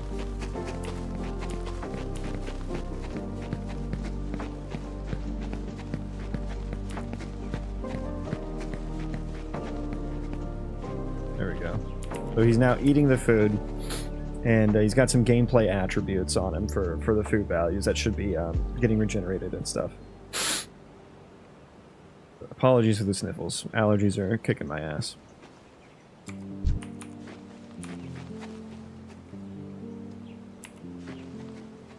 Yeah, I'm gonna wait for him to get done eating, and he should just be wandering after that.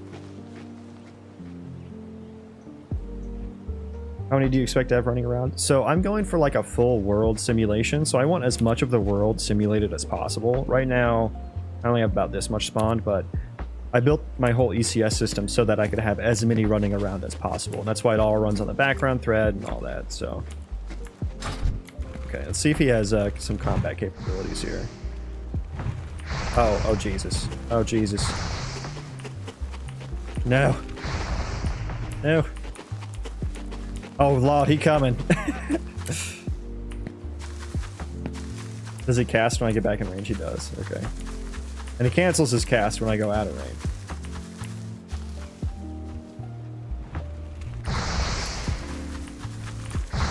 No. Get away.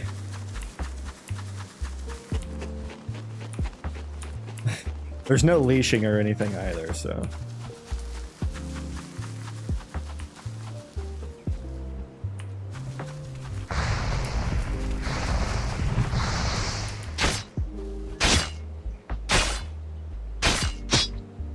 And then when I'm in melee range, he stabs me.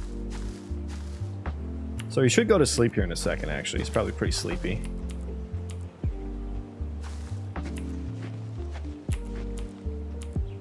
So now he just changed in from the actor to the instant static mesh. Vertex animated static mesh.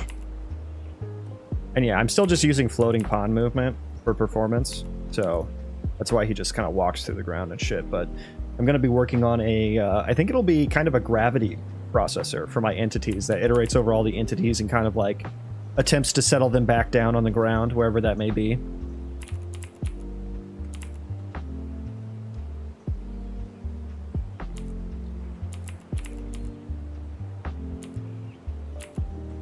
And so that'll make the movement look a lot better. Oh, he found some more food. Found the mushrooms there.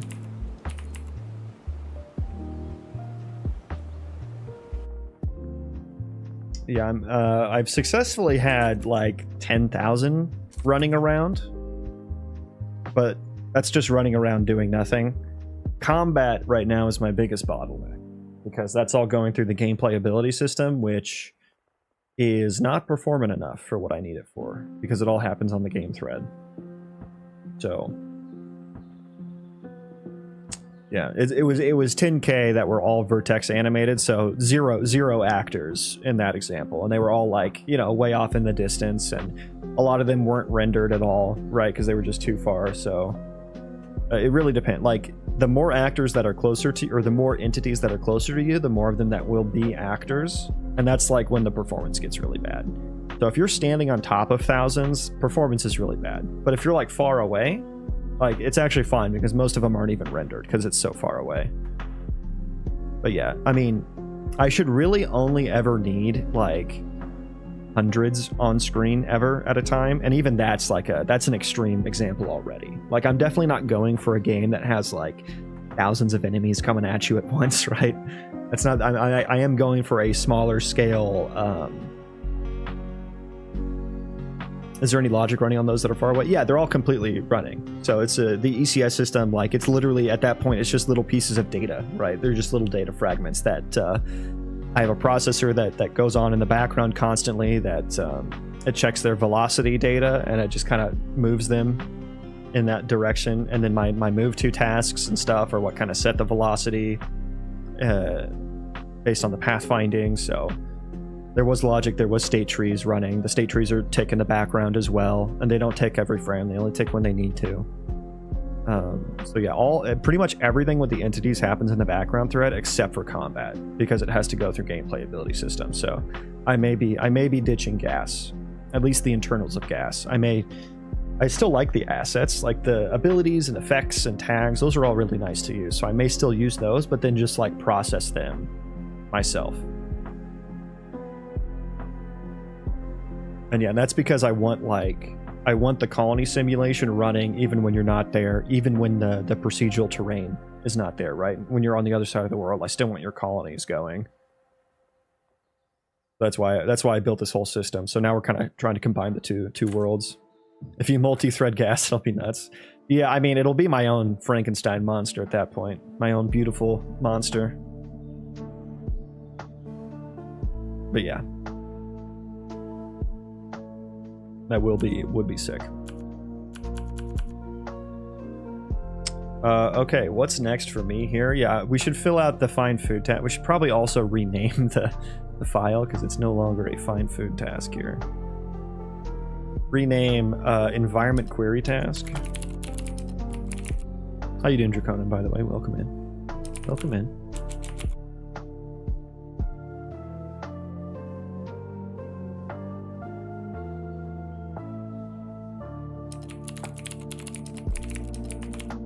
And before I switched over to state trees, I did have them, like, you can go talk to them and, like, make them join your colony, which right now, just all that does is allow you to give them commands. There's no actual, like, colony yet, but I used to have the ability to get them to go chop trees for you, and then go construct buildings. So we're working back up to that. We're working back up to where we were. But right now, it's, like, a million times more efficient than it ever was in behavior trees. Already. Yeah, so the environment query. So first of all, I want to not draw a debug there. And I want to do that pretty much only in the visual logger. That way we don't just like lag the fucking thing when they can't find it.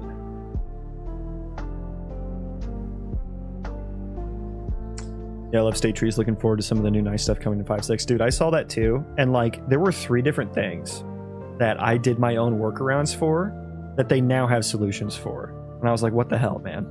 What the hell? Because like, when you go into, let's say combat, right? So I have this one state that has like a bunch of tasks. If any single one of these tasks succeeds or fails or completes in any way, the entire state completes. But it's like, I may want to continuously, you know, run pathfinding. That's what I do during combat. It just continuously runs pathfinding. And that's why I have this return succeeded and return failed. Is because I had to wrap it in my own class that always has these booleans on it. And then it's like, it catches the response, whether you're returning completed or success or failure. And then if you have it checked in here for whether or not it's supposed to, it'll maybe intercept that, and then it'll either complete it or not. And then that way we get around that. But now they've implemented that in 5.6. So, another thing they implemented. Let's see, where else do I do this at? See this tick state tree every 0.5 seconds? They did that. They have scheduled ticks now too. And then they also have improved async support, which is I'm excited for, because I can't create any of my tasks in blueprints because the functions that you override in the blueprint task base are they're blueprint functions, which can never run on the background thread. Only event craft things can run on the background thread. So those are three things that I've done my own workaround for that they're now like supporting. The multitask situation confused the F out of me. Yeah, apparently everyone. Apparently, same with everyone. Yeah, it was pretty counterintuitive for sure. But yeah, I am happy that they have a built-in solution for that, but upsetting at this. I'm like, hey, I went through all of this, and now you guys are just gonna kind of steal my thunder here. It's like they were looking at my code or something. They're probably horrified at my solutions. They're like, we got to do this ourselves. You can't continue. You can't go on like that.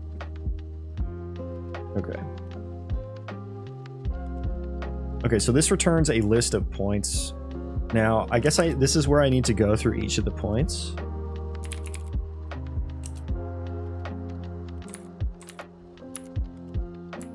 PCG points. I guess I just need like a little test point function.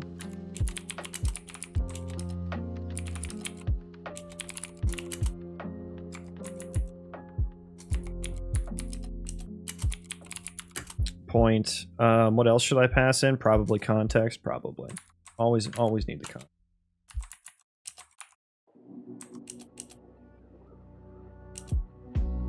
Let's do const ref here.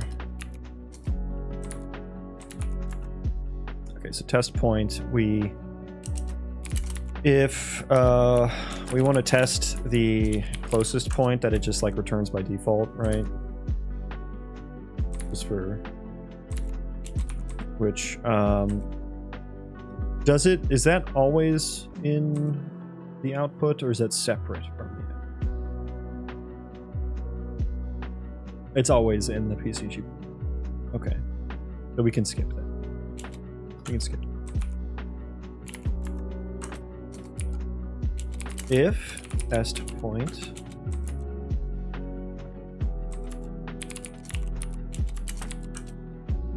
then we can return seated and do this. So this will be, if we get all the way here, we're going to return failed. Put that back in there. Test point, pass in the PCG point results and the context.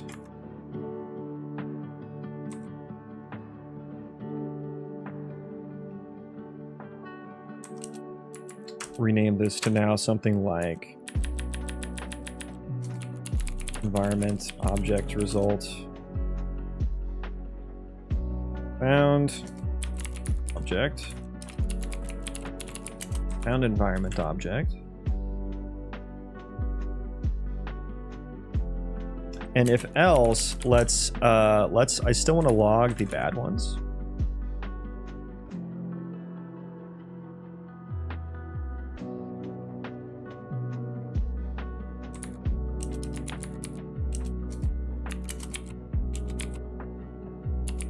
Point.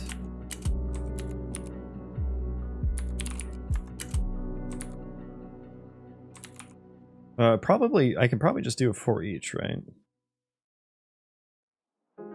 Yeah, let's just do it for each.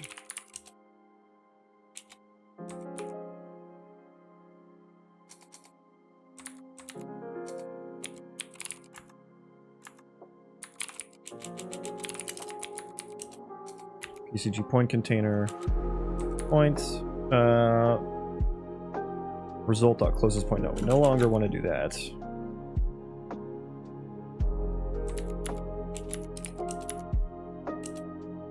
We'll do red here.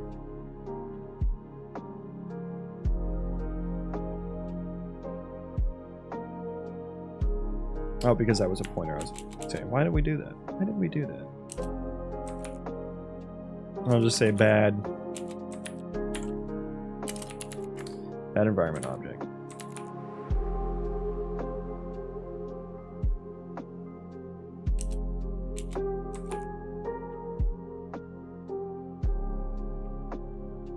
Okay, so now let's just fill out the test point stuff here. So point, I guess we need to get the nav data again here. Entity find path. Maybe I should put that into its own static function so I can use it from all the places and it be consistent.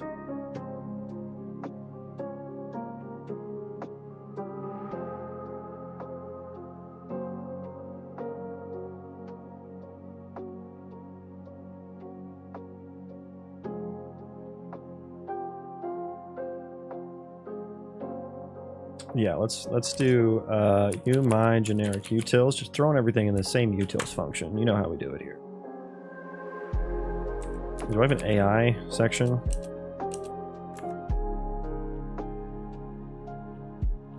Guess this can go in entity section.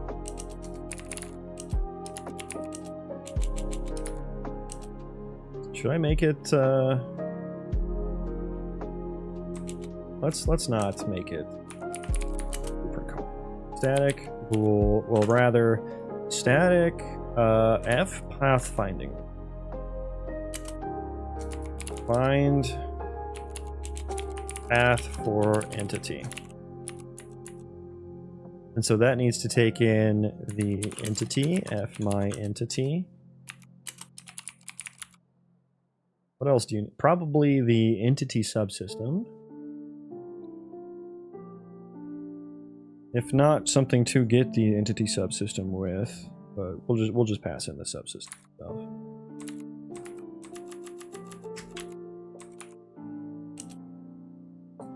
Entity subsystem. Yeah, we probably need a start and end, right?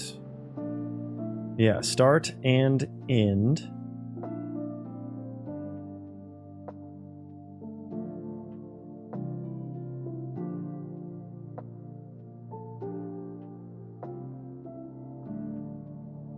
Main path sync. What else do we do? Path points.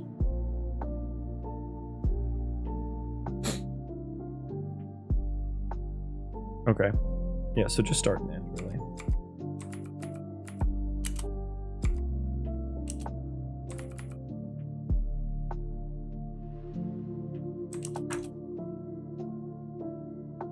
Okay, so give me all of this.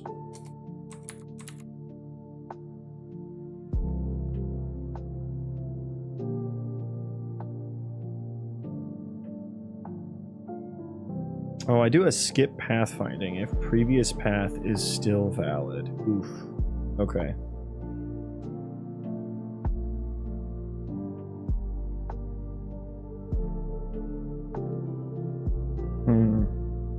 Yeah, that is a performance that's a performance enhancement there that I may want to keep.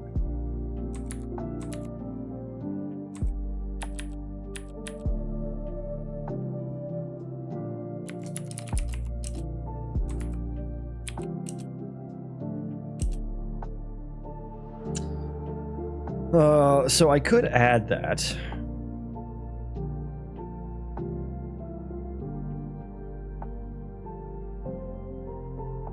If it's not empty.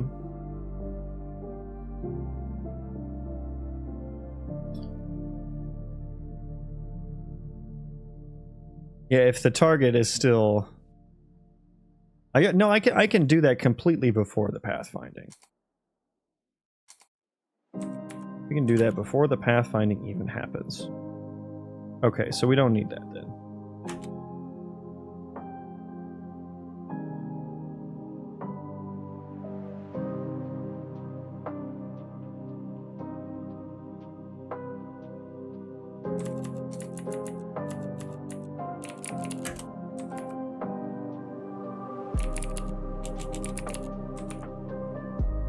And can I just do like an empty pathfinding result? Does that like default to failed? I guess I can initialize it.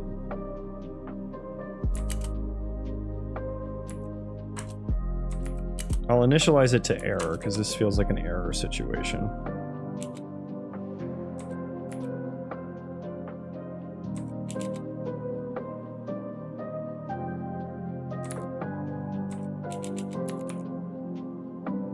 Not build nav data. Okay.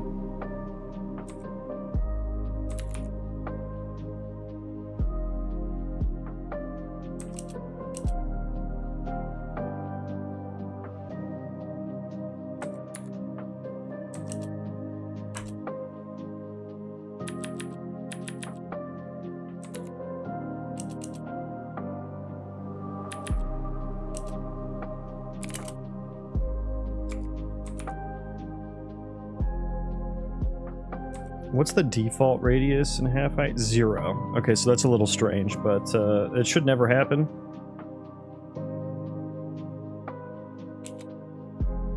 That should never happen. Oh no, we're passing in the start and end. Yeah, we're passing in start and end. Start. And although I guess start, is that always going to be on the entity? I mean, well, we might as well just allow it. It's not a...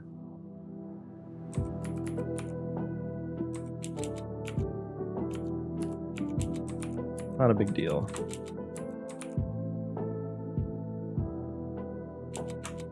Okay, so that's really all it is.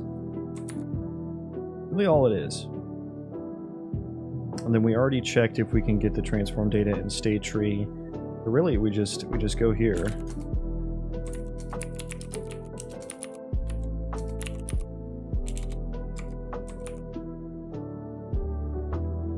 Not quite. You were close. You were close, Copilot.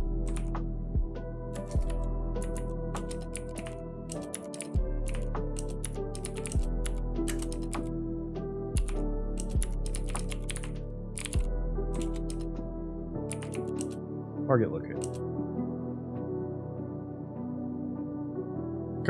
Look how much prettier this gets now. We love that.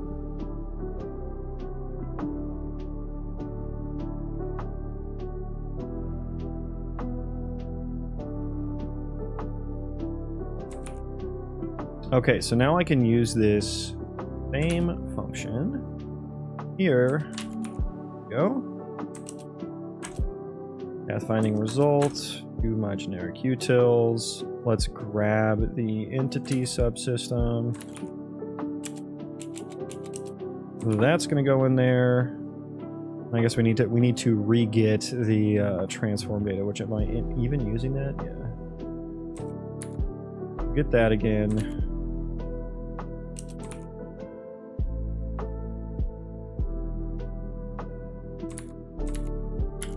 Context.entity. End will be point.get or .transform.get location. Now, I guess it sucks because this is going to get, like, reran anyway, like the pathfinding.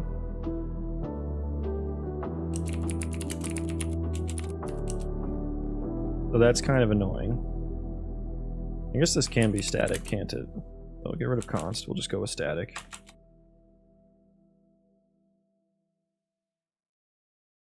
I could, like, make it output a path, this task, but I don't know. They kind of, like...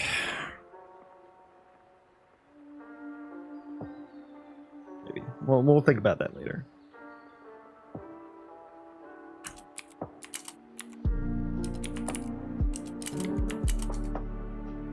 Not equal to success.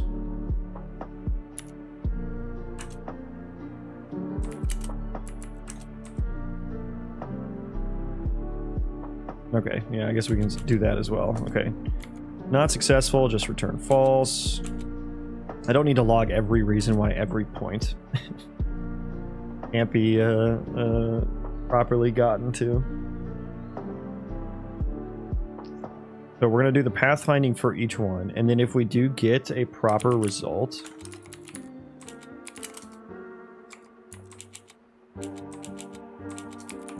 if it's empty, return false as well. Otherwise, final point, last dot location. What else do you have? And I look at just the node ref. Okay, so I now need to check the float distance, square distance to final point from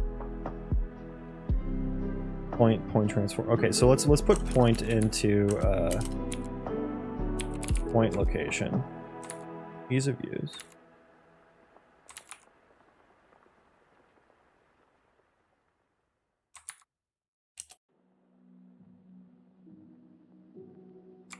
But we need to get our instance data. Grab that.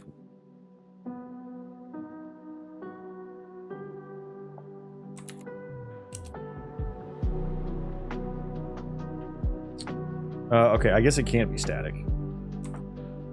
I guess it can't be static. Unless I pass in. Let's just pass in instance data, actually.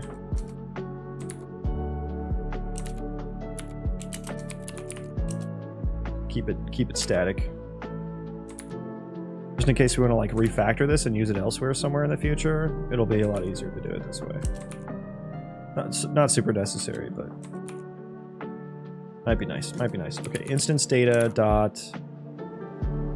Okay, let's get the. I'll need to calculate the.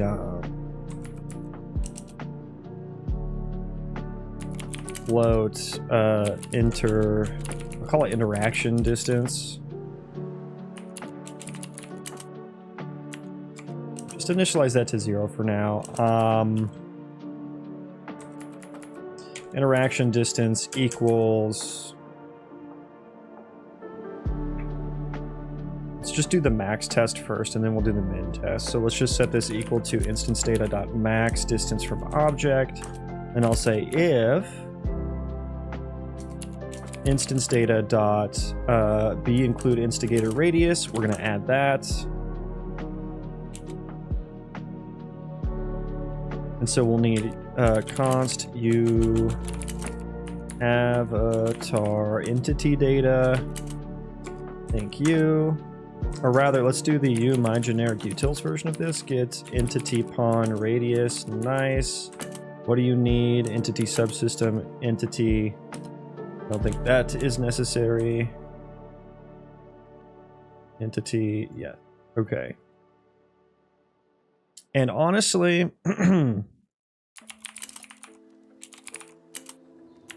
I should maybe have like a mode for doing a 2D check versus a 3D check, distance check. Let's also, if we're including the instigator radius, we might as well assume that we should add Z leniency as well.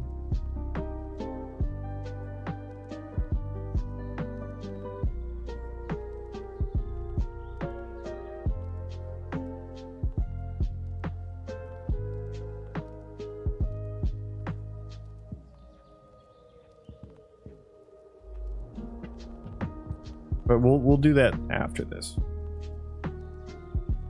Interaction distance plus equals radius, and then we'll do another if for instance data dot b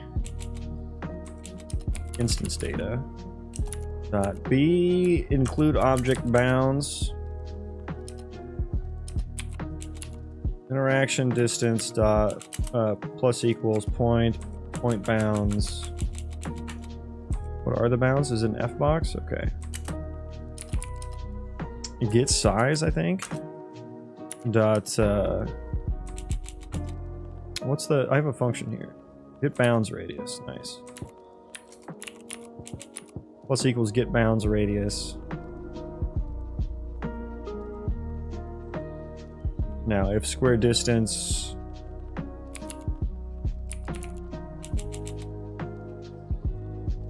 greater than f math square instance data, no, we're at interaction distance, return false. Now here's where we need to, if we're greater than the max, we just return false. If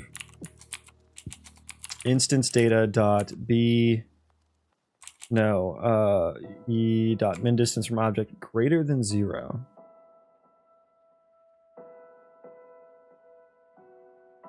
Do we need to do it differently, or can I just do that? If square distance is less than instance data min distance from object. Is that right? If I'm closer than the minimum, we return false as well.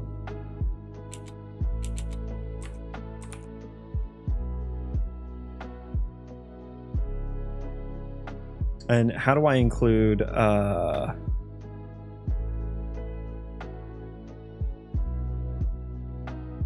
rather subtract from the squared distance. I have to square each thing, but that would then apply here. Yeah, how does the radius and object bounds affect the minimum distance?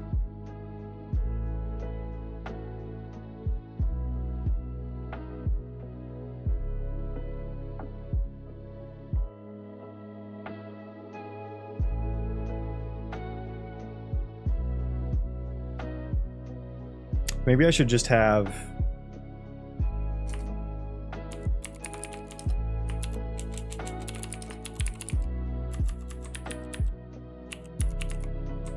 adjustment amount.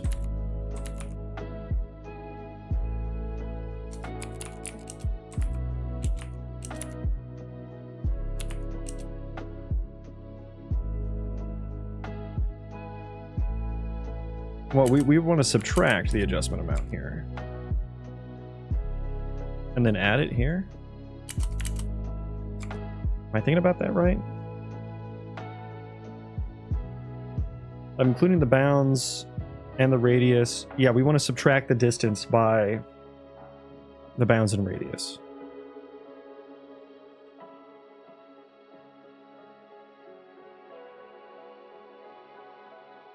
Yeah. If we're within the proper range. Okay. Is this all good now? Require valid path. Oh yeah, let's actually use that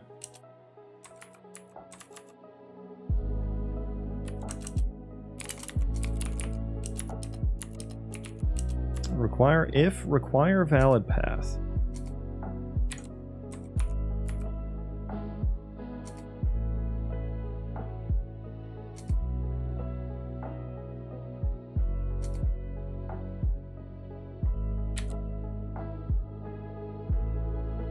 I guess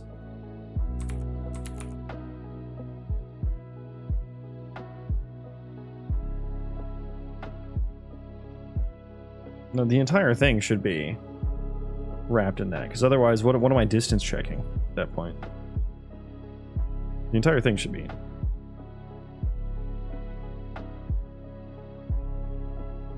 The entire, yeah, so we should just like test point if we don't require a valid path, return true.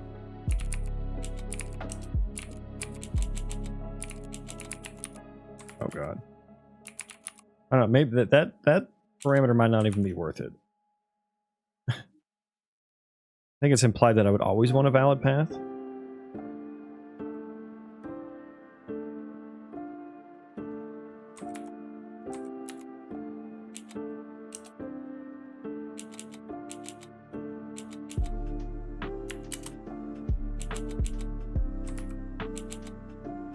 Okay, look how pretty this is. Nice, pretty little function.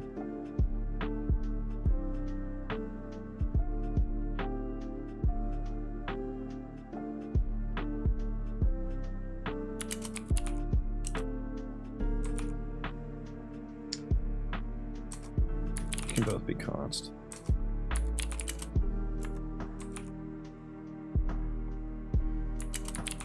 As can the function. Okay. In it? Oh no, we made it static. Right. It's static. Okay. Rebuild. I think this is good. I think this is good to go. Build failed. What's the deal here?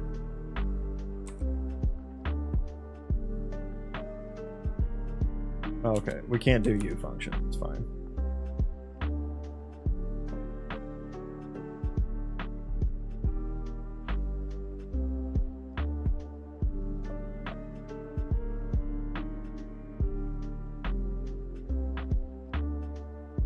Okay, we have to import.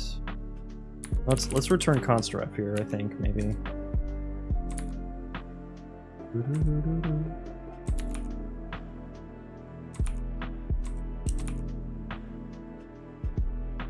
Stop building, please.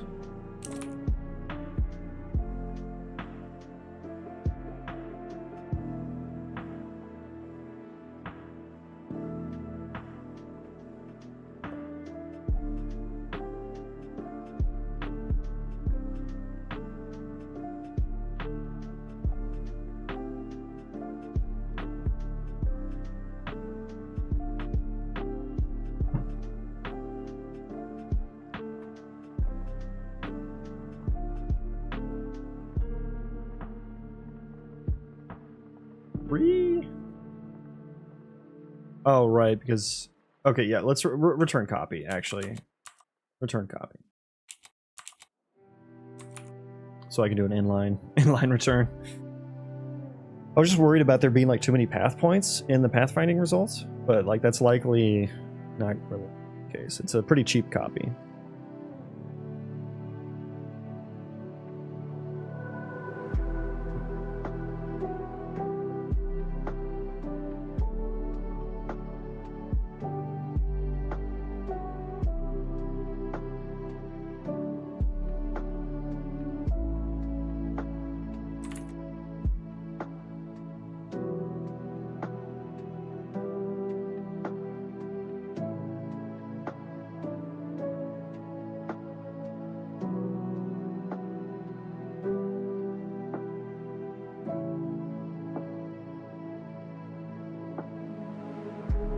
Okay, these can all go away.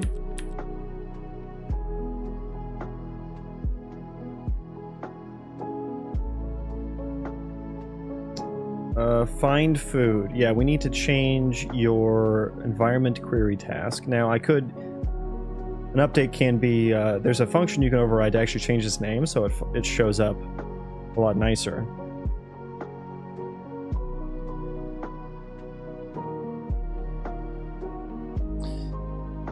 Forage for food. Now, this is actually making me think. Yeah, because there's going to be like chests and containers that you put in your colonies. Like I may need to update this even more to include like search in chest for, you know, food item.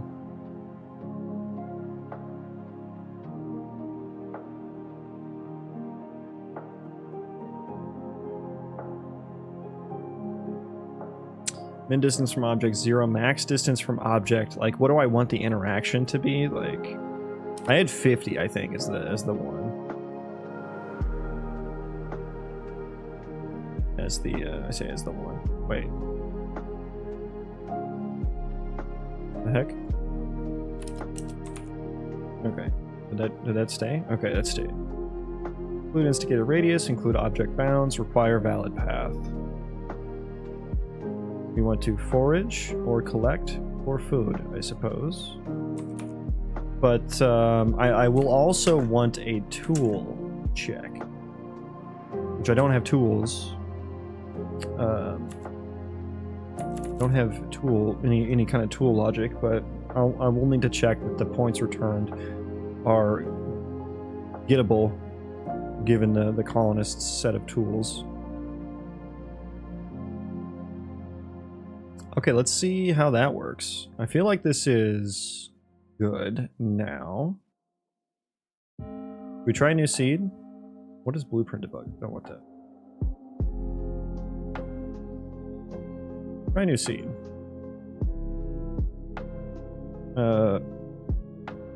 I think I've done up to 30. Let's do 39. I think I've done 38. Oh, okay, that's just we're in the ocean right now. But there is a small island. So technically I'm supposed to be underwater right now. Small island. So that's kind of a bad seed. 39 bad seed. 40. Okay, here's a just plop smack dab in the middle of the forest. That's pretty cool.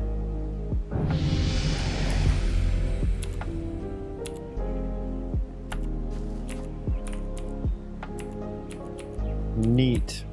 Nice little rain features. We got a meadows over here too. Kinda cool.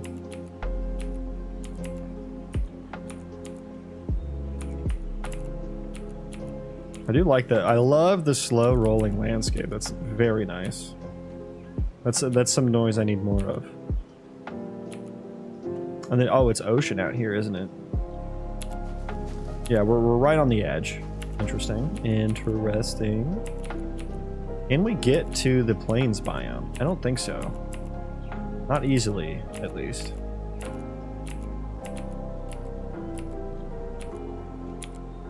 Look at the nav mesh here.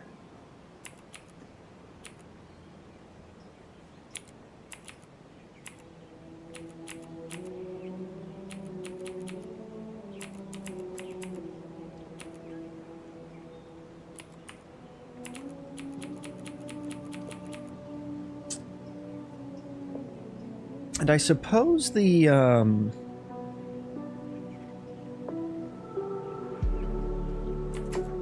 actually, I don't know that I sort these by closest, actually.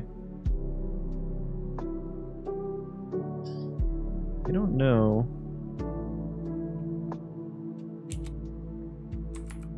That can stay all the same for now. Where was my here? Get desired points. Yeah, I don't think I sort these, do I?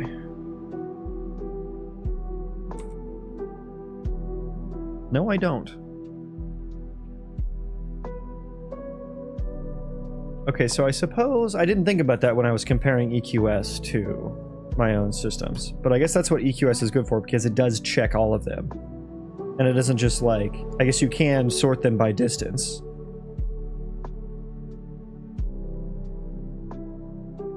But you could also sort by pathfinding cost as well.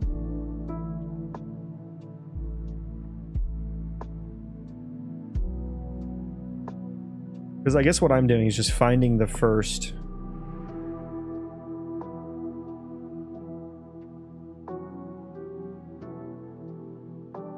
Yeah, I'm just finding the first applicable one.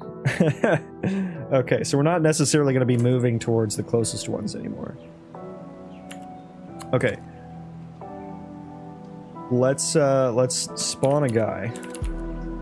We'll spawn, let's do like a ranger this time. Enemy ranger on 1. Okay, there he is.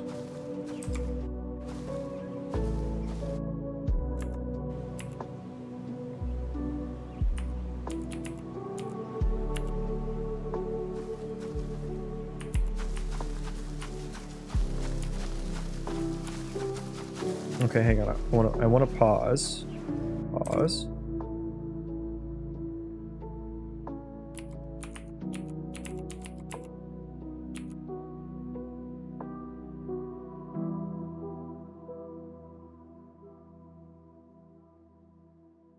What state are you in? You didn't find any food, did you?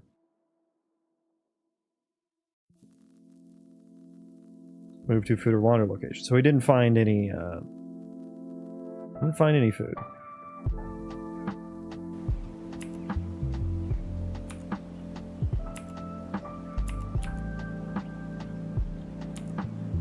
Oh, he should be. There's literally food right there.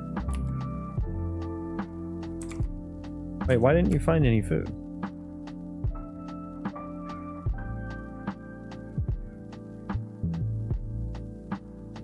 Oh, it just did food. I did, is it an ore? What do I do for the desired gather types?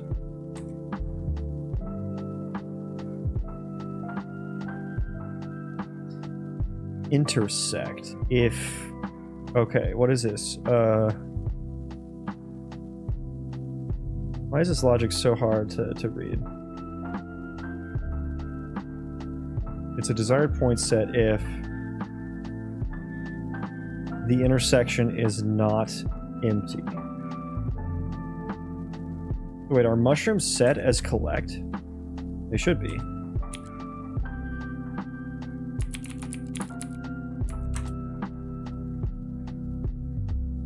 Oh, I need the environment items. They are set to collect. Gather type collect. Gather type collect. Okay, hang on.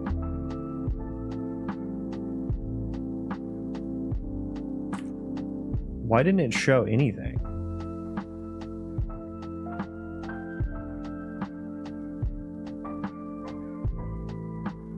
It should have shown bad environment object. Did none of those return?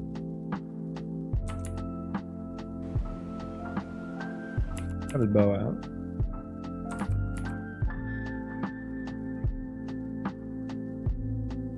Yeah, we had points. What were you doing?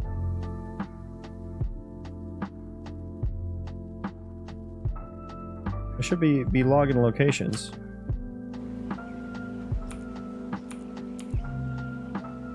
Where'd he go? Where'd he go? He might be off screen, so I can't see him.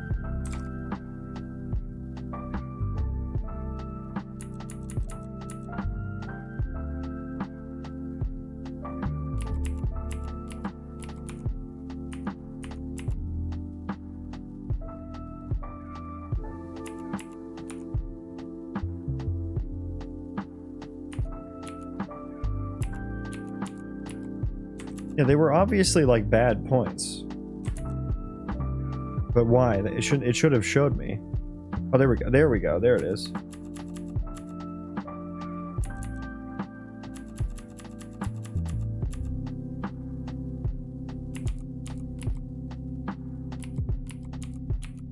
Now, why were you a bad environment object?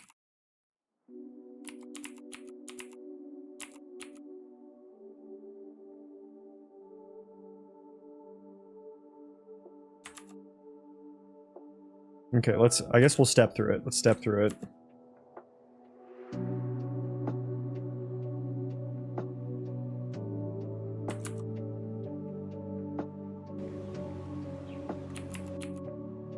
Okay.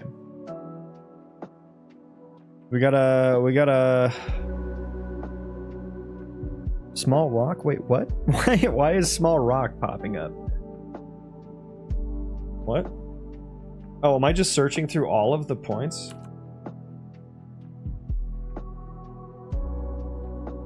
Evan. Okay. So we're returning a rock, that's fine. Path result.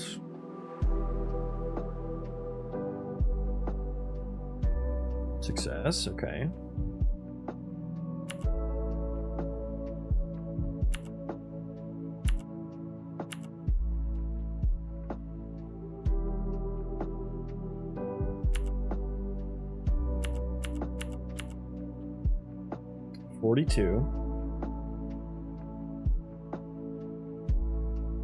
Max distance.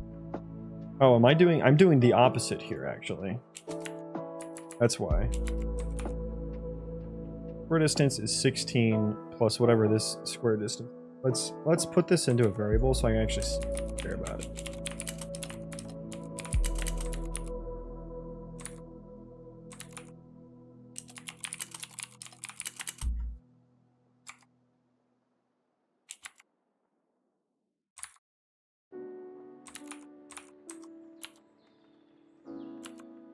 Alright, but I was going the wrong way. I was going the wrong way with that arithmetic.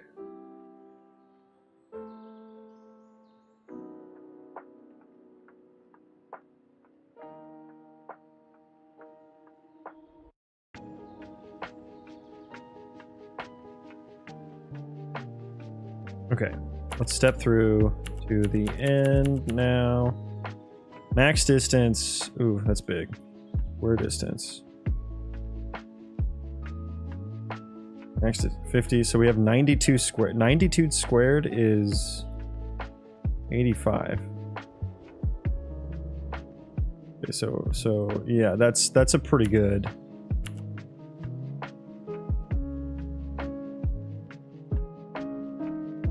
But the minimum distance is min distance squared. 0 minus 42. This should be negative 42. Oh, yeah, that's the reason. We can't square that. So that's going to fail too. Okay.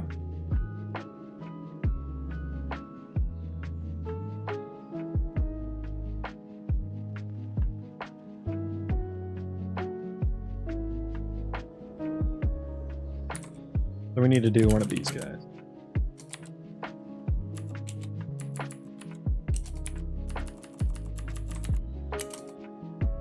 If it's greater than 0, then we can do it. Squaring a negative equals a positive, in case you guys didn't know.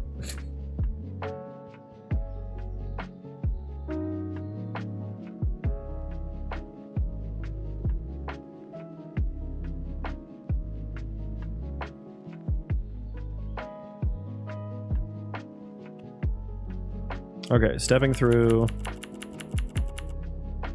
Okay, we finally did reach true. We finally did reach true. Okay.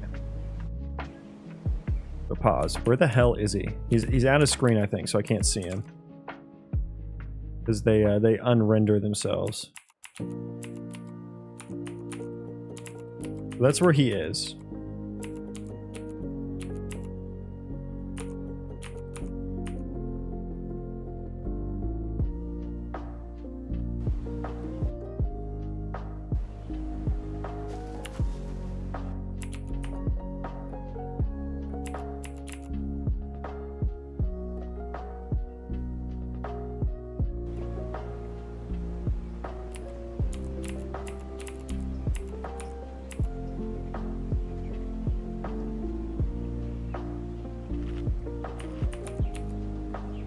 Did that path trace just like invalidate the nav mesh? Was I seeing that right?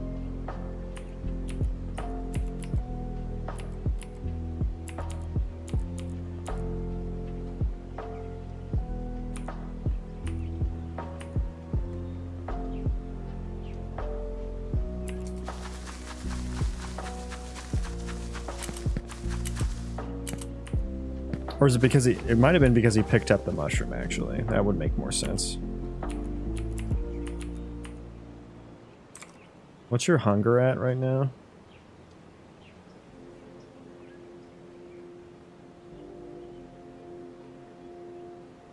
23? 21. That's just modification. It doesn't actually show you the current value in here. That's kind of lame.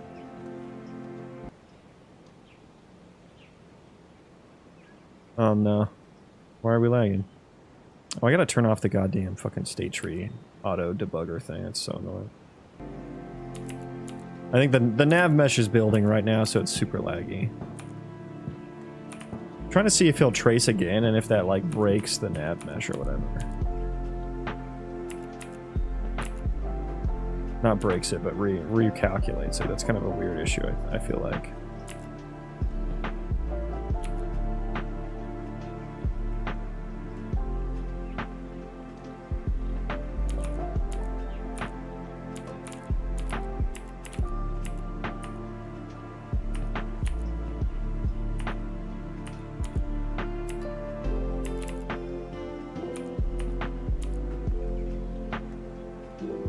Come on, get hungry, boy.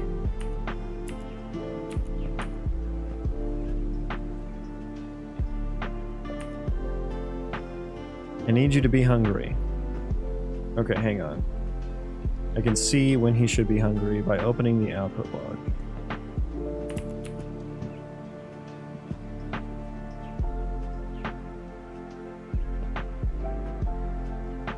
He's at 57. Okay, it's gonna be a second. It's gonna be a second. Let's go fight him. I'm gonna let him kill us, but oh, hang on. Okay. You know, I'm gonna shoot him with my bow.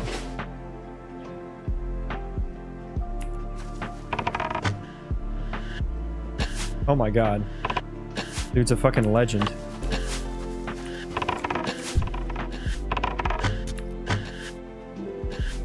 Oh, he got me. I almost got him though.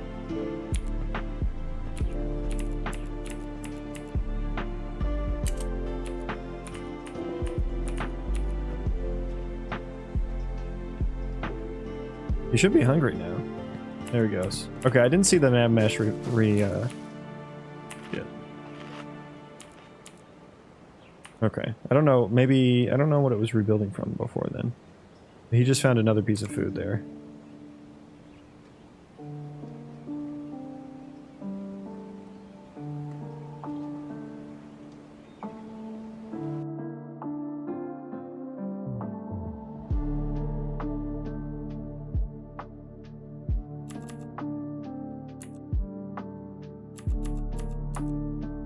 Food. Okay, he did get it underground too. Okay, so I think that's working for the most part. We'll definitely want to do some more tests with that on like some rougher terrain to see how he handles, you know, grabbing things that might not be on the nav mesh and stuff. Ooh, oh, that's so cool. Oh, I hope that's actually navigable. That'd be so sweet. Look at this little ledge here. I feel like it's not going to be. I wonder how bad nav links would be.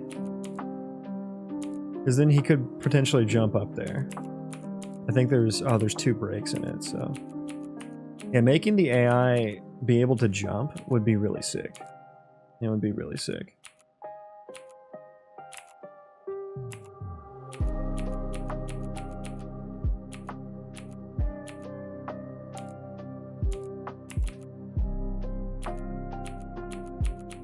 Should we check out a couple more seeds before I have to go? Kinda want to. What seed was this? Was this seed 40? 40. Seed 40. Not a bad seed. Not a bad seed. Check out some more. Wow. It'll be interesting to see where my character spawns. We just spawn in a hole. Interesting. It's not generating the chunks. Yeah, the Z-axis chunk generation is a little broken. Little broken here. No, I thought I fixed this. No. Why, God, why? Oh, that's disappointing. That's going to be a disappointing end to the stream right there. I have to do work today. So, thank you all for joining me. Let's see, who is streaming?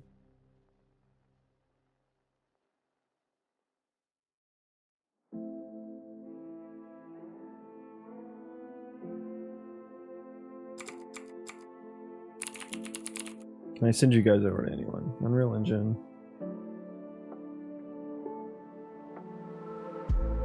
I guess you can't end stream until this is fixed. This is a gnarly one, because I don't have...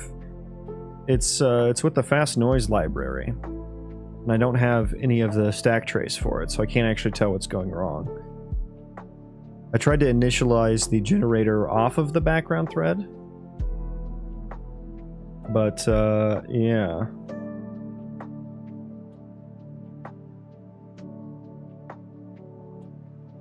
A VR Rhythm Tower Defense UE5. I don't know who this is, but they're doing Unreal Engine. So I'm gonna send you guys over to them. We'll meet someone new. Polar Robin 11. Yeah, thanks for joining me today, everyone. I have to go do work and make other people money. Sad. But thanks for joining me. It was fun. Hopefully we'll stream again soon. Maybe tomorrow. No, probably not tomorrow. Probably not tomorrow. But later this stream. Great stream. Thank you, Sovereign. Draconin, nice to see you guys. Thanks for stopping by. Form Creations as well. I'm going to work now. Have a great day, guys.